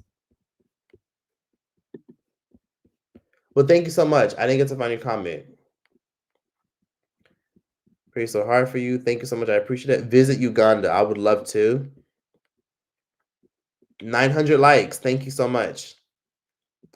I love that you can go to Brazil, Venezuela, Suriname, and Guyana in one swoop. It also connected. You can't travel by bus to all of them. Really? Or plane. My cousin went to Guyana for carnival. People even calling others come to really wait, hold on, what? People even calling others come to stare, and we are Jamaicans. I have no idea why they were staring. He's mixed with Indian too. No, I didn't see Kanye West's interview. Let's see. Hold on. I'm trying to catch up with everything. Okay. So I'm trying to hope this live isn't dragged out and boring. I want to make sure people are let's see, engaged because I don't want to bore the hell out of y'all because y'all are donating y'all time to me. Yes, I'm live. Welcome. You finally caught a live. Yes, caught a live because again, I do enjoy doing like my sit down videos and talking to y'all, but sometimes lives are easy because I can interact and connect and get to know y'all more. And I've never really done lives before. So I've been doing this thing where I've been trying to do lives literally every single week. Well, or every 2 weeks. So that way I can just converse and talk to y'all. And plus it's an easy way to literally just post an easy video and not have to worry about posting an actual video.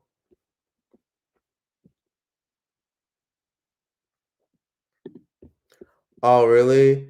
Oh, I think I know people would stare mainly in certain areas. If you just look different, because some things aren't common yet over there. Maybe it was an item of clothing, or maybe they just weird. Yeah, I didn't know Guyana had a drink. Oh, yay. Right? 900 is a poppin' live. First of all, thank you so much. I appreciate 900 people still being in here. The fact that 900 people all over the world are even watching this, I'm grateful as fuck because that's amazing. 900 people is crazy. Choice, do you wear contacts? I don't wear contacts, and yes, I used to wear glasses, but glasses are just uncomfortable. It just ugh. I just don't wear my glasses like I should anymore. I really should because again, I like as you guys see, I sometimes squint. I don't wear contacts, and I used to have some glasses, but I don't have glasses no more. There, I have reading glasses somewhere around here, but I just don't really wear them.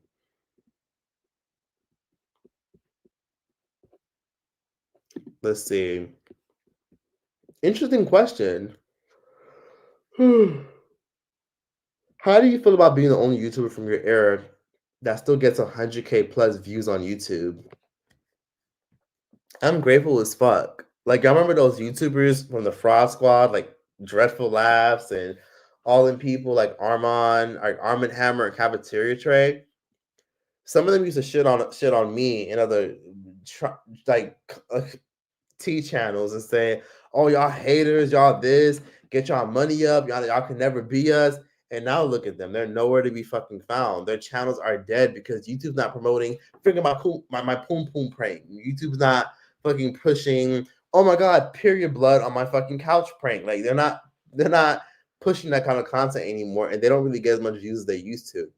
So I'm honestly grateful that my channel has lived past so many phases and so many eras because again not many people can say the same, so I'm very blessed and grateful and happy that my channel still does well because that says a lot because some people started watching when they were younger or when they were in a certain phase in their life and some people still watch me to this day as they've gone through life.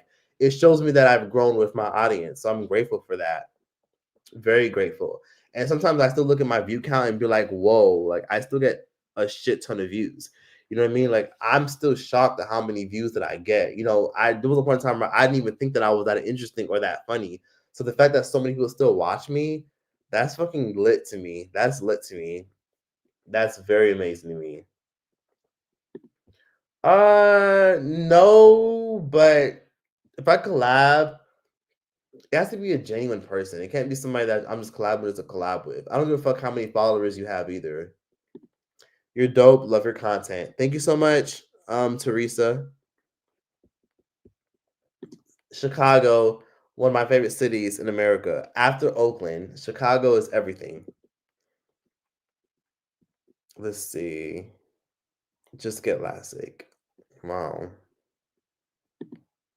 What's LASIK? Use to drag them. Yup.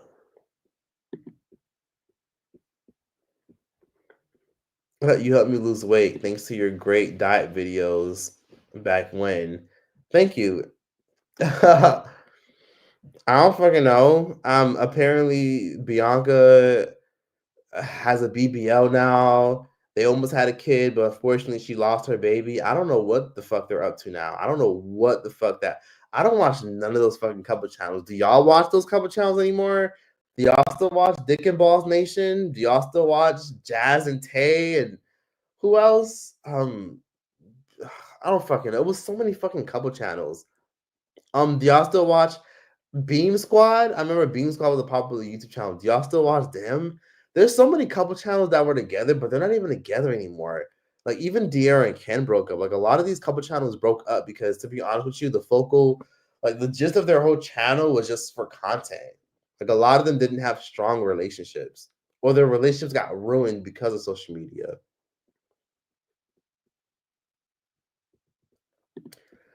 I learned a couple phrases in different languages that I go to, and I mostly just use Google Translate to be honest with you. Or I just don't talk to as many people, or I try my best to find people who speak English.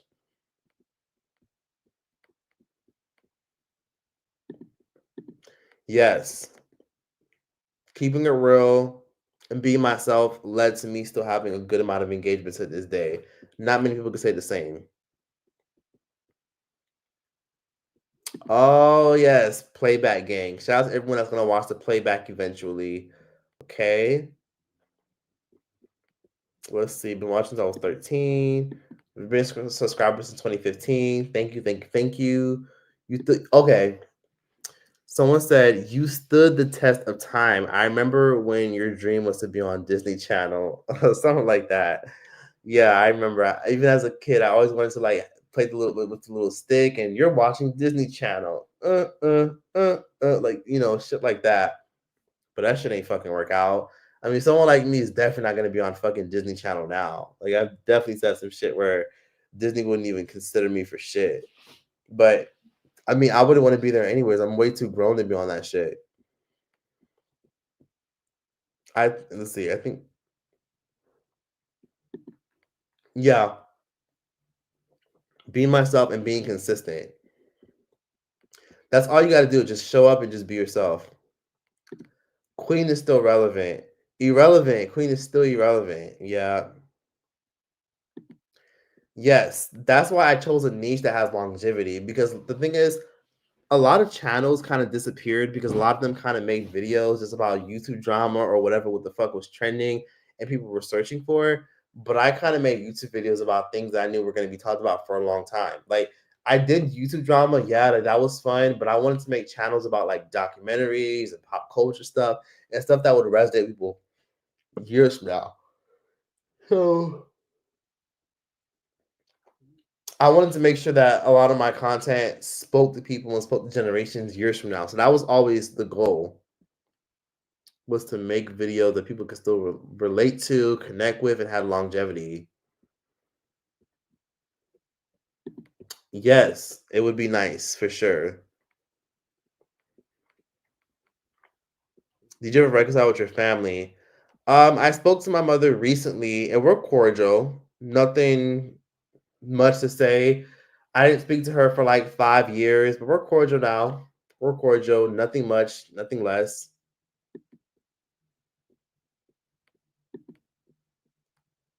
Oh, that's what you mean when you said LASIK, get laser eye surgery. Okay. I've always heard about that, but you're right. I never thought about getting it. But yeah, I really do need some glasses for sure. Because literally as I'm reading these comments, I'm actually just zoomed in. Like I'm literally like zoom, zoom, zoom, reading the comments. I got tired of squinting. The country I'm visiting next, honestly, Cuba is looking like Cuba. And if not Cuba, back to Morocco I go. Yes. And also, I didn't have to pivot 1,000 times. You know what I mean? Like, I just had to kind of focus on being myself and just talk about interesting topics that people want to hear because I do have strong opinions and strong ideas. And a lot of people that watch me also have strong opinions and strong ideas as well. So as long as I keep bringing in topics that people care about and I keep giving an authentic approach, I'll be fine. I'm too damn old to watch that anyways, right? Someone said I only knew a lot of those YouTubers because of you. People always tell me that, like, oh, I didn't know who the fuck these people were. I only know them because of you. I'm like, that's funny.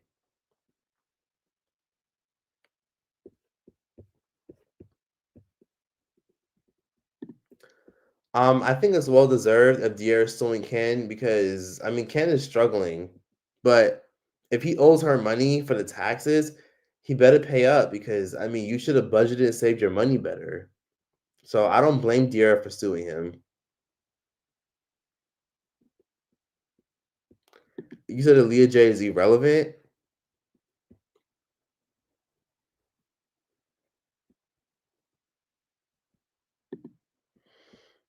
Let's see. Why the fuck would you want to be on Disney anyways? You haven't heard about what happened. Someone said, "Why the fuck would you want to be on Disney anyways? You ever haven't?" Honestly, I wouldn't want to be on Disney. Like when I was younger, yeah, sure, why not? Like I didn't mind being the next Raven Simone back then, but no, I wouldn't want to be on that shit. Now, 2 years ago, 5 years ago, nah. Her music is mid. It's just mid. I mean, she has a couple good songs, but her music is mid as fuck. I mean, I like that song. I like to say my name song. Karma's okay. Medicine was a good song. And Butterflies, the remix was cool, but other than that, I don't really like Queen's music. It's just not for me. You said it's 3 a.m. Where you at? Where the fuck you live at? Yeah, that wine is kicking in for sure. I'm so glad that your channel has become so big. I've been watching you since the beginning and pretty much my entire 30s. Seeing the person you've grown into is amazing. Thank you. I appreciate that. I did a lot of internal work and inner work to get here. And thank you again. Let me see. Someone said reveal the real. Oh, reveal the real. Thank you for the super chat. Do you think Halle Bailey will ever swim again after doo doo garbage DDG constantly sinks her ship? Honestly, he's forever going to be attached to her. And it's kind of hard to feel bad for Halle Bailey because, I mean, she was so quick to defend him every time he was in some shit. When he embarrassed her, when he was texting his ex, and then even the nail salon situation where she literally was out here disrespecting the nail salon lady, and then DDG went around saying that the nail salon lady was racist and shit. And Halle Bailey just allowed him to do some dumb shit like that. I don't really feel bad for Halle Bailey because people kind of warned her about how trash he is. And then on top of that, I don't think Halle Bailey's sister Chloe even liked DDG. She never even really followed him. You know what I mean? Like when DDG would get brought up during interviews, she would always say, "Well, my sister's happy, and that's all that matters." That kind of tells me everything I need to know because that's a response you give when your friend or relative is dating somebody and you just don't really care for the person they're dating.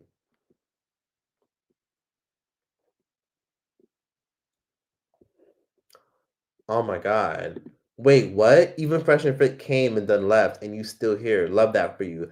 I knew they weren't gonna last long, to be honest with you, because they're too high on the pedestal. They were way too high on the pedestal, but damn, they really left though.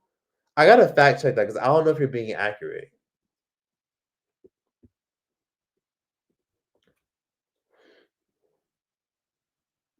Wait, hold on. Wait, what? Someone said, "Hi, Choice. I'm from Seattle. I remember when you visited here. I tried to give you free food at my job. LOL. When the fuck was this? Do you work at a bar at the time? You try to give me free food in Seattle? I have no recollection of that. Seattle was years ago. Seattle was like 6 years ago. That was a long time ago. No, I'm not. It was fun while it lasted. It was fun to network. But honestly, I don't give a fuck to be an actor because seeing that the actor strike was going on, seeing that actors don't even get paid that much, I'm kind of glad that I got my own little shit going on here where I kind of have creative control. I kind of like that idea. I mean, I'll still act for sure. Like if I don't know, like if Wesley Snipes or Spike Lee was to put me in their next film, I'm hella down to just do it. If somebody writes a role for me, like if you write a role for me that's created for me, sure, I'll give it a chance. But other than that, I'm not pursuing shit. I'm good. I'm good. I like the motion I got going on.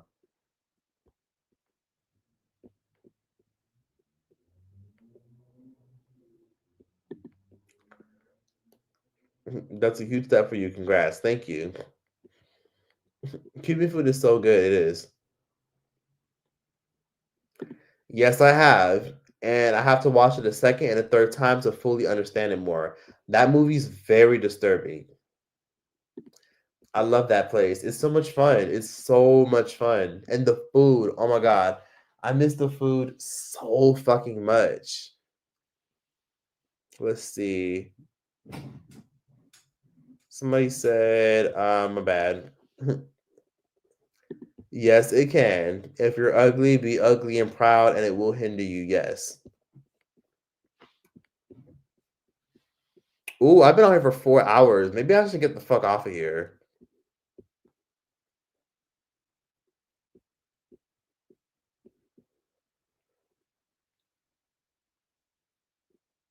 Let's see. Oh, wow.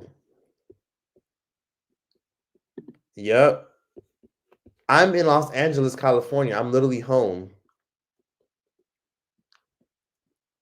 3 a.m. in Philly, 3 a.m. in Toronto. Oh my God, East Coast 3 a.m. It's 3 a.m. where y'all are at. Okay, that makes perfect sense because it's midnight over here in California. How your bro, sis? Going to other African countries. My brother's fine. He's cool. I talk to him all the time. And thank you for the super chat, Aisha. I appreciate that.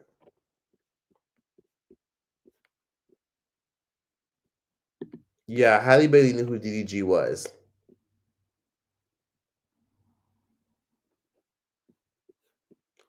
Yeah, someone said, "Damn, it's so late. I can't believe you're live. Damn, it's late. It's so late."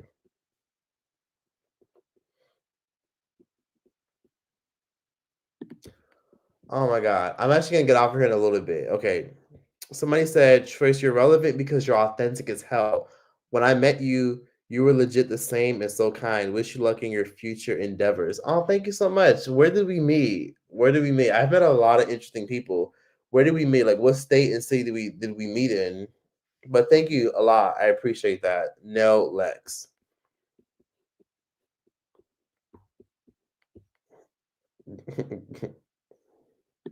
So I remember the era where you would drag your sister. That was the best era for me. That was like the best time of my motherfucking life. Because I was like so authentic and real and I didn't give a fuck. I just didn't hold back. I have not been to Memphis, Tennessee, but I heard y'all got good food and I will be going there, even though y'all always tell me that. Like people from Memphis always say, oh no, don't go here, don't come here, ain't shit to do here, it's dangerous. Y'all got good barbecue and y'all are cheaper than Nashville. So I might actually go to Memphis. Oh, yeah, I used to go in on my parents. Someone said, I need like life advice and life overhaul. Do you charge for it or can you offer to patrons on Patreon? Yeah, I can give life advice. Like you can ask me on Patreon. Send me a message on Patreon. People haven't sent me messages on Patreon in a while. Like I be looking at my messages on Patreon and people don't be sending me messages.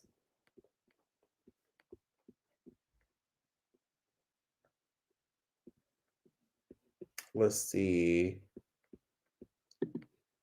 Yeah, I didn't give a fuck. Come to Baltimore before I leave this ratchet ass place for medical school. Baltimore, I love the way y'all speak. And then y'all got them crab cakes. I've been to Baltimore once and I thought it was so beautiful. And I'm like, this can't be the same hood that y'all are talking about in Baltimore. This can't be the same place Christian Rock comes from. This place is so nice. The traffic was just disgusting, though. I'm not gonna lie. I was in downtown Baltimore and it was nice.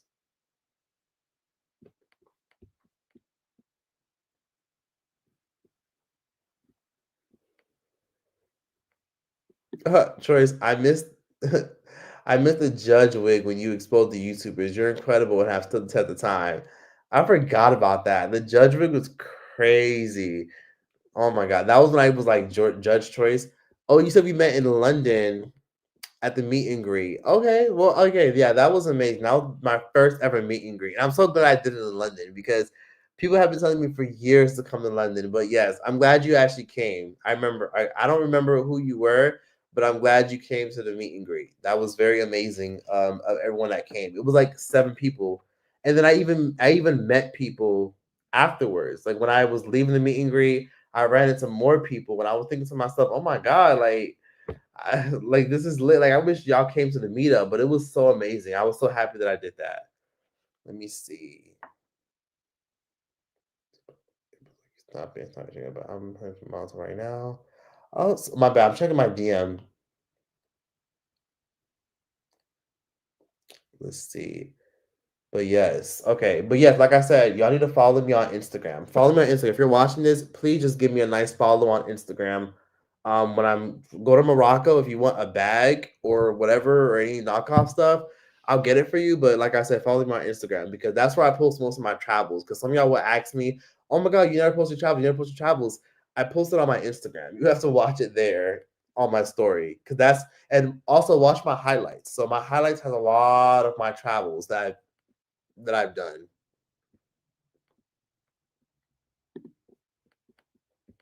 Someone said, "Oh, you wasn't in the hood. Downtown is the city. The real Baltimore is the trenches. I'm from around DC. I hate when people say it's nice and go to downtown. Like you ain't been to Southeast anywhere downtown is decent."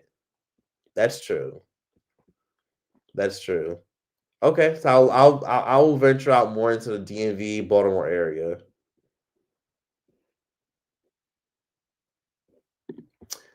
Okay. Hey, Kelsey. Kelsey said, "I'm watching the playback, but just wanted to say you're my favorite person on YouTube.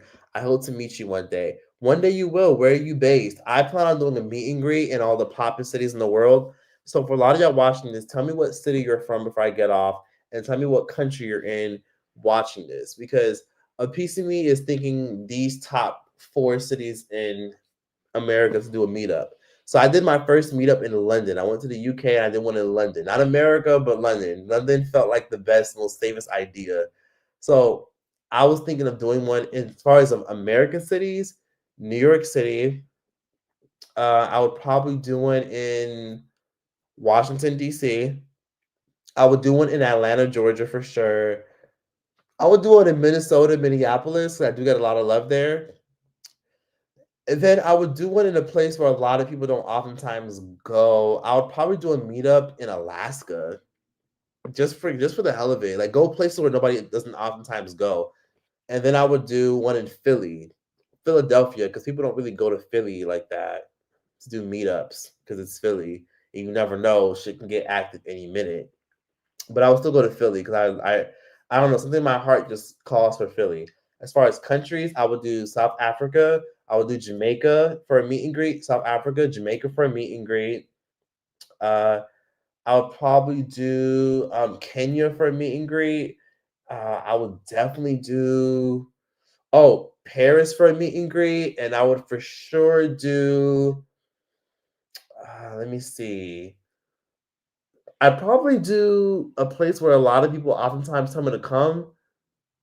I'd probably do I don't know, maybe I would do Ghana because a lot of people always tell me to come to Ghana, or I'd probably do maybe Ireland because I surprised to get a lot of love there too.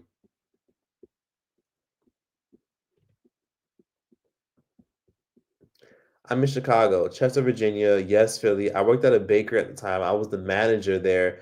I offered you and whoever you were with a free breakfast and pastries. I work at Facebook now. Oh my God. Congratulations. You work at Facebook now. Shout out to you. I worked at a bakery at the time. I was the manager there.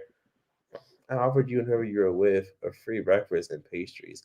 I Okay, I remember being in Seattle, but I don't remember the bakery. You gotta tell me the name of the bakery. Tell me the name of the bakery, Sydney, and then I'll know exactly the fuck you're talking about because I did meet a few people in Seattle. So tell me what bakery you worked at where you recognized me, and then I promise you I'll remember.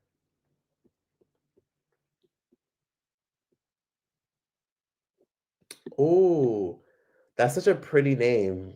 You got your parents named you Ashanti.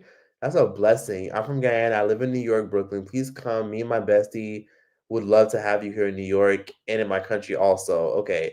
Miami, New York City, a lot. Oh, you're in Toronto? Okay, I will go to Toronto. I love Toronto. Canadians are lit. I love people from Toronto too. New York City. Ratchet ass Florida. Why are you up? Because I don't have shit to do. Okay, I'm my bad. Okay, so someone said I'm in Chester, Virginia. Let's see, Atlanta. Okay, come to Milwaukee. Milwaukee sounds pretty insane. Like Milwaukee's intense. Milwaukee, Wisconsin just sounds intense. But I would probably go because yeah, Philly's crazy. Mexico, you're in Mexico. What part of Mexico? I've always wanted to go to Mexico City. I've been to Mexico numerous times. I've been to Guadalajara, Cabo, Playa del Carmen, Cancun, and I've been to Cabo, and I've been to yeah. What part of Mexico are you in, Marie? Ghana, Italy, Philly ghetto as hell, Baltimore, Barcelona. I'm from Chicago, but I moved to Spain 7 years ago. That's pretty fucking incredible. I was actually in Barcelona a couple months ago and I loved it. Oh my god. The best Senegalese food I've ever had was in Barcelona. Barcelona has oh my it's so diverse there. The Spaniards aren't that nice, but Barcelona was lit. I would like to be fluent in Spanish. I still practice my Spanish to this day. So, hablas un poco español. Necesito más práctica en español. So I speak a little bit of Spanish. I just have to practice a little bit more. Come to Northern Virginia, then oh wow, okay. When you come to DC, we have good food. We got it all. Northern Virginia. Is that where I've been to Northern Virginia, I think. Is that where Alexandria is? I've been to Northern Virginia. Pull a Kai that with us. Paris. Downtown Philly is nice, but a few minutes up north, it's all hood. Hey, Troys, I can't believe you're still on LOL. I don't know if you answered it earlier, but do you plan on resuming what happened to Style Biographies series? Yes, I will continue those. I just don't know who the fuck to talk about, but I'll do another one. It's just sometimes I just like, who should I talk about? Like, what should I do? Like, I don't know. Maybe I'll do one about like an old sitcom or old TV show, but I don't even think people even care to watch those anymore. Do y'all still care to watch what happened to like My Wife and Kids? What happened to Everybody Hates Chris and other shit like that? Like, there's a lot of things I could talk about.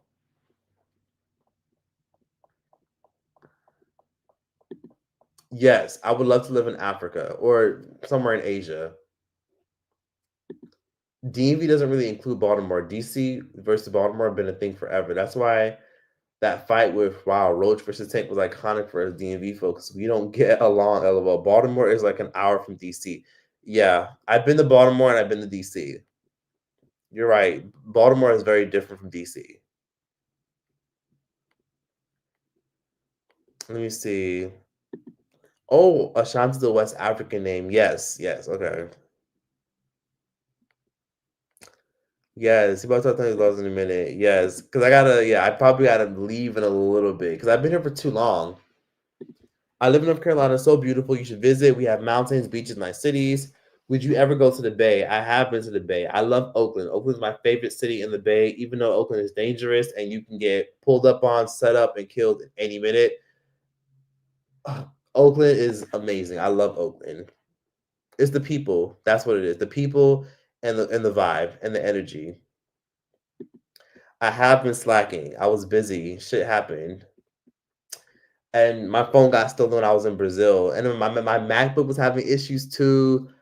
But I'm coming back with the bi-weekly live streams though. Oh, you're in Sonora, Mexico, the north of Mexico. Okay. I could do Sonora. Are you originally from Mexico? Like, did you like move there like as like a digital nomad? Are you from there? Have you been there your whole life? Are you from like Cali but then moved to Mexico? Or Mississippi. Mississippi. I've been to Mississippi. I've been to Jackson, Mississippi, and I actually really enjoyed it. But there's not much to do in Mississippi. But y'all are the hospitality state. I'm talking about like Uber drivers were smiling at me, workers were smiling at me. Since y'all the hospitality state, I like Mississippi. Let's see. I've been to Chicago and I love Chicago. Chicago's my favorite city. First the Bay Area, then Chicago. While you still live? Yep, I'm still live. Ethiopia was the most beautiful place ever. Biggest mountains I've ever seen in my fucking life. Humongous mountains, and the food was amazing. But Ethiopia is kind of hard to navigate because most people don't speak English. So it was very hard to me to kind of, have fun and enjoy it a little bit because I constantly had to rely on using Google Translate. And then I also kind of had to rely on just like navigating the city and using Reddit to find things to do. Because Ethiopia, if you don't speak Amharic, you're not gonna have an interesting time. And if you don't have anybody showing you around, it's not gonna be that fun. So I was solo when I went and I didn't know anybody.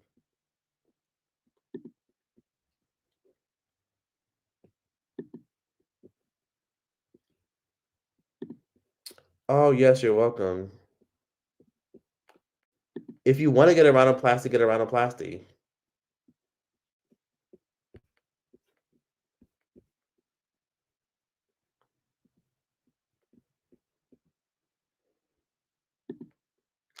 I never watched Dance Moms. Someone told me to do a video on Dance Moms and a documentary. I've never watched that shit ever. I mean, I know JoJo Siwa, and then I think I did. I think I know. Wait, what's her name? Honey Boo Boo, or was that Toddlers and Tiaras? Alexandra's in the DMV. Okay, okay. Thanks for telling me that.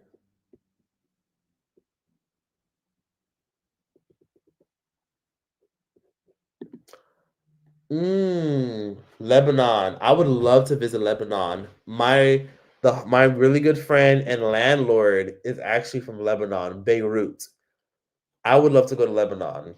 I heard Lebanon is very progressive. There's a great nightlife scene, LGBT scene, good food, good vibes.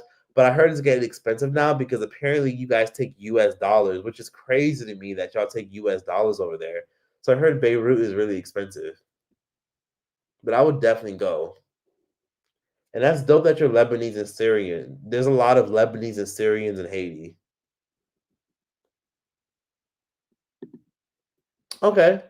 Everyone speaks English in Nigeria, which is obvious. Okay, yeah, yeah, they were colonized by the British, so that makes sense.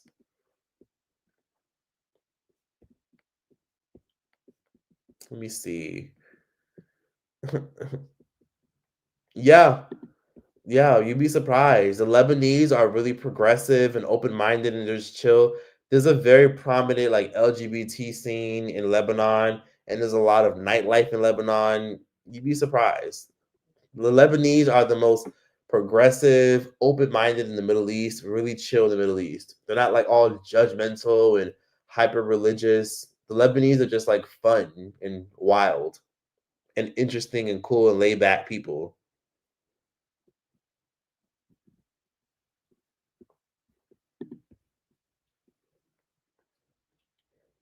Belize would be nice. I would go to Belize. Oh, you're from Bulgaria. I've always wanted to fucking go there. Ever since that episode of Drake and Josh, I've always wanted to go to Bulgaria. So you said go to Bulgaria? Okay. I'll actually go to Bulgaria. I'll do that because I heard it's reasonably priced for someone that comes from America. So I'll go to Bulgaria. Let's see. Yes, the nightlife is. Oh wait, hold on. Okay, the nightlife is crazy. Yeah, Lebanon has the audacity to charge U.S. dollars. LOL. Yeah, which is crazy to me because why would they do that? That just raises the prices of everything. Yeah. So I'm gonna go to Lebanon. Okay, this is actually a really great question. Somebody says, if Zeus Network had reached out to you to start your own show on their network, what kind of show would it be? Mm, I don't know. Maybe something involving traveling, or maybe I don't fucking know. Maybe like a nice little podcast show. I don't fucking know. Anything that would pay well and that had a good message, and it had to be something of substance.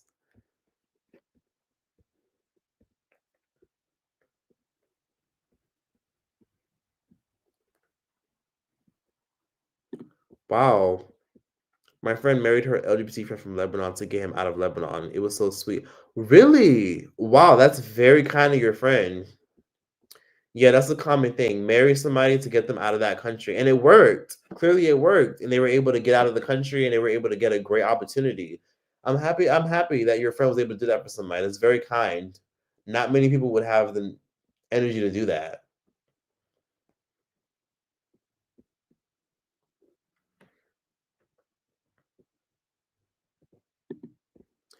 Really? My stupid ass boyfriend, about to be ex, is a Palestinian living in Suriname, and he has the audacity to be so conservative. Oh, he's living in Suriname? I've never been to Suriname. I've always wanted to go there. Suriname people are really beautiful, and their food is very interesting to me. But how conservative is he though? Is he like extra conservative to the point where it's overt and judgmental, or is he like a like traditional kind of vibe and is like open to hearing other people out?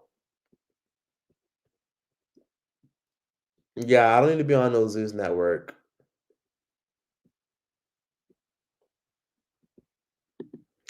I will go to Lebanon for sure. Yeah, that's a good idea. An interview show like Wendy Williams. Yes, I'm gonna go to Bulgaria.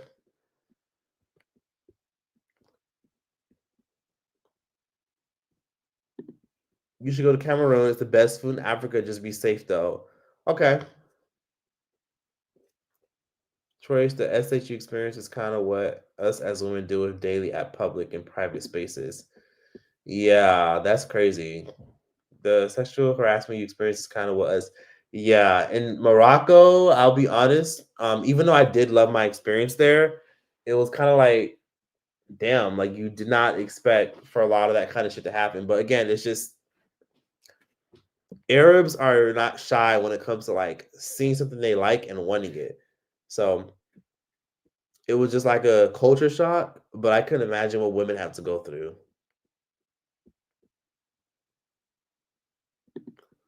Oh yeah. You're watching the playback. Oh yes, they do that all the time for money. I turned it down plenty of times from Dominicans.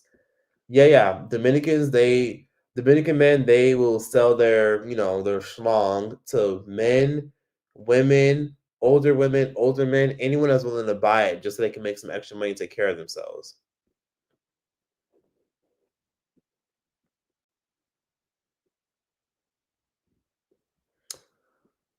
Mm.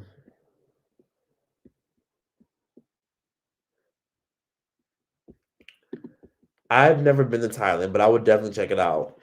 But I'm definitely probably gonna have to log off of here because I've been on here for a minute.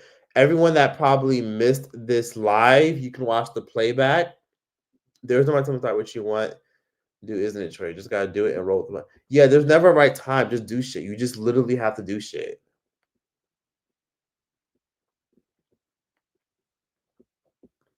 Let's see. Ooh, okay, okay.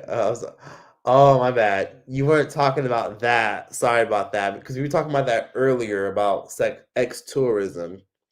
You said no. You said you were talking about marriage. Yes, a lot of that. Okay, yeah, that's a thing too. There's a lot of Dominican men on 90 Day Fiance as well. Yeah, a lot of Dominican guys and guys in these Easternized countries, they want to get married because they know that's their one ticket to get the fuck out of that country and be able to make mad money and be able to take care of themselves. So yeah, but of course, you're obviously someone that wants to be married to someone you care about. Or if you do get married, it has to be worth your while. Like if they're trying to marry you, make sure there's money involved. Like you know what I mean? Like if they want to get married and get access to your US citizenship, they better be giving you good money. Like they better be paying you a nice amount of money. Because I know some girls be getting paid mad money to get married to foreigners. Were you talking about the black lady that got arrested in Dubai? Who you talking about? I'm not sure who you talking about. No cap, girls go to Jamaica for those massages. Yeah, definitely, they do. Those little massages where they rub all over your thigh, they put that cement and they put that clay shit on you. Yeah, to have those strong Jamaican men touch on you, I mean, I wouldn't be surprised. Thank you so much, Jennifer. Yes, I would be happy to go to fucking Lebanon, You did inspire me, and I'm gonna put that like on my top 3 list. My top 3 list of places I want to go to next is Cuba, back to Morocco and Lebanon. But I feel like since I'm already gonna be going the direction of Morocco, I might as well take a trip to Lebanon because my landlord, who I'm really really cool with, he always hypes up Lebanon, and I just want to go so badly. So I'm gonna go to Lebanon. That's my next country. That's my next new country I'm gonna go to. If not Cuba, I'm going to Lebanon.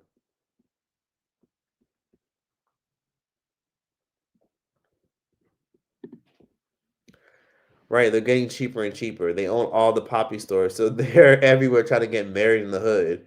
That's crazy. Jamaicans are freaky and swingers. Choice, you're still live. People do this all the time. I go live. They always be like, "Oh my god, you're still live. You're still here." I just be doing my thing. Like I just be on live for a long ass time. Oh my god, LOL, I'm the victim to those messages. So it's also those massages. I mean, they look like they feel good, so who cares?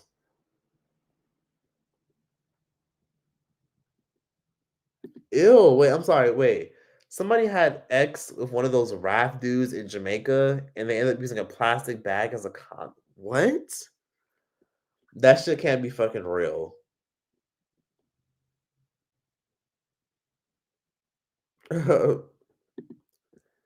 That guy was scared to touch you. He gave you a leg massage in Jamaica, and he was scared to touch you.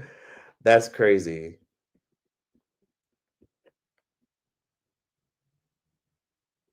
Someone said I thought my video paused, but Troy just doesn't blink. Yeah, I just don't really blink that much.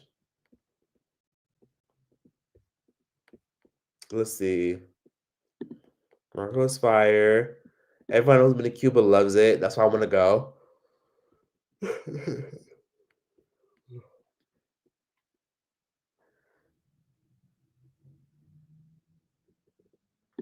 Wait, what?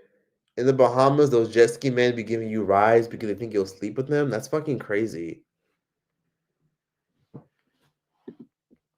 Let's say Zeus Network tries to rebrand you as the new Wendy Williams show covering the hottest topics in celebrity news while also being a traveling journalist like your Mary Jane episode. That'd be fun. But if I ever do something with Zeus Network, it has to be something positive and fun and lighthearted, and I have to be a producer. It would have to be something that makes sense for me. You know what I mean? Men flirt for papers. I don't know how women fall for it. I think some women know that, but I think a lot of those women just want attention and validation, and they just entertain it because they know that they have power and control. But yeah, a lot of those men want papers. A lot of those men want papers for sure. I had my fair share of that in Morocco. A lot of people want to get married. I had like young women, and even like young men, like men being like, "Yeah, we can get married. I can go to America, all that stuff." Like already like trying to like plan a life with me without even fucking knowing me because they see the passport, they heard the accent, and they just want to way out of their fucking country. A lot of people want to way out of their country because they see people living nice in America. They see people getting these lit jobs in America, and they just want an opportunity to go somewhere else so that way they can stack up their bread and elevate. But yeah, a lot of people trying to leave their countries. If inflation is hitting us hard here in Western countries, imagine how hard it's hitting them in Eastern countries.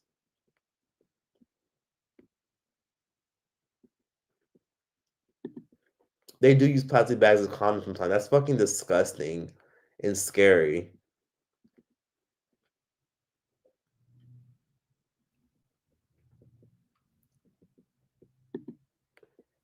I didn't hear about that.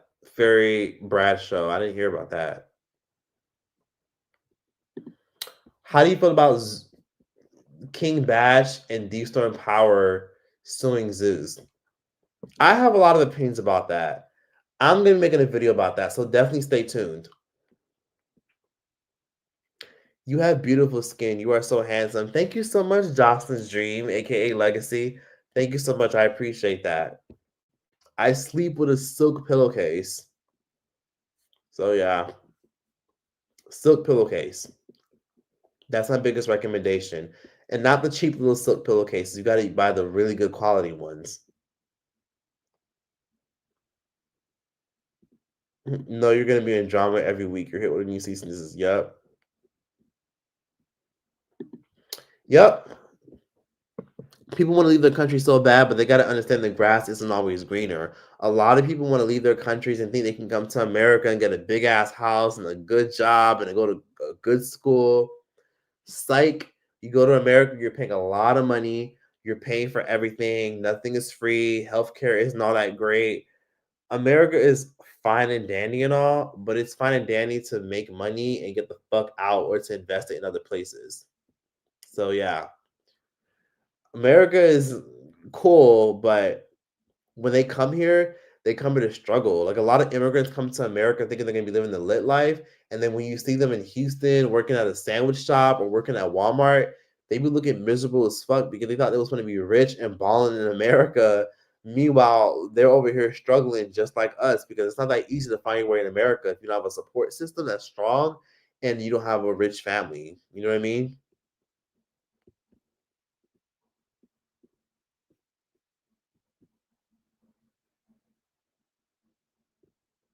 Mm.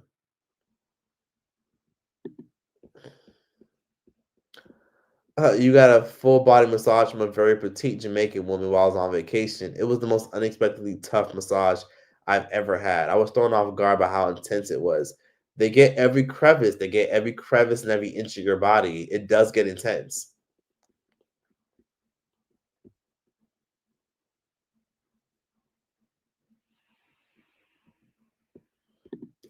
Yeah, using plastic down there would fucking hurt. The fact that people are using plastic as a replacement for condoms is crazy to me. Oh yeah, once you get a silk pillowcase, you're gonna want a silk set of bed sheets.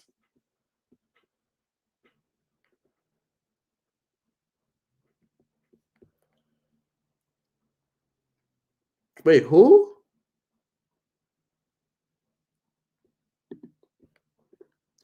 Charlemagne got arrested in Dubai at the airport before. He was flying out for peeing in public. So I don't know. They're pretty strict on laws. Yeah, Dubai is very strict about the shit you wear, the shit you do, the things you post. Dubai is strict. They don't fucking play. You can't bring your Western ideas to Dubai because they will throw your ass in jail and they won't feel bad about it. Because there's a reason why crime is so low in Dubai and in a lot of places in the Middle East.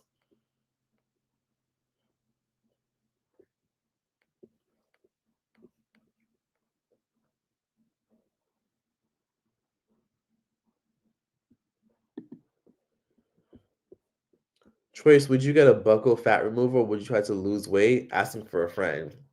A buccal fat removal. I'm not sure what a buccal fat removal is, but I would never get any type of cosmetic surgery on my body to try to like lose weight or any cosmetic surgery unless I absolutely needed it and I was in desperate need. I just wouldn't get it. I'd rather do things the natural way or to just accept myself. That's just my personal preference. I actually want to marry a rich LGBT Nigerian man to help him get out. I'll be real, if he's rich in Nigeria, he won't have a reason to leave Nigeria. The big reason why a lot of Nigerians want to leave is so that way they can get rich. The rich Nigerians, they can already leave because if you're a rich Nigerian, you already have access to like work visas, work permits. You don't need to marry somebody if you're rich in Nigeria. Nigeria has everything you need.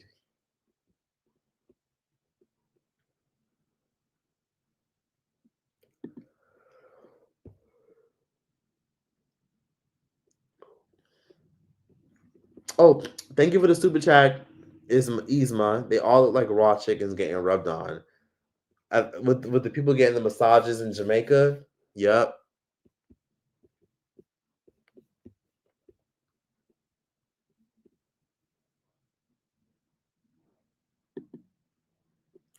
Moving your buccal fat makes you older though. I don't know what a buccal fat is.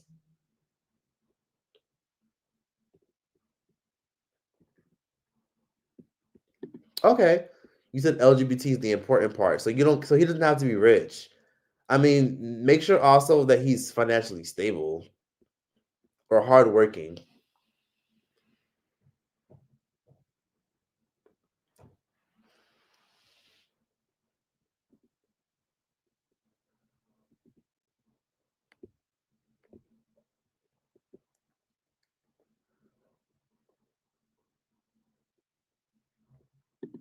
Yeah, Nigeria is a lit country with great food, great opportunities, great people.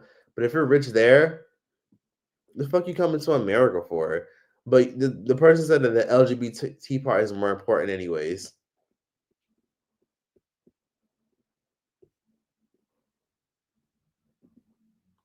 Yeah, that wine is definitely tearing me up. Mmm. Okay, this is my wine. Oh my god, the wine got me fucked up. I'm dehydrated as fuck, and I'm just drinking this shit like juice. But yeah, I'm probably gonna get off of here soon, even though I already said that literally a whole hour ago. Oh, that's what a buckle fat is. Um, that wouldn't be a bad idea to get some fat out of my cheeks, but I could just honestly lose more weight to get more fat out of my cheeks. It's fine. I probably wouldn't do that. Yes, I'm currently in Los Angeles, California. I'm in America right now. I'm just home, chilling, handling business, and doing what I got to do.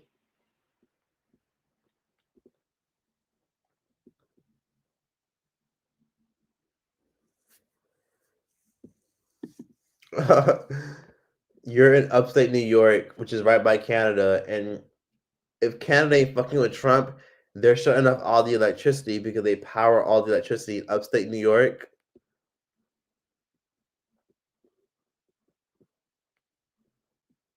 Let's see.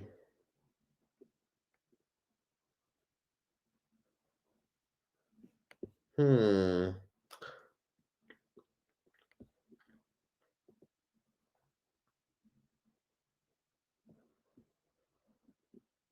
Let's see. How did you learn to stand in your truth? Solo traveling and knowing how to be places by yourself, learning how to go to countries by yourself, learning how to go to the movies by yourself, learning how to take yourself on a date by yourself. So learning how to appreciate your own company helps you appreciate yourself more because that's how you get to know yourself more. And second of all, thank you, K Lux, for the 9.99 super chat. I really appreciate it. Oh, what about these new tariffs? So oh wait, I already read this. Yeah, that's what they're gonna. Yeah, I wouldn't be surprised if Canada does some weird shit like that because Trump is not playing. He's gonna be using a lot of the tariffs, which is the extra charges and taxes he charges other countries to trade with us. Apparently, he's gonna use that money to invest into Americans. But I mean, I hope that idea fucking works because if it don't, then what?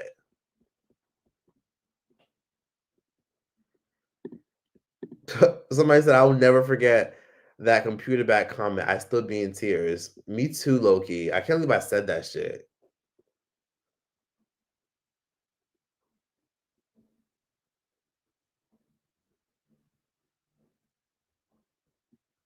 Let's see. Did you ever get a driver's license, or can you say fat computer back? I did get a driver's license. I do have a driver's license. My phone got pickpocketed and stolen in Brazil, so I kind of have to get a new one because my driver's license was in my phone case, unfortunately.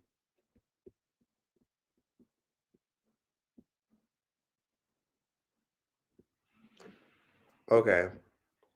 How do I get comfortable going back outside by myself? I have horrible anxiety. If being alone because of the experience with men harassing me to the point I've been attacked for saying no. Wow.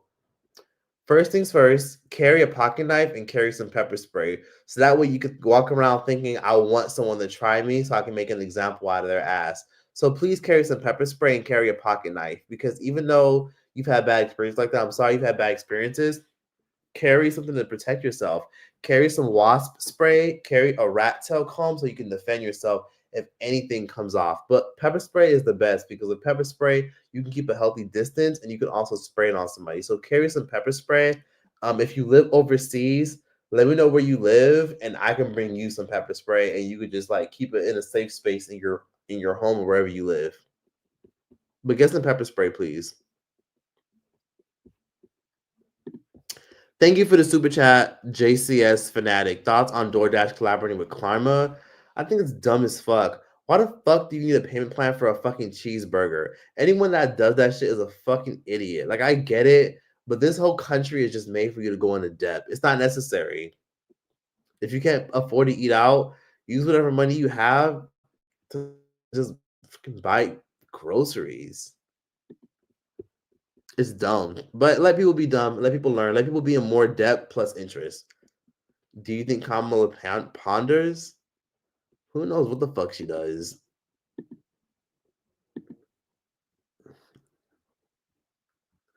Keep a small taser on hand. Any tips on how to deal with depression and feeling isolated? Clean up your room. That could probably help a little bit. Clear out the clutter in your room. I would also say go for a random walk. Switch up your routine. Instead of just driving home after work, maybe take an opposite turn and just try a brand new and different restaurant. You never know who you might meet. Your future husband, your future partner, a business opportunity, a great job opportunity. Just try something new, try something different, and be productive. Productivity and putting yourself out there. You never know who you'll meet.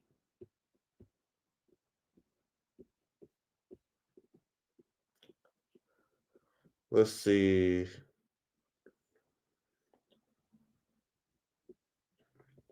As a solo traveler, ignoring men making catcalls and not acknowledging comments makes a big difference. Just keep walking.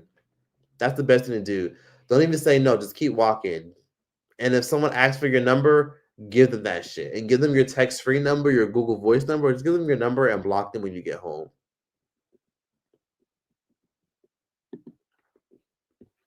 Yeah, that's true. But as long as it's in a case with a hard show where it doesn't show the label, you can get away with it. Just don't let the authorities know that you used it on somebody.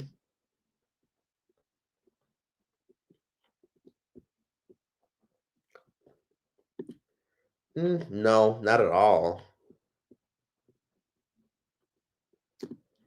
I thought about going to Haiti. I think about going to Haiti all the fucking time. But people are always fear mongering, saying, don't go, don't go, don't go. And then I low key be scared as fuck to even go. So personally, I'm gonna go to fucking Haiti because it's my head. I'm just like, why not? Like, I'll go to Haiti. Like, I'll just go. But it has to be a good time and a good moment and a good area and a good city to go to.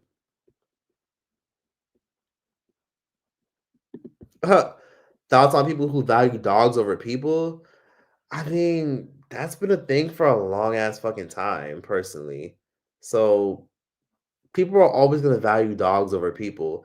Like, if a black person gets shot and harassed by the fucking cops, nobody fucking care. But if Scooby Doo get his ass smacked or thrown across the room, the whole world stops.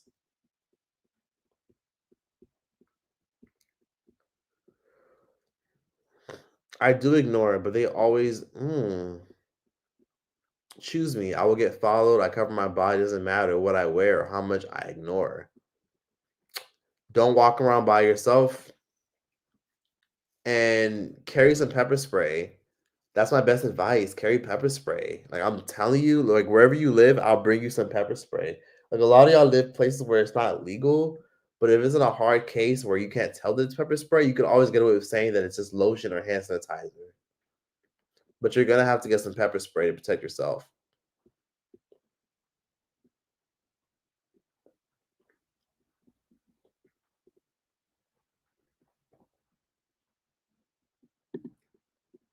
Yeah, you need a car in most of the USA. You live in the Bronx and you think about moving?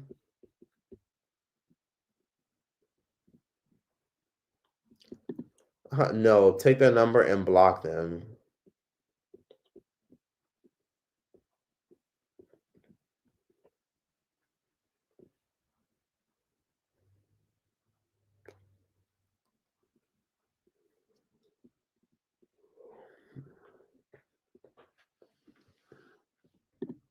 You went to a gated part of Haiti and it was so pretty. I didn't hear Guy Jackson talk about her baby father, her baby skin color every second. Oh, because she comments about people making comments about her baby skin. I don't. I don't really have a comment about that.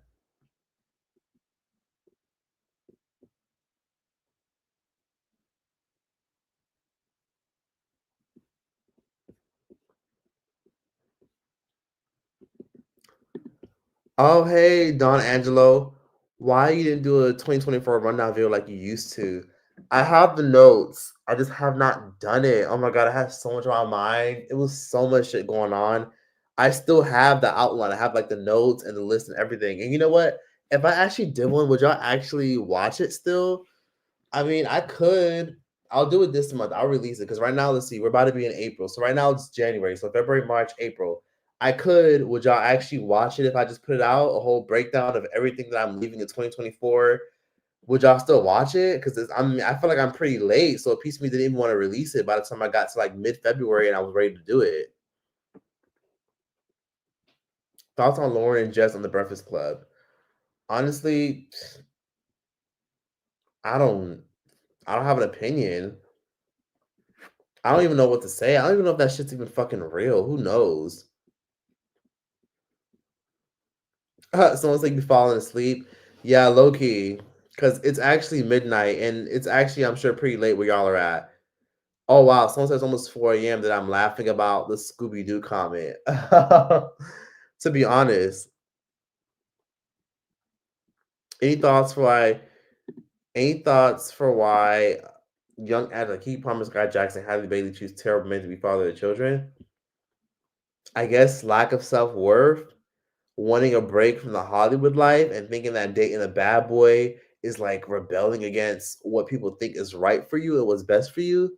It's kind of like Princess Jasmine and Aladdin, where people thought that she should have been with a prince with money and great connections and a good family, but instead she chose the hoodlum who steals from people and is trash.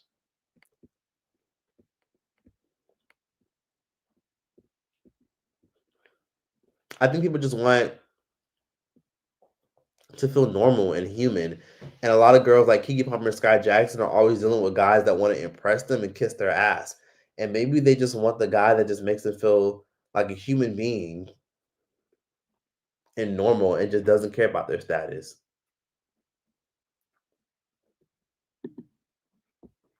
That little what nod? That's crazy.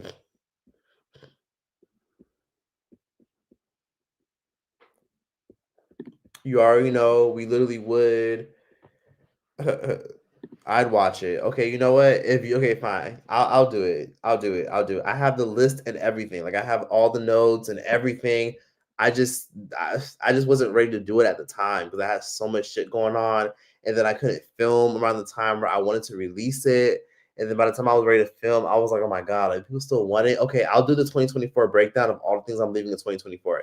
I'll still do it because it's like fuck it, why not? Like just release it. But I'll still do it. Why not? Fuck it. But yes, everyone, please like this live. I'm probably gonna get off of here in a little bit because yeah, it's been a while. It's been a long live. Wait, you said what? You said this guy turned his car around and followed me, cursing me out that I didn't answer my phone. Wow, after I just gave him my number to him. Crazy, crazy fucking weird ass people. It's 3 a.m. where you're at. It's almost 4 a.m. Almost 3 a.m. It's 8 a.m. in the UK. I'm watching you on the way to school. Oh my God. You're going to have an amazing playback to watch. You're watching me in the UK? Yeah, that's crazy.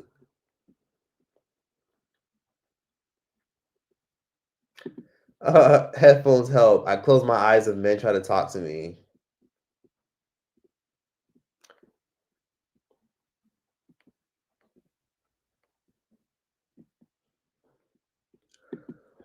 That Beyonce tea is interesting and sad. What Beyonce tea?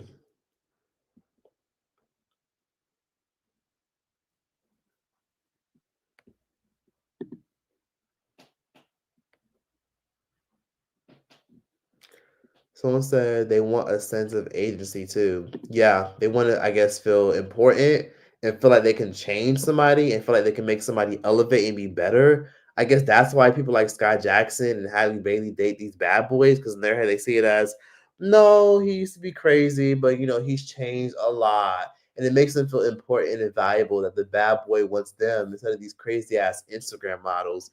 And maybe they think they can change these guys, but you can't. People only change if they want to change.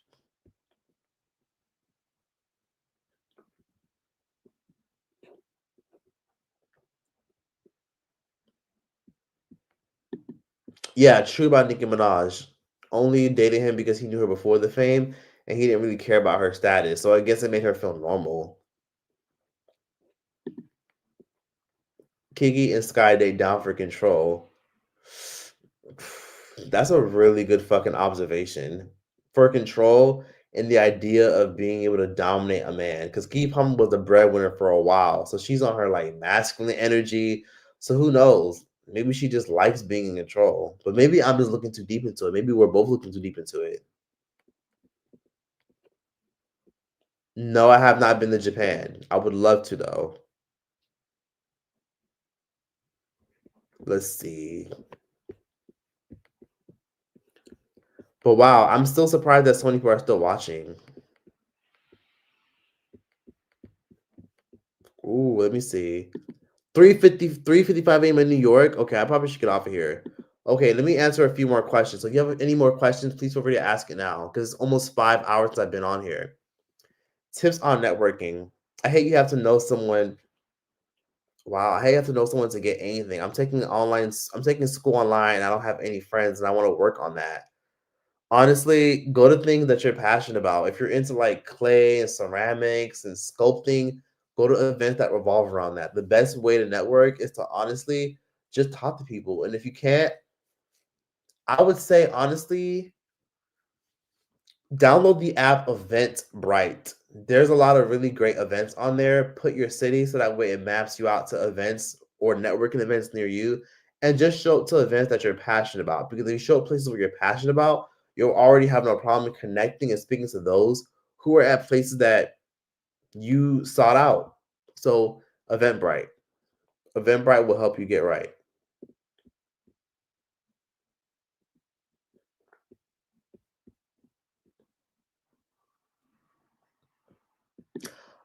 Someone said I gotta leave. I'm not leaving my computer till the live ends. Honestly, I'm probably gonna end this in a few minutes.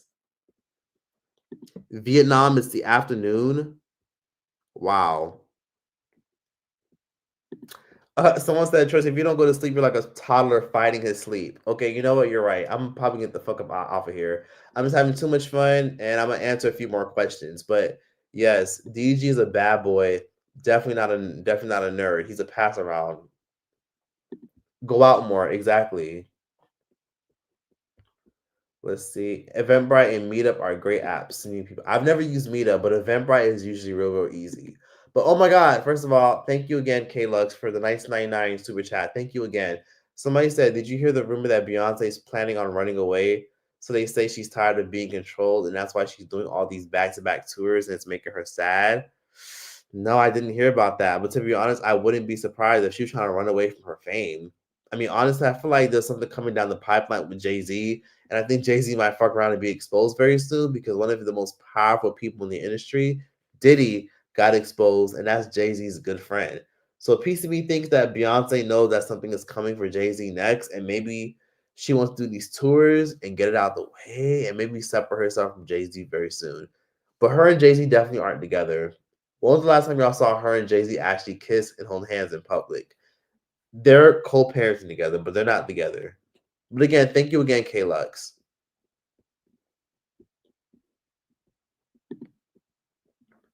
Yes, Eventbrite will get you right. 6 p.m. in Australia.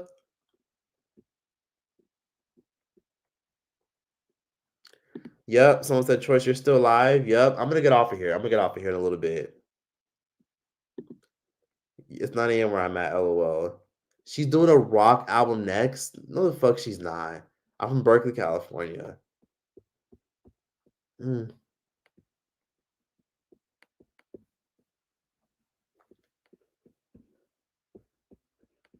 let's see. All right. Well, I'm gonna get off of here because I've been on here for a while.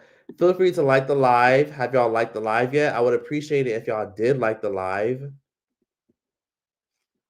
Let's see. If y'all like the live, please be sure to do me a favor. Thumbs it up. Tell me what you guys think about the live. Leave a comment. Please leave a comment under the live.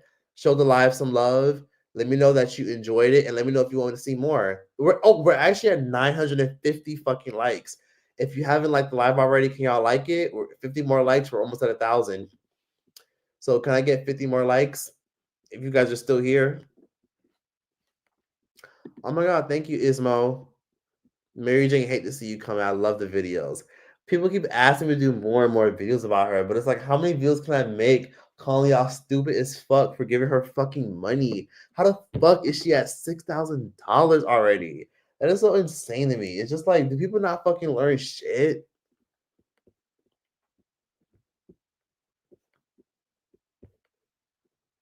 Oh my god.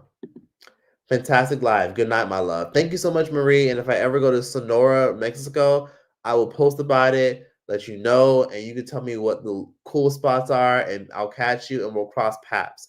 But yes, absolutely. Thank you, Marie, for coming through. You will always have stupid people no matter what. Mary Jane Byarn, she's still scamming. She's the girl that I talked about who's the scamming Christian, where I ended up finding her, and she's a scammer, and she be stealing people's money, and she be begging people for cash apps and donations so that way she could travel the world, and people are dumb enough to give it to her. She has a GoFundMe where she's trying to raise like 40K, and she ended up raising like 6K so far, which is fucking crazy to me. Ooh, 981 likes. If you haven't liked the fucking live yet, please feel free to like it. Oh my god. We're almost at 1,000 likes. I'll get off of here if we can get 1,000 likes. I just want 1,000 likes. 981. We just need 20 more. So 20 more people watching this. Please feel free to like the live. Literally thumbs it up. Leave a comment. Like the live. Like the live. Do me a favor. Just hit that thumbs up. But yes, please like it up for me. Let's see. We're gonna read a few more comments because there's a lot of comments. Ooh, 987. Basically, we need damn near like 10 over 10 more likes. So hello, anybody watching this? 10 people, just leave a like. Oh my god. Somebody said, "Oh shit, her." I watched Choices videos, not knowing the damn people he's talking about. I did a video about this girl who be scamming, and long story short, she's raising money to travel the world. I've been making so many videos about her. I'm surprised you don't know, but yeah, I'm gonna talk about Mary Jane again, but I'm just waiting for the right time to talk about her. I'm waiting for the right time, but there's a lot to say because there's so much more. She's in Africa right now, asking people to send her money on Cash App, asking people to donate her money so she can travel the world. The bitch is just insane. She has mental issues, and people are stupid enough to help her with her fucking travels. Oh my god. Someone said you should do a video, you should do a live singing A Marie off key. I would, but I'm so fucking tired right now to even just give my energy. You know, I want to give you guys my best, and I can't just sing right now. I gotta give you guys my best. Let's see. Oh my god, 1K likes. Oh my god. First of all, thank you so much. Okay, yes, we actually did. Okay. I appreciate that. Thank you so much. Please not bad as Africa. Oh my god, thank you so much again, Isma. You are so kind. You really played fan and gave for application. I did. That was fucking crazy. Hands down, that's one of the craziest shit I've ever done in my entire fucking life. Even to this day, people still bring that shit up to me. People still walk up to me and be like, "Oh my god, I remember you did that to that girl, and you showed up to her fucking door, and you gave that girl a job application, and you fucking stormed off, and you fucking like went back home and you did your video." People still to this day bring that video up to me because it was such a fucking crazy. It has 945,000 views. It's almost at 1 million. So if you haven't watched it, please go watch it. It's called "Confronting the Biggest Scammer on YouTube." It's almost at 1 million views. I fucking love that video. It's literally my best work. Ooh, but yes, iconic as fuck. Can you dance? Absolutely not. But yes, icon. You'll always be icon on that. She be lying to lie too. The best journalist. Thank you so much. I'll never get over anything like that before. This video is unique. Exactly. Like no one's ever done no shit like that before, other than like some big high end production. But anyways, I was able to expose her, blast her, address everything, address the rumors, and I was able to meet her ass in fucking person, have to and get her to give me like an exclusive of like how she feels about it, what does she think, and it was the best thing I've ever did, but also craziest. But anyways, I'm gonna get off of here literally in the next 1 minute. Thank you guys so much. Will you ever get a pet? No, my landlord does not like pets, so I probably will not get a fucking pet. I don't need no dog or no cat.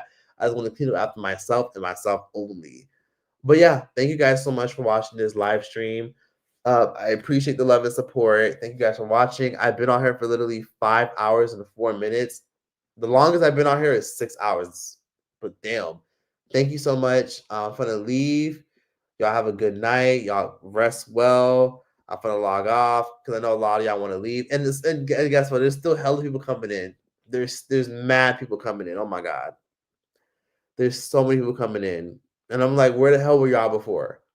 But anyways, like, comment, and subscribe if you made it this far. Please be sure to comment, I'm still here, if you made it all the way to the end. So just comment, I'm still here, or comment, I made it, just to let me know that you made it to the end of this live. Like, comment, subscribe, and yeah, that's that. Love you guys. Thank you for all the support. I appreciate everyone watching. And again, stay tuned for my travel group. I'm gonna still do a whole travel group eventually. I just need to sort things out, and it'll be more towards like November, December, like holiday season. So just be on the lookout for that. And again, follow me on Instagram. I still have a lot of stuff like that I'm always posting on Instagram. Like I said, for those of you who said that y'all want me to buy y'all bags and stuff, for those of you who said that y'all want me to buy you guys like if you're Cash App ready, I'm in Africa again, just follow me on Instagram, and more than likely I'll be able to get you right back. But yeah, follow me. Thank you guys for the love, and yeah, I'm gonna get out. Thank you. Oh, I'm still here. I made it. I really don't want to leave. I don't want to leave, but I gotta go. Gotta go. It's been a minute. Thank you guys. All right, bye. Peace out. Choice out this bitch. Thumbs up the video, guys. And yeah, peace.